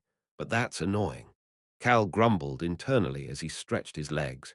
Rosalind started to speak as he stretched his legs. You don't know how much of a motivation you being here is for them. Excuse me, nothing. Rosalind shook her head and smiled as if to say it was nothing. She looked around the training ground. Everybody was looking toward Cal. Cal had been sitting on the bench watching them train since early in the morning. The only time he had left was to eat. Everybody already knew that ancient powers did not have the possibility of growing stronger. They were things that only had one level. That was why they knew that Cal had no reason to train. That was also why they understood how Cal must have felt while sitting on the bench and watching them train. This was the reason the energetic shouts did not stop all morning. Shall we go? Cal pointed toward the villa and Rosalind followed behind him. Ah, Cal flinched as the loud shouts started up once again. He found this to be scary and quickly headed toward the villa. This was the first time Cal had used a video communication device to chat with Tunka. Long time no see. Cal was surprised. You are alone? Yes. Cal did not see Harol nor any other subordinates with Tunka. Tunka was chatting with Cal alone. Well, I understand that there may not be many people around him because they can't let it be known that they have a video communication device. You needed a mage in order to use a video communication device. The Whipper Kingdom was currently using the mage and video communication device that Albaru had sent over in order to be able to communicate with the other kingdoms. They had no choice because they were facing an urgent situation, but Cal still found it odd that neither Harol nor any of the chiefs were with him. Cal could clearly see Tunka's face through the device. Cal started to frown a bit. You don't look so good. Tunka flinched at Cal's observation. Tunka did not look very good at all. Currently, the Empire and the Whipper Kingdom were only having small-scale battles. The Whipper Kingdom was only aiming for a few palaces by the border rather than charging toward the Empire's capital. But even that was not going as they had planned. Cal, who didn't think Tunka would be the type to worry about that, quickly figured out what was going on. There's only one reason that this idiot would be this upset. Cal looked toward Tunka, who was fidgeting, and started to speak. Did you find the traitor? Tunka flinched before starting to frown. Yes. Based on your reaction, I'm guessing it was one of your direct subordinates. Yes. Cal thought about Tunka's subordinates. There was his left-hand woman Felicia, who was a talented strategist who wielded a spear. Then there was his right-hand man Hoda, who was similar to Tunka and focused on his physical strength. I didn't know Hoda was such a person. Tunka started to speak as if he was full of pain. How could he fall for the Empire's plots? I didn't know he wanted to take my position. Tunka's hand started to shake in anger at Hota's betrayal. He then felt an empty void inside of his heart. He wanted to share these feelings with someone, but he didn't know who he could share them with until he thought of Cal. Chief Harol had located the traitor. Tunka didn't know how Harol had done it, but they found a magic device among Hota's belongings, and although it was not a video communication device, it was still something that sent a similar type of signal. Tunka shared these details with Cal. Cal, who was listening to Tunka's explanation, clicked his tongue quietly. I guess even the Empire does not know that Harol is a half-mage who can feel the flow of mana. That was why the Empire probably did not hide their communication with Hota. However, there was no way that Harol would miss the magic device Hota was carrying. That is why last night, I beheaded that traitor. Cal finally understood why Tunka had slowed down his attack on the Empire. But you figured out that he was the traitor prior to yesterday, didn't you? I found out a week ago. Looks like he struggled quite a bit with his decision. Cal realized that Tunka must have debated what to do with Hota for a while. That was why the Whipper Kingdom had slowed down their attacks. I thought that at least that at least the citizens agreed with my vision. I trusted him so much. Tunka looked down at his two hands. He had personally beheaded Hota. He thought that he needed to do it himself. At that moment, Tunka heard Cal's voice through the communication device. It must have been hard on you. Good job. Tunka lightly clenched his fist after hearing Cal's words. Nobody had ever said such a thing to him before. Cal continued to speak. A lot of soldiers did not end up losing their lives thanks to you. This was the truth. Cal wanted to praise Tunka for not becoming weak because of his friendship with Hota. Tunka slowly raised his head. The two of them made eye contact through the communication device. Cal put on his usual relaxed smile on his face as he continued to speak. And it seems like you trusted me. Did you tell Harol to find the traitor because of what I said? Cal expected that Tunka would trust him and look for the traitor, but he felt kind of odd after learning that it had actually happened. Thanks for trusting what I said. Although Cal casually said that, those words hit Tunka pretty hard. At the same time, Tunka thought about the traitor, Hota's face. However, Cal's continued words made Hota's face disappear. But don't trust me. I am not on your side. I am also not a good person. Cal told Tunka the truth. He was not on Tunka's side. Although he now hoped that the Whipper Kingdom would be victorious in this war, he did not want them to have a dominating victory. The balance of power between the Roan Kingdom, Breck Kingdom, the Jungle, and the Whipper Kingdom would become skewed if the Whipper Kingdom has a dominating victory over the Empire. That was why Cal wanted Tunka to barely win. How could someone with such thoughts be a good person? Cal decided that it was about time to end the chat. Tunka, this isn't like you at all. Weren't you going to sweep the Empire away? Cal could see Tunka's eyebrows start to twitch. You are right. I need to sweep them away. Tunka hated the Empire even more after what had happened with Hota. Tunka's eyes returned to their usual glow. Cal had one last thing to say to Tunka: be yourself, be myself. The corners of Tunka's lips started to go up. He soon had his usual smile that made him look like a simpleton. He then got up from his seat. Yes, I need to live a life that is true to myself. Tunka said that as he looked toward Cal. Cal nodded his head. Tunka's smile became even thicker. At that moment, Cal said something else in an indifferent voice. But pay some attention to your soldiers as well. Maybe it is because I am a weak person, but it hurts me to see weak people die. That comment made Tunka start to think. He says that he's not a good person. After saying something like that, Tunka had made up his mind to live a life that was true to his style. His style was not one that took care of the weaklings. However, he still responded back to Cal. Ill, think about it. Cal flinched a bit. Hell, think about it. Tunka can think. He thought that Tunka would either ignore him or say no. Tunka did not care that Cal was shocked, and instead said one last thing before ending the conversation. Chief Harol will be at the meeting in my place. Cal nodded his head. The Whipper Kingdom will be present at the meeting as well, and someone like Harol was enough to be at the meeting. Although the Whipper Kingdom was in a war against the Empire, Harol was a chief based on the way he led the citizens with Tunka. He was not there as a strategist, so it would be fine if he was missing for a bit. Got it. Get some rest. You've been through a lot. Puahaha, get some rest. All right, I will. Tunka suddenly started to laugh out loud. Cal started to frown at Tunka's ever-changing mood. However, Tunka did not care as he said goodbye before turning off the communication device. See you next time. Cal looked toward the empty screen and started to think, why would I see you again? He had no desire to see Tunka again. Cal sighed before leaning into the couch. At that moment, he heard a knock on the door of the video communication room. Knock, knock, knock. Young Master Cal, it was Rosalind. She continued to speak. Miss Tasha and Miss Mary have arrived. Cal got up from his seat. It was now time to head back to the half-saint and fake holy maiden. Click. The door opened, and Cal made eye contact with Rosalind. Young Master Cal. Miss Rosalind, what is it? Rosalind could see that Cal had a very mischievous smile on his face. She didn't know why he was smiling that way, but she started to smile as well after seeing Cal's smile. It was a similar smile to the one on Cal's face. Please return safely after taking care of business. Thank you very much. I'll be able to do so thanks to you. At that moment, Rayan came down from the 5th floor. Human. Rayan looked at the smiles on Cal and Rosalind's face before starting to speak again. What are you planning to do now? That smile of yours means that you are up to no good, human. Cal didn't have much planned for this trip. I'm just going to go help heal someone in pain. However, nobody, especially Rayan, actually believed his words. Chapter 135. Together, 3. Cal immediately brought Tasha and Mary into the cave. It had been a while since he had seen Mary. Oh, you haven't changed. Mary was still covered from head to toe by her black robe. However, maybe it was because he had seen her for a while before she left, but he felt like he could feel that the person inside of the black robe was happy. Hello, young Master Cal. I'm very happy to see you again. Her voice was still the stiff and emotionless voice that reminded Cal of a navigation system. There was a black blob on top of the black robe's head. I am happy as well. Good girl, Mary. I looked after your bones every so often. Rayan was the one who was the happiest to see Mary again. Thank you very much.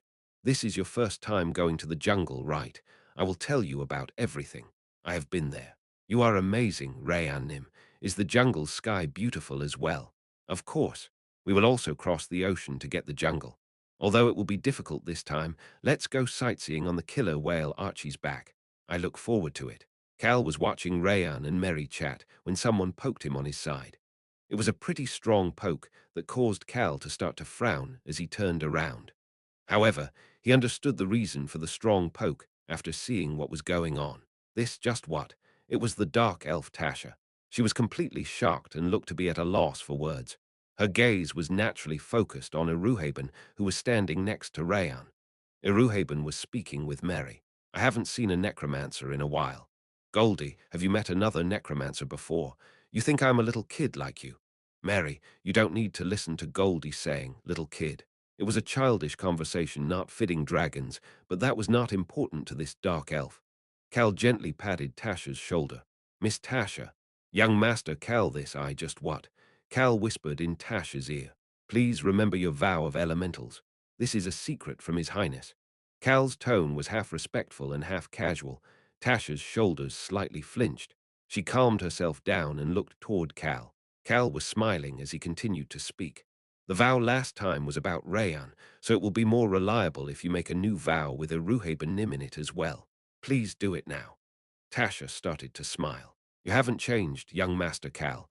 Will you make the vow? Of course. Tasha could not say no. The dragon named Iruhaben had glared at her while she was chatting with Cal. She also felt relieved at what Cal said next. Good. I will eventually tell His Highness, so don't worry about it. I trust you, young Master Cal. Tasha looked toward Cal with thanks. Mary, who was robotic and did not seem like a human being, had changed in the short time she had been away from Tasha. Young Master Cal Nim, Rayan Nim, I like them all. I want to go back. It was fun. It was fun. Tasha had never expected such words to come out of Mary's mouth. That was why Tasha was thankful to Cal. Mary was pretty much on the same level as her nephew, Albaru, in Tasha's eyes. Why are you looking at me like that? Tasha chuckled at Cal's question. Cal looked at Tasha, whose emotions were changing a lot with concern, before walking over to Eruhaben's side. Eruhaben Nim, what are your thoughts after seeing Mary? You want Pendrick to heal this child? Yes, sir. Cal slowly started to speak to Eruhaben, who seemed to be deep in thought. He had heard that Eruhaben was the one who had healed the weak Pendrick. Eruhaben Nim, yeah. Is it too much for Pendrick's skill level? Yes. What about you, Eruhaben Nim? Would you know a lot about necromancers since you have seen them before? Eruhaben's gaze, which had been on Mary, turned toward Cal. Cal was pretty much bluntly trying to pass Mary's recovery over to him. The problem is that I don't hate his way of doing things. Eruhaben did not find Cal's actions to be bad. There was a simple reason for it. He never asks for anything for himself. Nothing Cal asked for had to do with himself. Although he came to help him find the power of Earth, that was at Rayan's request. The other requests Cal had were to help make his people stronger and to investigate the stone pillar that might bring danger to the whole region. What a funny punk. Although Cal frequently complained about his life, he always moved to help others. That was why Eruhaben could not hate him. Although Eruhaben was a self-centered dragon, his overwhelming knowledge and strength made him altruistic toward the weak. Eruhaben looked toward Cal and bluntly started to speak. I don't care what you want, but I will take a look at this child in order to satisfy my own curiosity. Thank you very much. Ahem. Eruhaben let out a fake cough and looked away. However, Cal felt like he could relax about healing Mary now that Eruhaben was involved, so he turned his head away from Eruhaben. Young Master Cal. He could see that Tasha was looking at him with warm eyes and that the black robe was coming toward him. What? Cal responded back to the two of them in a cold tone, however. Tasha could not hide her look of admiration as she started to walk toward Cal as well. Young Master Cal, you are really a warm person. Thank you very much. Young Master Cal, you are a good and righteous person. Mary's emotionless voice spoke right after Tasha. Cal just nodded his head at them. He was only doing it so that Mary could get stronger. I need her to be healthy so that she can work properly when we are fighting against the Northern Alliance. The Wyvern Knights Brigade will fly over the Forest of Darkness. Mary will be one of the core components in the fight against those wyverns. Winning the first battle was very important in a war. The moment that the Northern Alliance left their territories and headed down to the Roan Kingdom and Breck Kingdom, Cal was planning on destroying them in the Henitus territory. I will obliterate them. Just destroying them was not enough. He needed to obliterate them to make not just the Northern Alliance, but for the Empire and Arm to hesitate as well. He had already discussed a plan with Albaru about the actions that they would take depending on the enemy's actions. That was why Cal needed Mary to get better. Hurry up and get better and make yourself stronger if you are thankful. Yes, sir. I will definitely do that. Mary's voice was robotic, but Cal felt like he could sense some passion in it. Cal smiled with satisfaction and turned his head before flinching. Someone had quietly approached him while he was chatting. Young Master Nim, I just have to do it like last time, right? It was Ron. Cal suddenly felt like he could relax. Ron was the most reliable of the group going with him. Cal looked toward Ron and gently started to speak. Exactly like last time. Yes, sir. The group going this time were the two dragons, Ron, the necromancer Mary, and the dark elf Tasha. Cal headed toward the jungle with yet another new combination of people. This land belongs to you, young Master Cal. Well, yes. Tasha, who had transformed to look like a normal human, was shocked. Cal casually answered her question and entered the Section 1 shoreline. Tasha blankly stared for a moment before alighting from the ship. They had traveled to the jungle via ship. Although they had two dragons with them, they chose not to fly as the two dragons had to hide their identities. Cal had to hide Tasha and Mary's identities as well. Of course, Tasha would reveal herself based on the situation. Young Master Calnim. Cal looked toward the person who came to greet him and put on an awkward smile. Queen Latana had sent her personal beast and her right-hand man in order to show them respect. Bin, Latana's most trusted subordinate, respectfully bowed his head toward Cal. Long time no see. Cal received Bin's greeting and peeked toward the side. Grrrr. The Black Panther revealed his fangs and seemed to be smiling. Damn it. Latana had sent her most trusted beast, the Black Panther 10, along with Bin to greet Cal. Although this showed how important Cal was to her, Cal did not want to ride the Black Panther again. Human, I want to try riding him as well. But I still have to stay hidden, right? Cal ignored Rayan's question and instead asked Bin a question. Looks like you brought horses. Do we all need to ride? We also have a carriage, I see. Then I will. Grrrr. Ten came over and rubbed his face on Cal's leg. Bin started to smile as he spoke. It looks like Ten missed you, young Master Nim. Her Majesty said that if it was young Master Cal Nim, Ten would let you get on. I see. In the end, Cal's group was divided into the carriage and horses, while Cal himself got on top of Ten. Grrrr. Ten seemed to be happy as he continued to growl, while Cal clenched onto Ten's fur. He then asked Bin another question. Where do I need to go to meet them? Bin didn't need to ask who Cal wanted to see. He knew that Cal was going to meet with the Saint and the Holy Maiden. The two of them are in Section 7 of the jungle. The jungle was divided into a total of 15 sections. Section 7 was at the center of the jungle, with a large lake cutting through the region. Furthermore, the palace of the king of the jungle has been in Section 7 for generations. Cal looked toward Bin and jokingly asked, "It is darkest underneath the lamp." Something like that. Queen Latana was taking good care of the twins. Cal urged Bin to move. "Let's hurry." "Yes, sir." Bin's horse moved to the front with 10 behind him. Cal flinched at their speed and held on tightly. Even with them traveling as quickly as possible, it took them a couple of days to arrive in Section 7. However, Cal could not help but let out a gasp of surprise once they arrived. I didn't think the word city would make sense for something in the jungle, but this is definitely enough to be called a jungle city. Amazing. It looked like the buildings and trees were intertwined with each other. However, it also did not look to be lacking in technique compared to the buildings of other kingdoms. What do you think? Bin walked through one of the paths as he asked for Cal's opinion. Cal looked at the animals and people climbing through the trees and then looked at the buildings around them and shared his honest observation. It looks very cool. You are right. It is cool. Bin seemed to be proud of this jungle city. He then pointed to the center of Section 7, which was surrounded by trees. You can't see it right now because the trees are covering it, but that is the palace. I'll meet with Her Majesty at dinner. Yes, sir. And before then, Cal understood what Bin was trying to say. I'll meet with them as soon as we arrive. Yes, sir. Bin led Cal and the rest to the center of Section 7. They could soon see the palace. Young Master Nim, it is magnificent. Ran, who was on a horse and not in the carriage, moved up next to Cal and shared his sentiments. Cal agreed with Ran's choice of words. The nature is part of the palace, and the palace is part of nature. Is it something like that? The palace was built on trees that seemed to be hundreds of years old.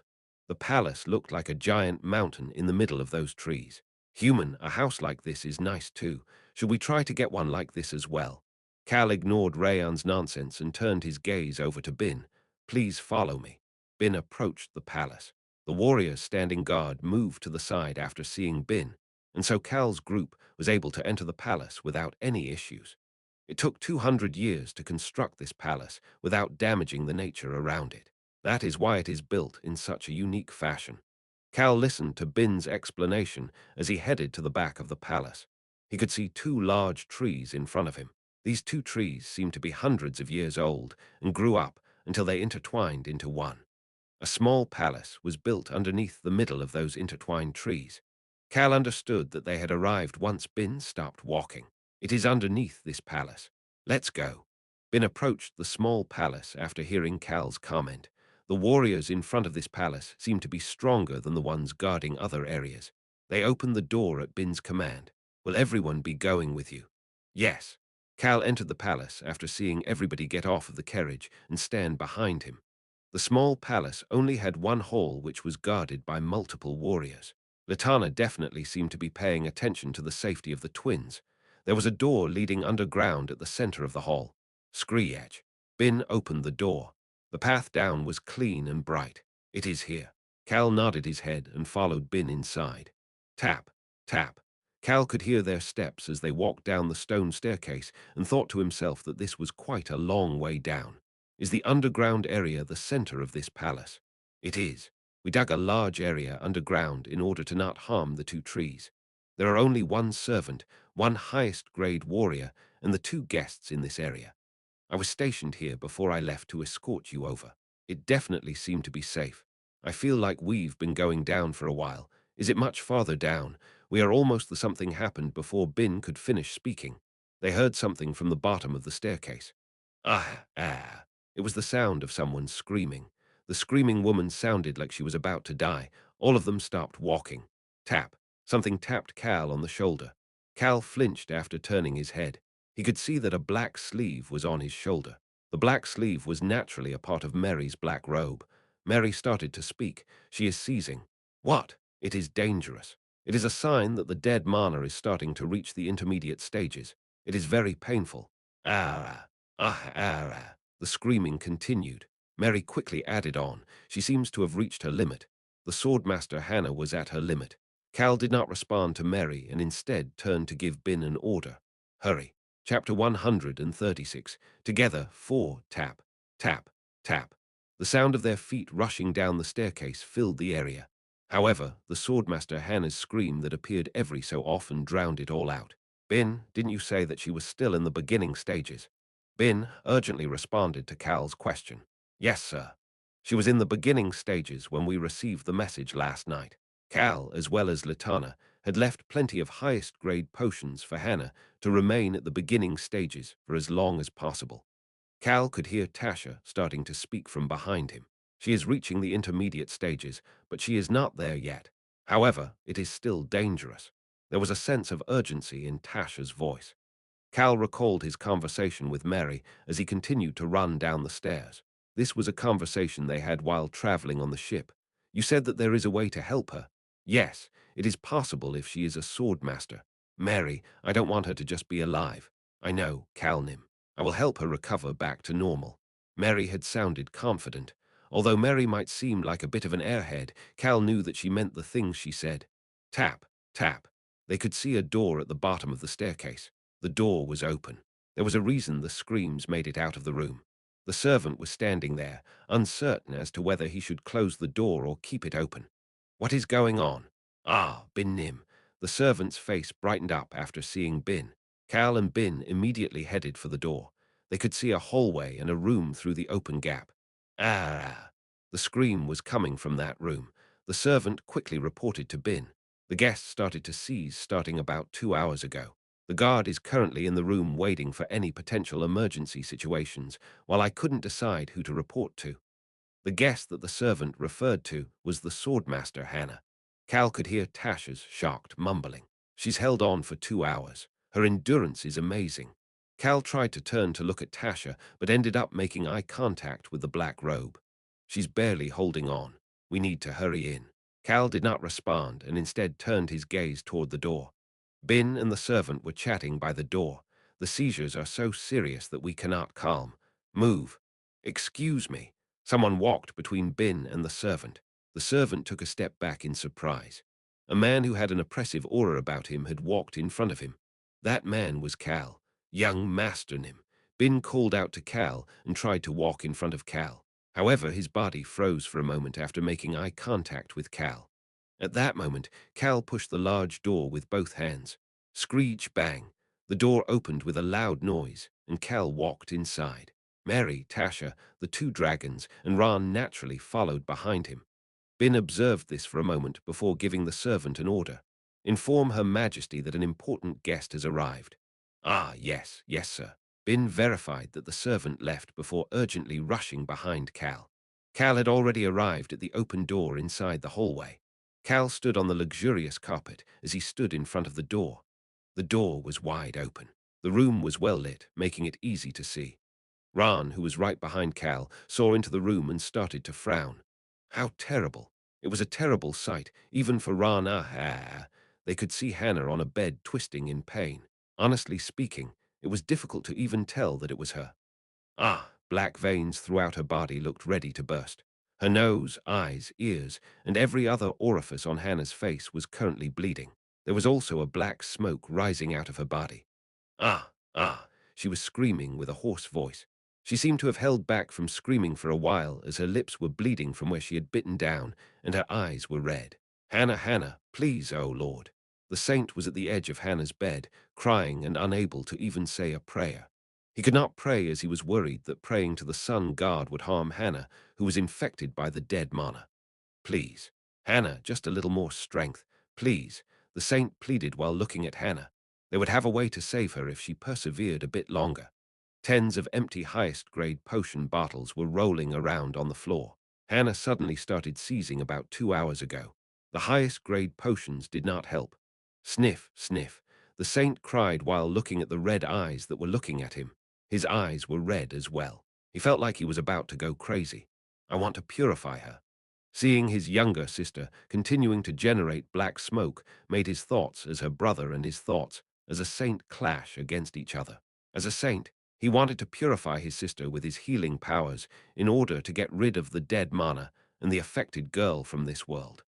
However, doing so would kill his sister as well. That was why he clenched his hands together and desperately pleaded while looking into his sister's eyes. Hannah, hold on a little bit longer. If you do, then she'll get better. Tap. A hand was placed on the saint's shoulder. The saint realized something once he felt the hand on his shoulder. He thought that his sister was looking at him, however, she was looking past his shoulder. The saint slowly turned his head after hearing the familiar voice. It was Cal Henitus. Cal was looking at Hannah as he continued to speak. Good job holding on until now. Hold on just a bit longer. The saint could let out a sigh of relief. However, he felt a pressure that clenched his heart at that moment. The saint's gaze headed toward the door. There was someone wearing a black robe as well as another woman. His hands started to shake as soon as he saw those two people. His instincts, his powers given by the sun god, were telling him about them. A human who uses dead mana, and a dark elf. For someone who grew up in the church as a saint of the sun god, these people were his enemies. Although he was a saint who only had healing powers, his mind was still overcome by his natural instincts. Must get rid of them, must purify them. His divine powers given by the sun god started to surround his body. The saint's eyes turned red for a different reason. It was at that moment. Squeeze. The hand on his shoulder clamped down. The saint turned his head toward the person who was squeezing his shoulder with so much strength that he was about to groan. He made eye contact with Cal. Cal started to speak. They have come to save your sister while knowing that it may be dangerous. The saint could hear Cal's serious tone. Don't you want to save Miss Hannah? No. Don't you want to save your sister? The saint clenched his fists and bit down on his lips before slowly standing up. He then moved to the back. His body was shaking as he moved away while not looking at Mary and Tasha. He then answered Cal's question. I can handle it. He could force himself to not act on his instincts. The saint could see Cal start to smile for the first time today. Resist. Cal gave that short response before immediately giving Tasha and Mary the order. Start. Yes, sir. Got it. The two of them immediately headed toward Hannah. Cal also headed toward the bed and lowered his body toward Hannah, who was still looking at him. He then got close to her ear so that she could hear him better before he started to speak. Hannah, Mary had said that it was possible because she was a sword master. It is impossible to get rid of it completely, but her aura should be able to fuse with the dead mana. However, she will have the darkness attribute once the two fuse together and will also need to constantly maintain the balance between the two. There may also be some side effects, but she will be able to live, and I will be the one to fuse the two together. Cal continued to speak to Hannah. Raise your aura to the highest level. There will be a power helping you fuse the dead mana with your aura. Follow the path created by that power. Ah, ah.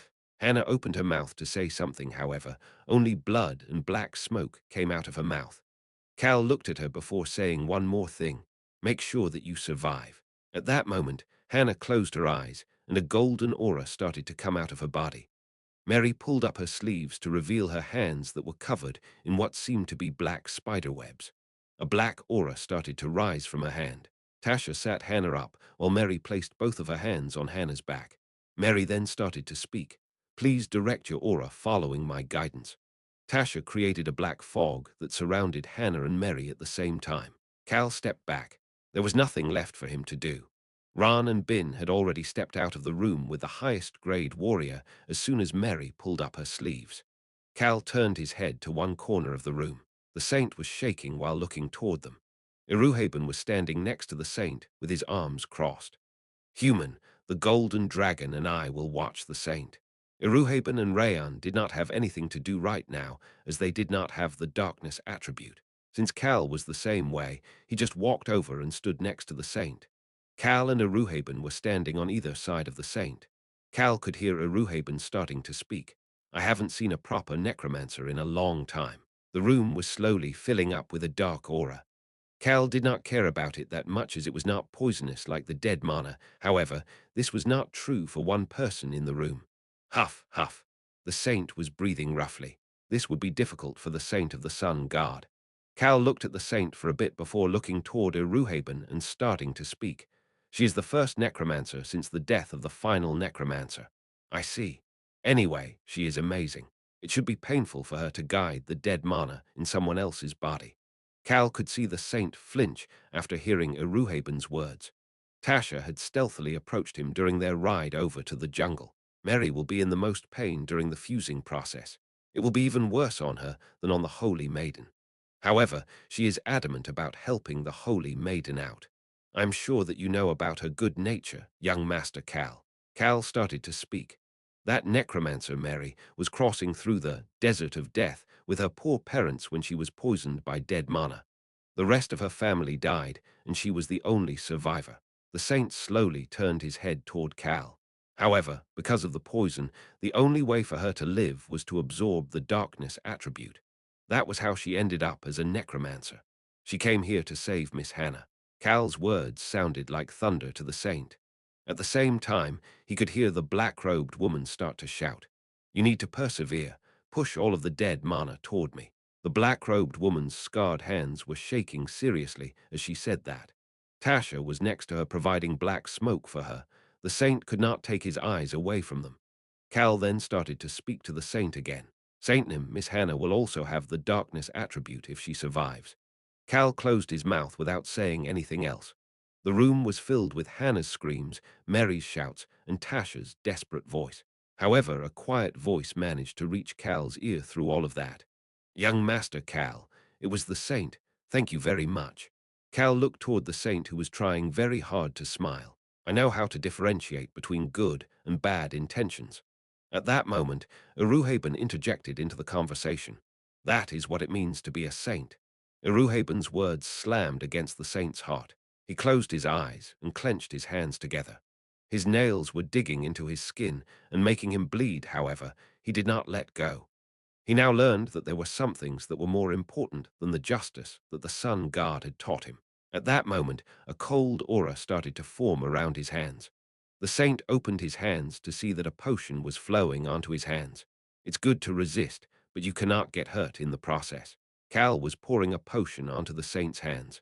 The saint suppressed the emotions that were rising up inside him and nodded his head. Goodness was not elsewhere as I had thought. It was very, very close to him.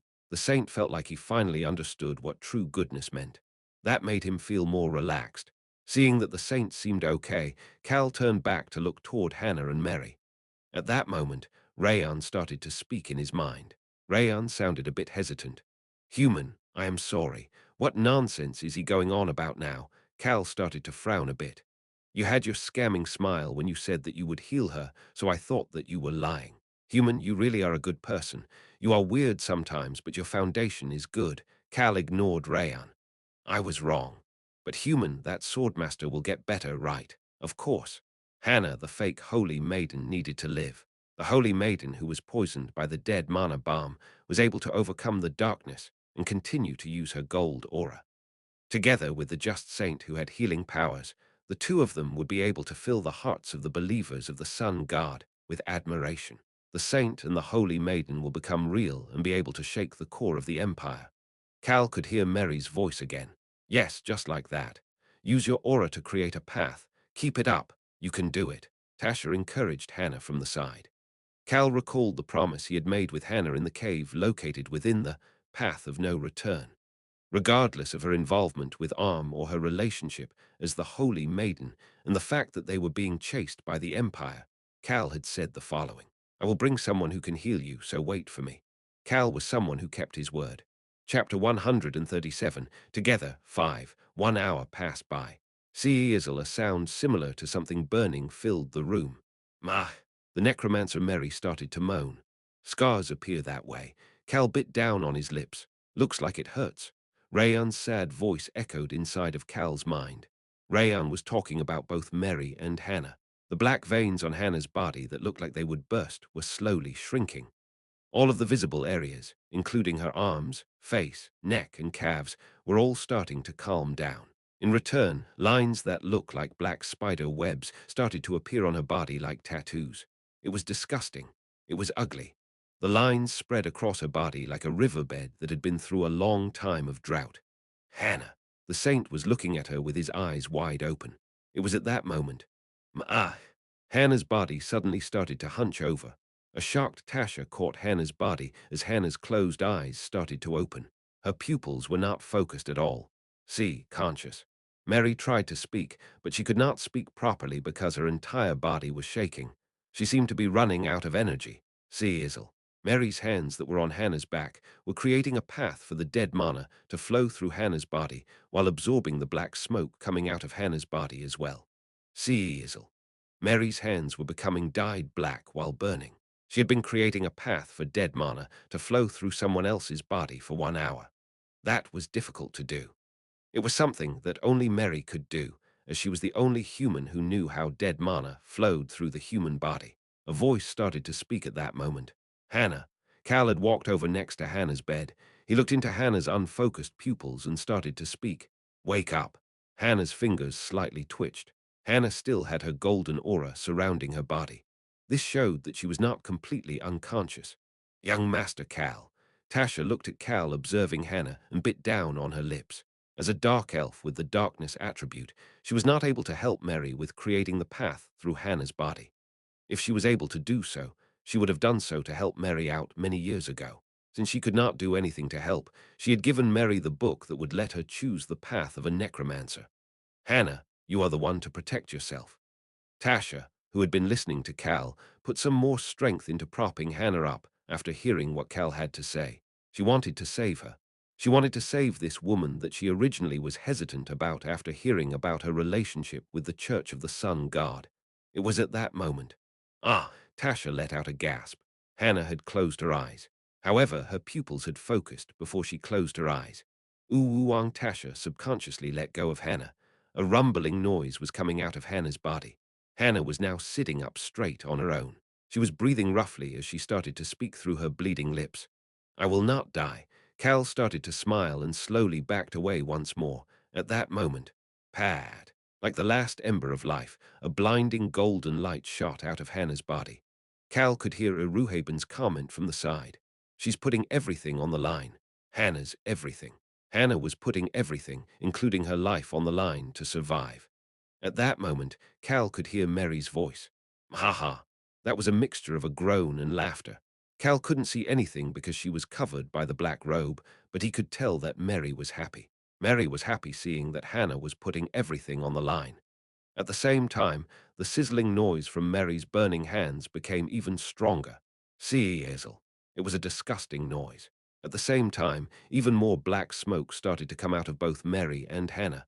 However, Cal did not stop smiling. She survived. That was what his intuition was telling him. Hannah would live. Cal's intuition was usually correct. Cal quietly continued to look toward the bed, which was no longer visible due to the combination of the golden light and the black smoke.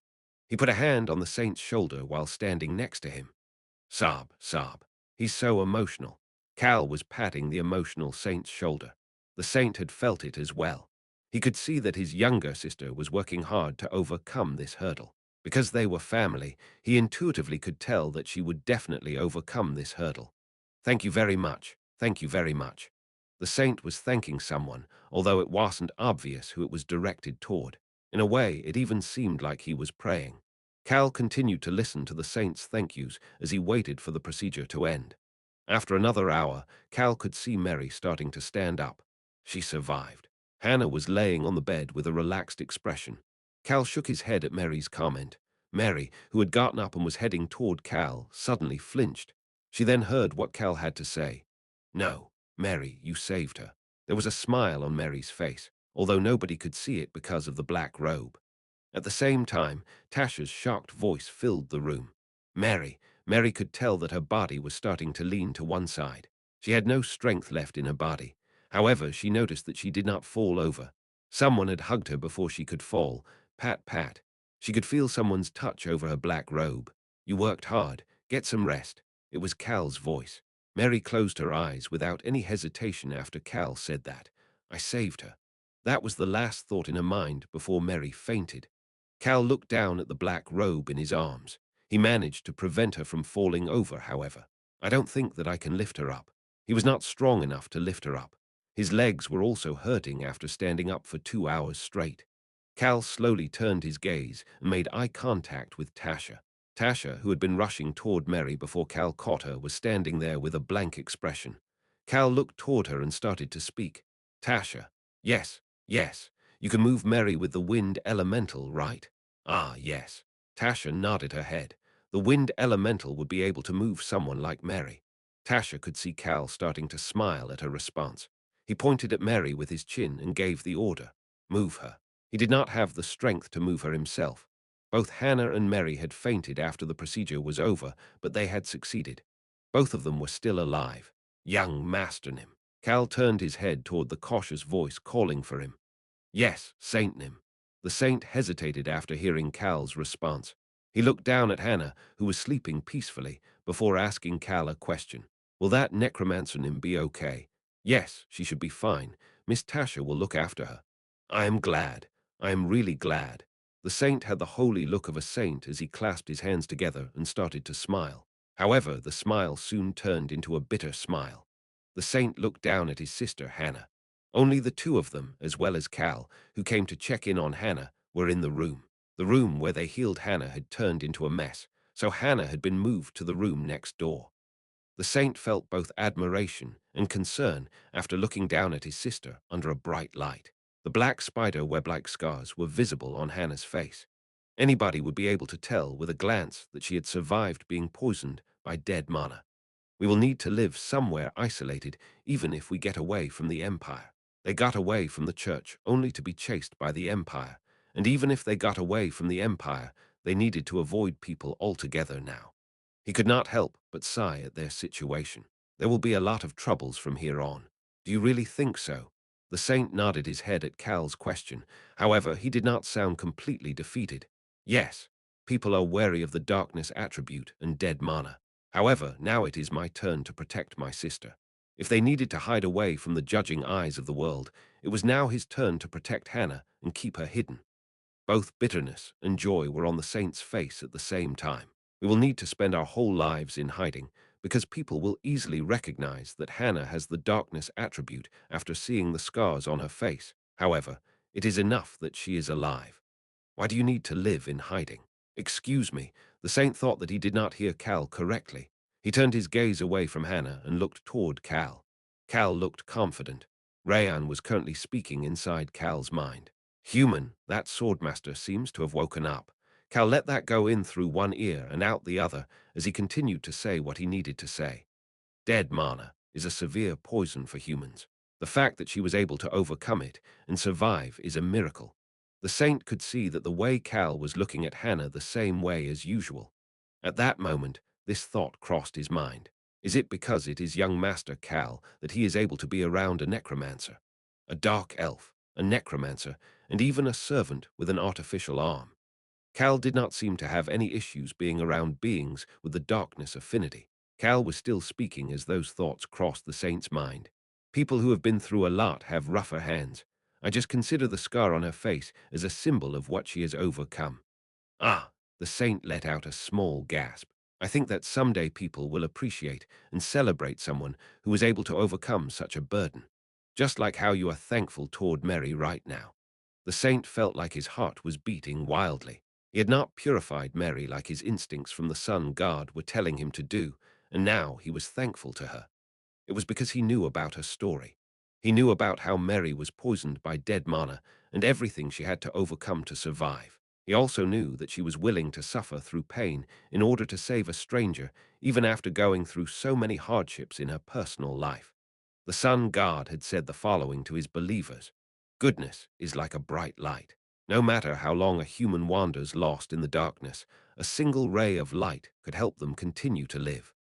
Jack, this half-saint who had been living under the oppression of the church, started to understand the teachings that he had been taught. Jack started to speak. "Young Master Cal, just because someone has the darkness attribute does not mean that they have no good in their heart. That means that the individual is also a source of light, right?" Jack wanted Cal to answer that for him.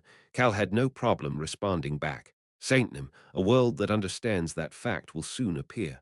Rayan started to speak in Cal's mind again. "Human, look. The Swordmaster's eyelids are shaking. I was right about her waking up. I really am great." Cal ignored this as he continued to speak to the saint. "I believe that we can make that world a reality if we work hard." "You are right. I agree." The saint, Jack, nodded his head. A strong desire filled his heart. "I will work to make sure that such a world is created." Both Hannah and the necromancer Nim just happened to have the darkness attribute. They are still good people who are willing to be that ray of light for the benefit of others. "I will work hard to make sure that people can understand that they are good people." Jack could see Cal starting to smile. Cal looked past Jack's shoulder into the bed behind him. The swordmaster Hannah was starting to open her eyes. She made eye contact with Cal once her eyes completely opened. Cal looked at her as he started to speak. "The people who have overcome difficulties must be applauded. The people who have survived through it all have earned that right." Hannah clearly understood what Cal meant by the people who have survived through it all. Although it was difficult, Hannah smiled toward Cal. However, that smile was not warm at all. It was a smile that was a mix of joy for being alive and coldness to get her revenge. "You are right. Young Master Cal, you really are a deep individual." Cal modestly smiled toward the excited saint. He looked toward the now real saint and the fake holy maiden who had not forgotten her goal as he started to think. "I've prepared something to use in order to surprise the Empire." The preparations for a show to shake the Empire were now complete. Chapter 138. Together, 6. But that show was still a long time away, and there were a ton of issues to take care of prior to it. But those issues aren't my problems to take care of. Cal leisurely took a sip of the tea that was a special item of the jungle. Cal was currently drinking tea and chatting with Queen Latana. Tap. Cal could hear Latana's voice as soon as he put his teacup down. According to the information given by the saint, there was a lot of research for war and killing at the alchemist's bell tower. Latana's face looked disgusted as she said that. Cal could imagine what was making her put on such a disgusted face. He started to speak. They probably needed to do a lot of experiments for such research. Latana nodded her head at Cal's comment and gulped down her tea. "Isn't it hot?" Cal was worried about Latana burning herself. Bang! However, he did not say anything after seeing Latana bang the teacup onto the glass table. Latana's black pupils were full of anger. "I cannot forgive them. How can they kill so many animals and humans in such a cruel manner?" Cal looked toward the angry Latana and took another sip of his tea. Both alchemy and magic required a significant amount of experiments when creating war-related or killing-related items. The majority of those experiments were completed on the orcs or goblins. Although Cal didn't think that was necessarily a good method either, the methods of the alchemist's bell tower that the saints shared with them was even crueler. The Empire is one of the few kingdoms that still allowed for slaves. They used these slaves for the experiments. They also killed a large number of animals as well. That was why the citizens of the jungle, people who did not have slaves and lived in harmony with animals, could not help but be angry. Latana looked toward Cal and asked, "Don't you think that it is cruel as well, young Master Cal?"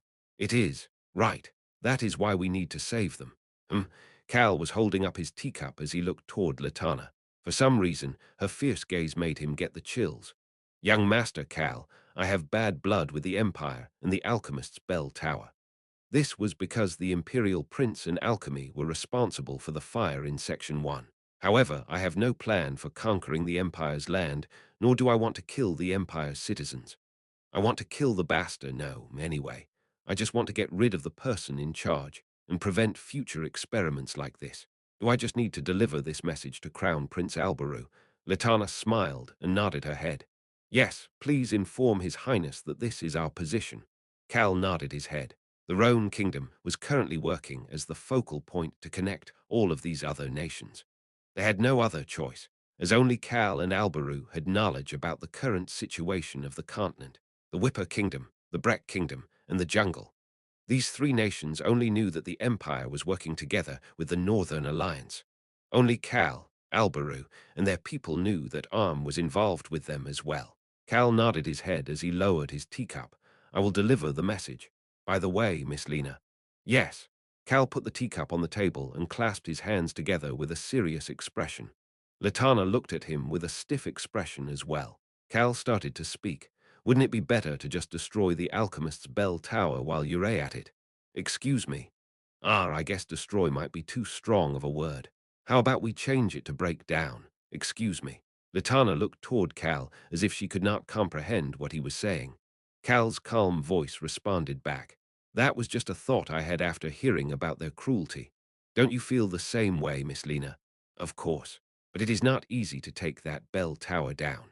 Although it was called a bell tower, other than the large bell on the roof of the tower, it was a fortress that was even stronger than the magic tower. Cal showed his agreement with Latana's comment. You're right. It is not easy to do so. Latana felt odd, but picked her teacup back up after seeing Cal agree with her before she started to speak again. I think it will be difficult to break down the bell tower that has been standing for hundreds of years. I want to do it, though. I suppose so. Cal agreed with Latana as he started to think. Looks like I'll be able to take a couple of the jungle's warriors when I go to destroy the bell tower. Cal already had planned on destroying the bell tower. He needed to do so. That would destroy one of the pillars of the Empire. The Empire could be said to consist of alchemy and the Church of the Sun God serving as the pillars of the Empire, while the royal family served as the roof. People were saying that the Church of the Sun God was currently in the process of being destroyed. However, Cal was planning on destroying the bell tower and creating a new pillar for the Empire. It would be a new and upgraded Church of the Sun God. No, it is better to call it the foundation rather than a pillar. Pillars are created on top of foundations. Cal was thinking about recreating everything, starting from the foundation. However, that was not something for Cal to do. He was planning on making other people destroy the bell tower before observing what happened next.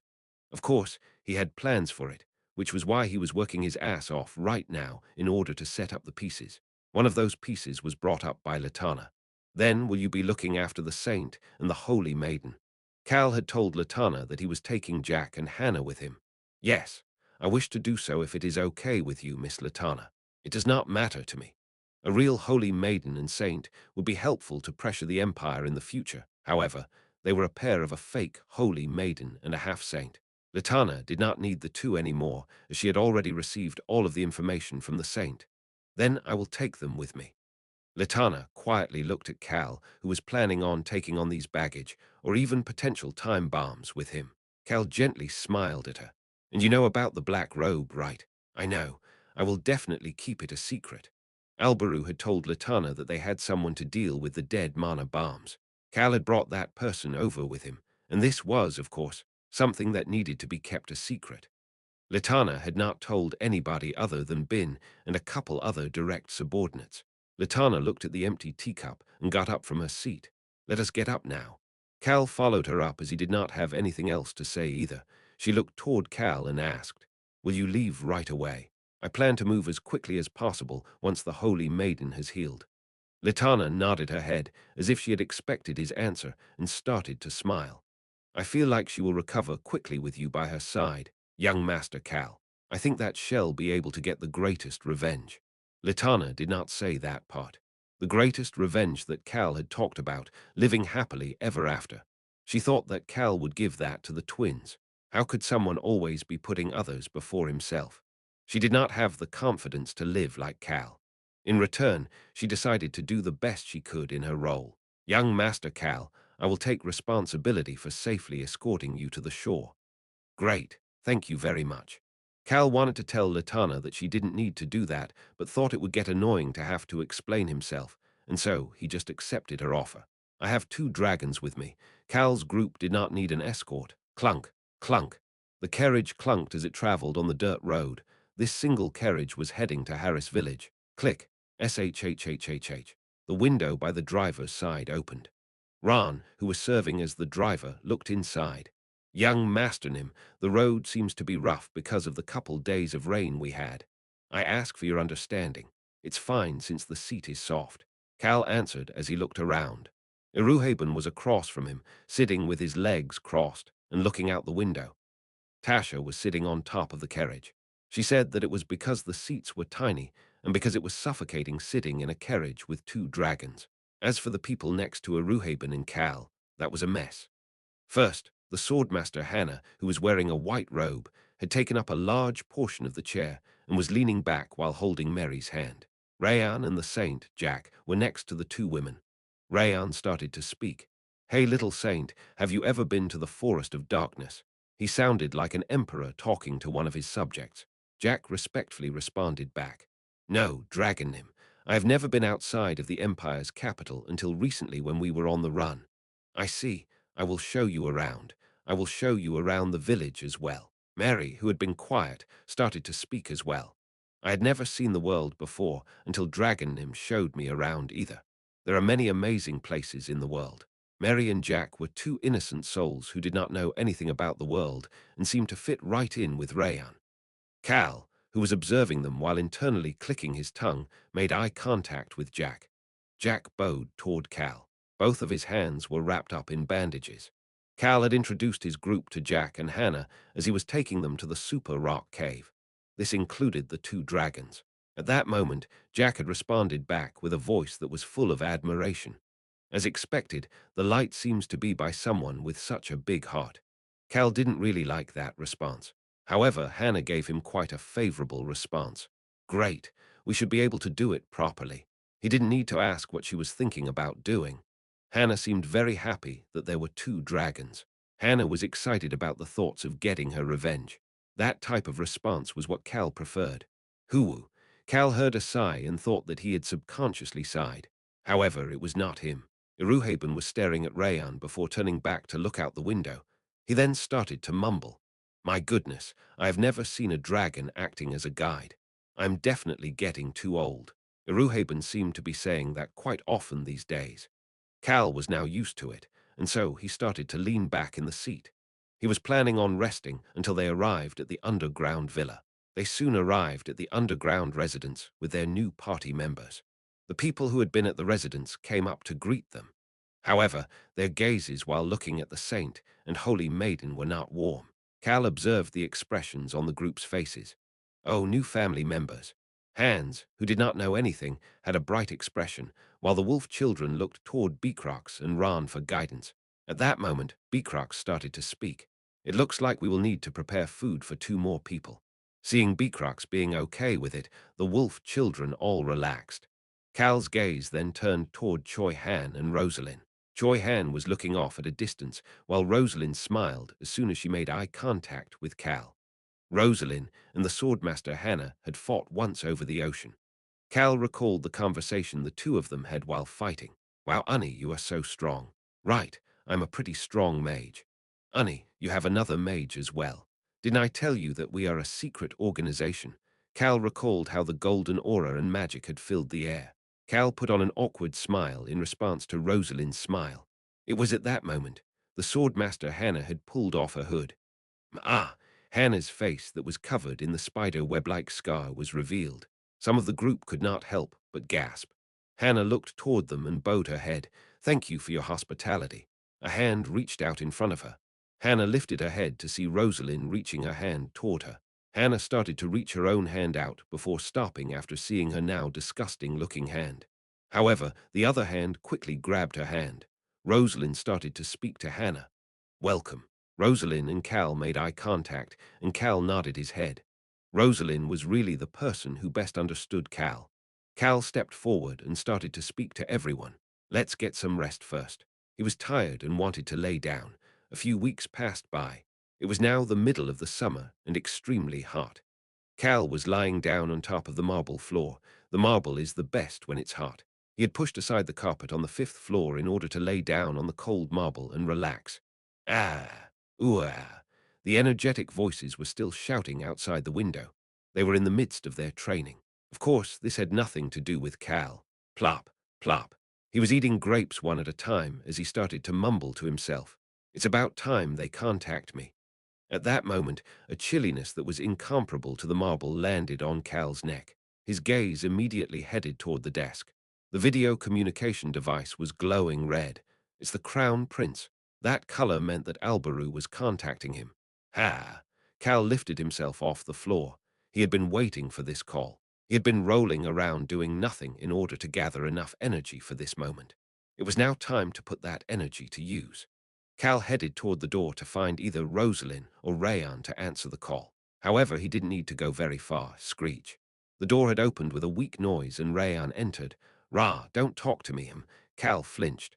Rayan's shoulders were down as he flew in. There was no strength as his wings fluttered. Rayan's eyes were down as well.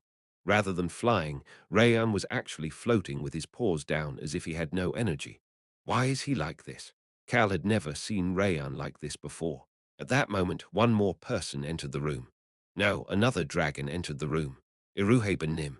It was the gold dragon, Iruhaben.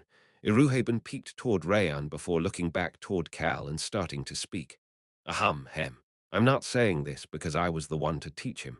Excuse me, he is pretty smart. He learned things that he should learn in 3 months in just 1 month. Why is he suddenly telling me this? Cal could not understand Iruhaben's random comment and Rayan's depressed appearance. Iruhaben continued to speak as if he could not see the confusion on Cal's face. Iruhaben also seemed to be confused, but he is not growing. What? Now what is he saying? Iruhaben started to speak as if he had no idea what was going on. He's not reaching his first growth phase. It should be time, so what is going on? He needs to create the plate in order for his body to grow as well. Cal finally understood what was going on. He turned his head to look at Rayan, and the two made eye contact. Human, don't talk to me. Rayan then crawled underneath the blanket. But I am great, so I will still do what I need to do. He then proceeded to connect the video communication device. Cal saw that the video communication device was glowing blue with Rayan's magic before turning his gaze over to the bed. A lump the size of Rayan was now at the center of the blanket.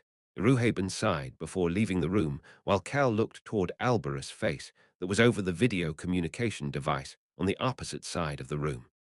Albaru commented as soon as he saw Cal's face. Why do you have such an expression on your face? Did the heat get to you? Chapter 139. In the middle of the night. 1. This expression must have come out because I am so happy to see you, Your Highness. Cal sat down on the couch in front of the video communication device as he answered. Based on the fact that you can say crap like that, I guess you're a normal. Cal did not pay any attention to Albarus' brusque choice of words. Instead, he focused on the color of Albarus' face. Albaru looked very pale. Although his blonde hair and blue eyes still looked as bright as ever, he looked tired. Your Highness, you seem to be tired. You want to help me? I will send some medicine your way. Albaru snorted at Cal's response. He lifted his hand up to touch his forehead. The balance of power in the Roan Kingdom had changed drastically since a year ago. The northwestern Stan territory now followed Albaru instead of the third prince, while the majority of the northeastern territories followed Albaru as well. Furthermore, since the northwestern naval base that is currently under construction was Albarus' personal project, a significant amount of power was directed toward Albaru. Finally, the king, as well as some of the top strategists of the kingdom, knew that Albaru had brought over the mages of the Whipper Kingdom and included them in his faction. I am responsible for this meeting as well. Crown Prince Albaru was the one to gather the 4 kingdoms, specifically the Roan Kingdom, Breck Kingdom, Whipper Kingdom, and the Jungle. Albaru felt like that the Roan Kingdom was slowly falling into his grasp. It needed to be that way. We need to band together tightly in order to win. They needed to be one to survive through war and chaos. Albaru was currently taking the proper steps to get there. That was why he was amazed. Albarus' gaze moved to Cal. It's all thanks to this bastard. He had heard about how Cal had helped Taylor Stan. Amaru Yubar had also told him that the naval base was Cal's suggestion. The Whipper Kingdom, as well as this 4-kingdom meeting, relied a lot on this bastard as well. Alberu said what was on his mind without thinking. What the hell do you even go around doing? Although it may seem like I am slacking off, I am currently working hard in order to gather information. Cal felt guilty internally, but casually appealed to Alberu that he was doing a lot of things. Naturally, Alberu did not believe him. Instead, he said what he needed to say. Miss Rosalind hasn't come back from the Breck Kingdom. Yes, sir. She left 2 weeks ago but has not returned yet. Alberu nodded his head and continued to speak. The meeting is coming up. You will go with me. Although Alberu was saying it like a command, he was focused on Cal's reaction. Cal was smiling. This will be my first trip with you, Your Highness. That makes me really not want to go. Cal nodded his head since he felt the same way. Alberu thought that Cal would be the only one to treat the future king this way as he started to speak. I am sure that you've prepared everything. This meeting would take place in the land that Latana had given to Cal. Latana agreed to prepare everything for it, so the preparations that Alberu was talking about was regarding something else. Your Highness, please do not worry. I will deliver it right on time. Cal and Alberu started to smile in a similar manner. Alberu did not hide his anticipation at Cal's words. I am looking forward to it. Everybody will be surprised. Anyway, we are moving in secret, so make your group as small as possible. Yes, sir. Thinking about traveling with the Star of the Kingdom and learning from your wise click. Alberu had hung up. Cal snorted while thinking that the easiest way to cut the useless chatter with Alberu was to flatter him. Cal turned away from the disconnected video communication device and moved over to the bed. He then patted on the hump in the blanket. A sad voice came out of the blanket. Don't make me talk. I never asked you to talk.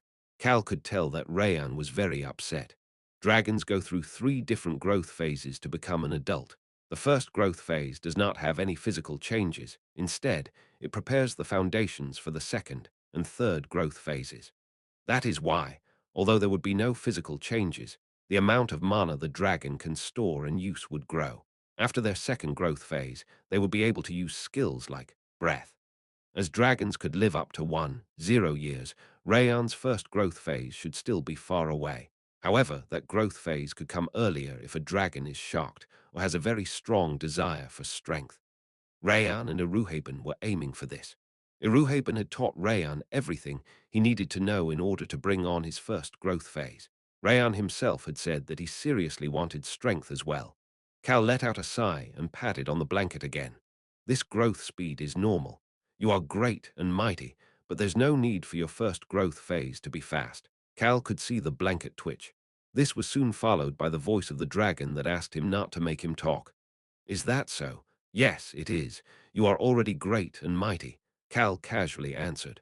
He had wasted time talking to the crown prince, and now he had to waste some more time consoling a 5-year-old. He wasn't even shocked about the things he had to do anymore. Rayan did not say anything. Cal had nothing else to say as well, so he just patted the dragon's back. Rayan finally started to speak after a while. It was such a quiet voice that Cal would not have heard him if there were any other noises in the room. What if I meet a dragon with a terrible personality? Why are you thinking such scary thoughts? Cal started to frown even though he was thinking that there was no way something like that would happen. It was not easy to meet with dragons. Cal stopped frowning and held back his sigh. He figured out why Rayan was upset. Rayan was worried that he might have to fight against another dragon. He started to speak. I thought you were smart. Rayan's wings fluttered underneath the blanket. I am smart. No, I can't even grow. The confident voice quickly became quiet. Cal cut Rayan off to speak. You just have to run. What? If you meet a terrible dragon, just run away. But then, surviving is what makes you great and mighty. Rayan stopped talking. Cal continued to speak. You survived through that cave. The dragon, who had been covering his face with his 2 front paws, slowly moved his paws away.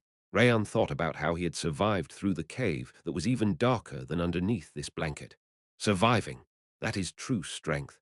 Rayan could hear Cal's voice from outside the blanket. He looked down at his paws, and his eyes started to glow. However, Cal had no way of knowing about this as he continued to say whatever came to his mind. And you can always return to get them back later. Rayan started to shake from underneath the blanket. However, Cal, who was getting tired of consoling this dragon, didn't pay attention to that as he continued to speak. If you survive and then return to get the dragon or whatever enemy it may be back, then you win. Cal had nothing else to say and got up from the bed. He casually added on to Rayan, who had calmed down underneath the blanket. "I'll tell Beecrox to make you some ice cream, so come out. Don't make me talk." Cal noticed that Rayan sounded more energetic and left the fifth floor without any regret. He went into the kitchen on the first floor and gave an order to Beecrox, who was wearing white gloves, one ice cream and some fruit. Cal was soon eating fruit from Beecrox, who seemed to be more focused on cleaning the villa than training these days. Of course, the ice cream was placed by Cal's side. Screech, the kitchen door opened very slowly before the small dragon entered through the crack. Rayan peeked at Cal before slowly flying over to the chair next to Cal. Cal did not even give Rayan a glance. Seeing Cal not looking at him, Rayan started to eat his ice cream. Crunch, crunch.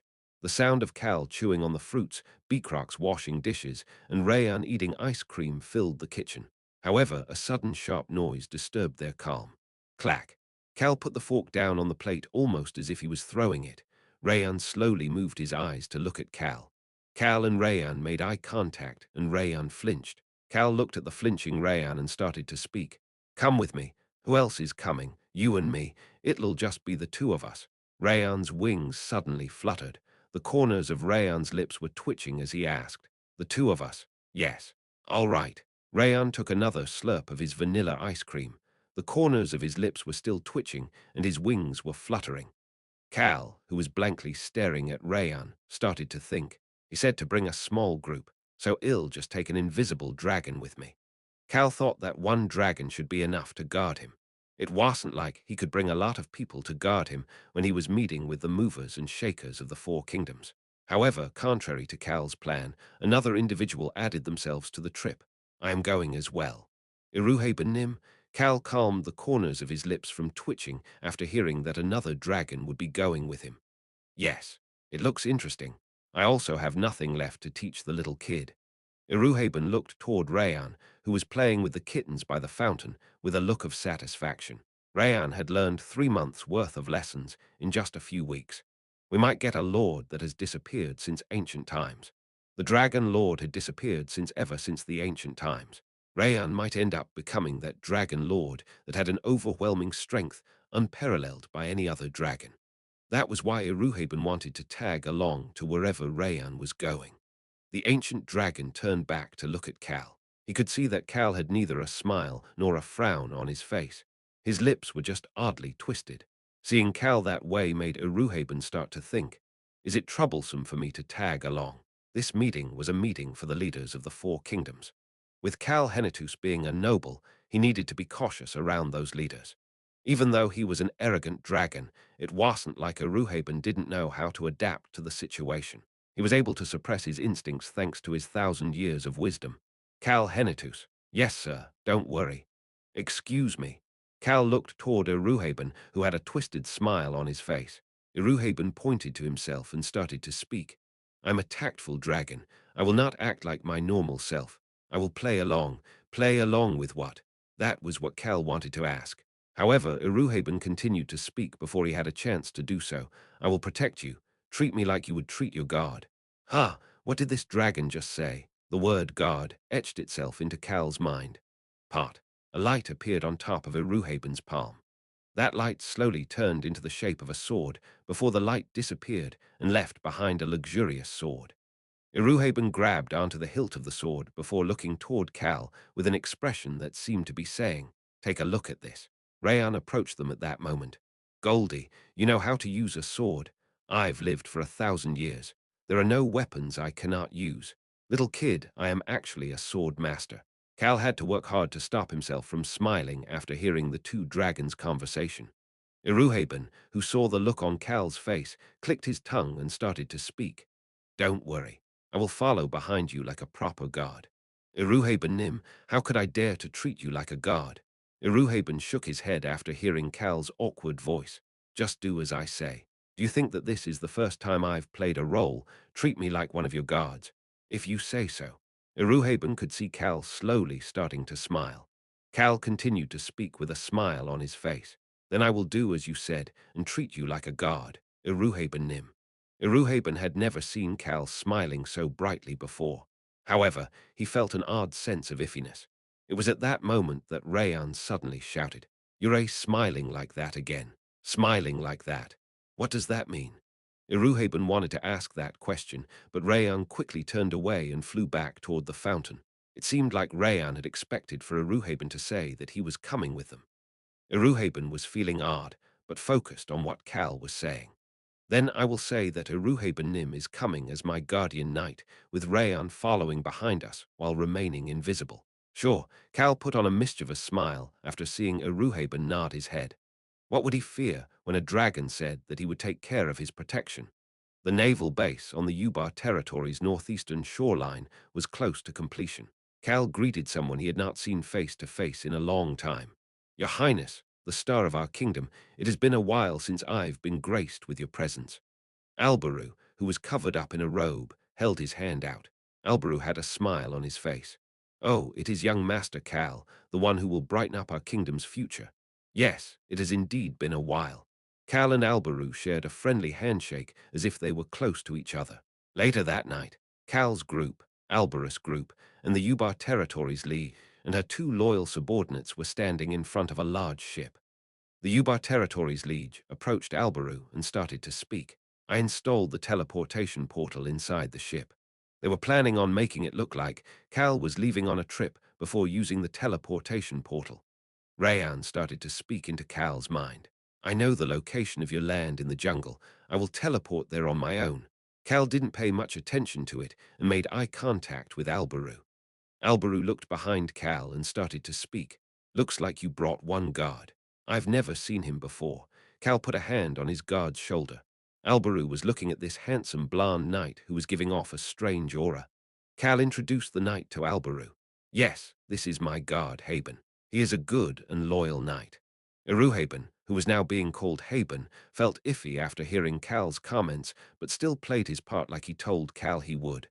"It is my honor to meet you, your highness."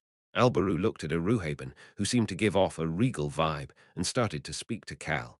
"You really are talented in getting good subordinates." Cal smiled brightly and pointed to the ship. "Shall we depart?" Chapter 140. In the middle of the night, too, Albaru agreed with Cal, and they all got on the ship. They then immediately went to the teleportation portal on board. The Ubar Territories Liege bowed toward Albaru. "Your Highness, I pray for your safe journey. I'll see you later." The Ubar Liege bowed once more toward Albaru before smiling at Cal. Cal lightly bowed before watching the mage activate the teleportation portal. Zzzzzzz, the magic portal started to shake before being activated. "Human, I'll head over too. I told Gramps Goldie to guard you properly. See you in a bit. Bye." Cal just thought to himself that Rayan had left before seeing a light start to pour out from the teleportation portal. He could hear Albarus' voice at that moment. "Cal Henitus." "Yes, your highness. You just need to be your usual self." "My usual self." Crackle, zzzzzzz, the long-distance teleportation portal started to vibrate.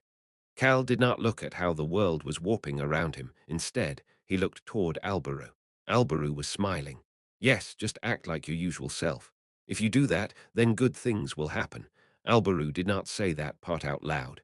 Cal looked toward Albaru and started to think. "Then I guess I better be quiet as usual." Cal's specialty was blankly staring into nothing for hours without thinking about anything. Parat. At that moment, the warped surroundings let out a bright light and covered Cal's vision. A few seconds later, Cal could see that the light was starting to disappear. Once the light disappeared completely, a salty smell filled their noses, along with the sound of waves crashing against the shore. "You are the second to arrive." Cal could see Queen Latana smiling at them. Albaru left the teleportation area and approached Latana. "Queen Latana, it is nice to see you again. We haven't seen each other ever since we last met at the Empire." "Crown Prince Albaru, you still look tired." Albaru started to chat with Latana while Cal slowly moved away from the teleportation portal and looked around. Latana, as well as her personal guards, were maintaining the teleportation portal at the shore. The mages of the jungle also put some alarms in the sky. "Is it over there?" Cal looked toward the shoreline that still showed the damage caused by the fire even after a year. There was a tent with all sorts of magic devices at the center of the shore. It was dark outside, but the magic lights around it made that area bright. "Human, hi there, I am here. Did you miss me?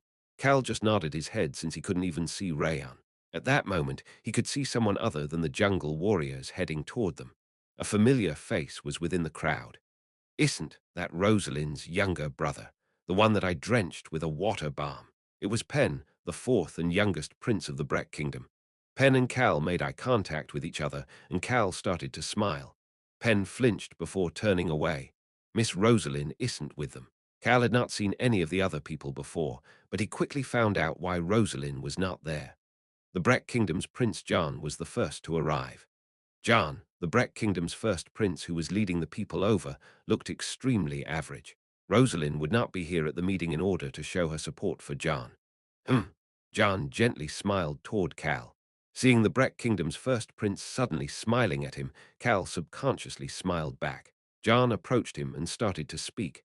I am happy that we have gathered together like this. His voice was average as well. However, the problem was that this average person was looking at Cal. And this gentleman is. Cal thought that his turn to speak had come and slowly opened his mouth. It is an honor to meet you. My name is Cal Henitus, the son of a noble in a small territory at the northeastern part of the Roan Kingdom. That was the introduction Cal wanted to give. However, someone else started to speak before Cal and introduced him. He is our kingdom's treasure. Albaru was the one to do so. Didn't he tell me to act like I usually do? How was Cal supposed to do that after receiving such an introduction? Cal hid his anxious gaze and looked toward Albaru. However, an even more shocking introduction soon followed as Latana began to speak. He is also the savior of our jungle. I have never seen such a good and respectful noble with such a strong sense of responsibility before. Egu. Cal gulped after hearing Latana's praises and pretended not to see Albaru looking at him. Albaru was looking at him with an expression that seemed to be saying that he had never heard anything so unbelievable in his entire life. Well, I guess you are a good person, weak human. As usual, Cal ignored Rayan's comments, but thought that he needed to speak up for himself. Everybody had said some interesting things to introduce him, however, nobody had said his name. Cal opened his mouth to speak. My name is Cal Henitus. It is an honor to meet you. That was what he wanted to say, so you must be that Cal Henitus. However, Prince John was faster. Cal was not surprised to see that John knew his name. However, the fact that John said that Cal Henitus was a bit concerning. I have heard a lot about you from Crown Prince Albarunim, Queen Litananim, and my older sister. Even Pen had a lot to say about you. Nice to meet you. It is my honor to meet you. Cal shook John's hand and respectfully greeted him. He then quickly tried to let go, however, Prince John did not seem to have any intentions of letting go of his hand. The two of them made eye contact. My sister seemed to be happy. Thank you. The corner of Cal's lips slightly went up. Human, this guy seems better than that Pen or Ben or whatever that punk's name is. Cal could see why Rosalind thought highly of John. At that moment, they heard the sizzling sound of the teleportation portal again. It was the arrival of the last guest. All of them turned their gazes toward the magic circle that supported the teleportation portal. Cal also turned toward the magic circle after letting go of John's hand before a bright light soon flashed, and three people appeared. Harol Kodyang, the chief of the Whipper Kingdom, appeared along with Tunka's subordinates. Harol bowed toward the people looking at him. Hello, my name is Harol Kodyang, and I am a chief of the Whipper Kingdom here on Commander Tunka's behalf. They had all met before at the celebration thrown by the Empire, since Harol was always by Tunka's side. Harol greeted each person before coming to Cal last. Prince John, who was standing next to Cal, started to speak. Chief Harol, this is your first time meeting young Master Cal, right? John spoke in a respectful tone to Harol, as they were here to work together and not to fight against each other. No, we have met before. You know each other. John did not know about Cal and Tunka's relationship. John could see that Harol had a genuine smile on his face. Yes, young Master Cal is someone that I respect. Ho, John let out a quiet gasp. Cal looked toward the hand in front of him with an indifferent expression as Harol started to speak. Young Master Calnim, it has been a while. I feel like I am seeing a close friend that I have not seen for a long time. Nice to see you again, Chief Harol. Young Masternim, please speak casually like you usually do. Sure. Cal nodded his head and let go of Harol's hand. He could then see Tunka's subordinates who came with Harol. Nice to see you again, young Master Nim. Young Master Nim, I hope that you have been well. The big-bodied whipper citizens bowed 90 degrees to greet him. Cal looked toward Harol. Commander Tunkanim instructed them to be respectful toward his friend. Cal internally clicked his tongue after seeing Harol smiling at him. He then turned to look at Albaru. Albaru was looking at him with a look of disbelief. However, Albaru then quickly gathered everyone's attention and started to speak. Let us get started. The night is short. They needed to finish their meeting before the night was over. Letana pointed to the tent, and the leaders of the Whipper, Brack, and Roan kingdoms headed toward the tent with just one guard each. Cal took a step back as he watched them all walk over to the tent. Rayan asked him a question. Weak human, are you not going? Why would I go? Cal had something else to do. More importantly, why would he get involved in a conversation that involved the heads of their respective kingdoms? The big issues were already discussed in advance. They were just going to chat and discuss the fine details of everything. Cal didn't want to be a part of something like that. His Highness will take care of everything. Cal thought that he could just sit back as the provider of the meeting location. Yes, that was what he thought. Cal Henitus. However, Albrew was calling for him. Yes, Your Highness. Are you not coming in? Albrew had a smile on his face as he was telling Cal to hurry up with his eyes. See, human, I knew they would call for you. Cal could not let out a sigh like he wanted to do. He approached Albaru, who was waiting for him outside of the tent. Both of them had a smile on their faces that seemed to show the level of trust in each other. Cal spoke very quietly, as if he was a ventriloquist speaking through a puppet. Didn't you tell me to be my usual self? Yes, stand behind me and do that. Albrew said that before entering the tent while Cal turned around. Iruhaben was standing there like a proper knight. Haben, yes, my lord. Stand guard right outside the door and quickly enter if I call for you. Got it? Yes, sir, I understand. Pat, pat. Cal patted Iruhaben on the shoulder before entering the tent. Iruhaben felt odd while looking at Cal going inside of the tent. Cal definitely acted as if their relationship was the same as a proper lord and his knight, but something felt odd. Iruhaben did not know the look Rayan had on his face as he followed Cal in while retaining his invisible state. Rayan was looking at Iruhaben like a reliable guard. Cal stood before Albaru and thought to himself, I knew that it would be like this. The meeting was pretty dull for the first hour. First, they all agreed on the fact that they would work together to fend off the Empire and the Northern Alliance. Prince John of the Breck Kingdom was the first to speak. Based on what I heard from a reliable source, the Northern Alliance is almost done constructing the ships to cross the ocean on the eastern side. Since summer is almost over, they will finish the ships in fall. There is no way that the North will move in the winter, so they will cross over as soon as spring arrives. The Roan Kingdom and the Breck Kingdom need to prepare for their arrival. Harald started to speak. However, we need to focus on the Empire right now. They have not used the dead mana bombs yet, but we do not know when they may use them. Shouldn't we reduce their forces while we can? I agree. We need to reduce the Empire's strength first. Letana agreed with Harald before adding on, we also need to find a way to defend against their alchemy. So first, Harald pressed down on the table with his finger as he continued to speak. Shouldn't we find a way for us to defeat the Empire? Letana and John closed their mouths for a moment. In the end, the Whipper Kingdom was asking for support to defeat the Empire. However, it would be complicated if the Whipper Kingdom had a major victory like that as well. The Breck Kingdom was working with the Roan Kingdom to increase the number of mages under their command. In such a situation, they could not let the Whipper Kingdom, a kingdom that detests magic, to grow stronger, even if they were currently allies. The jungle did not have any land connected to the Roan or Breck kingdoms. However, they were connected to the Whipper Kingdom and were worried that the Whipper Kingdom would then turn their attention toward the jungle if they got much stronger. As such, the jungle also did not wish for such a situation to happen.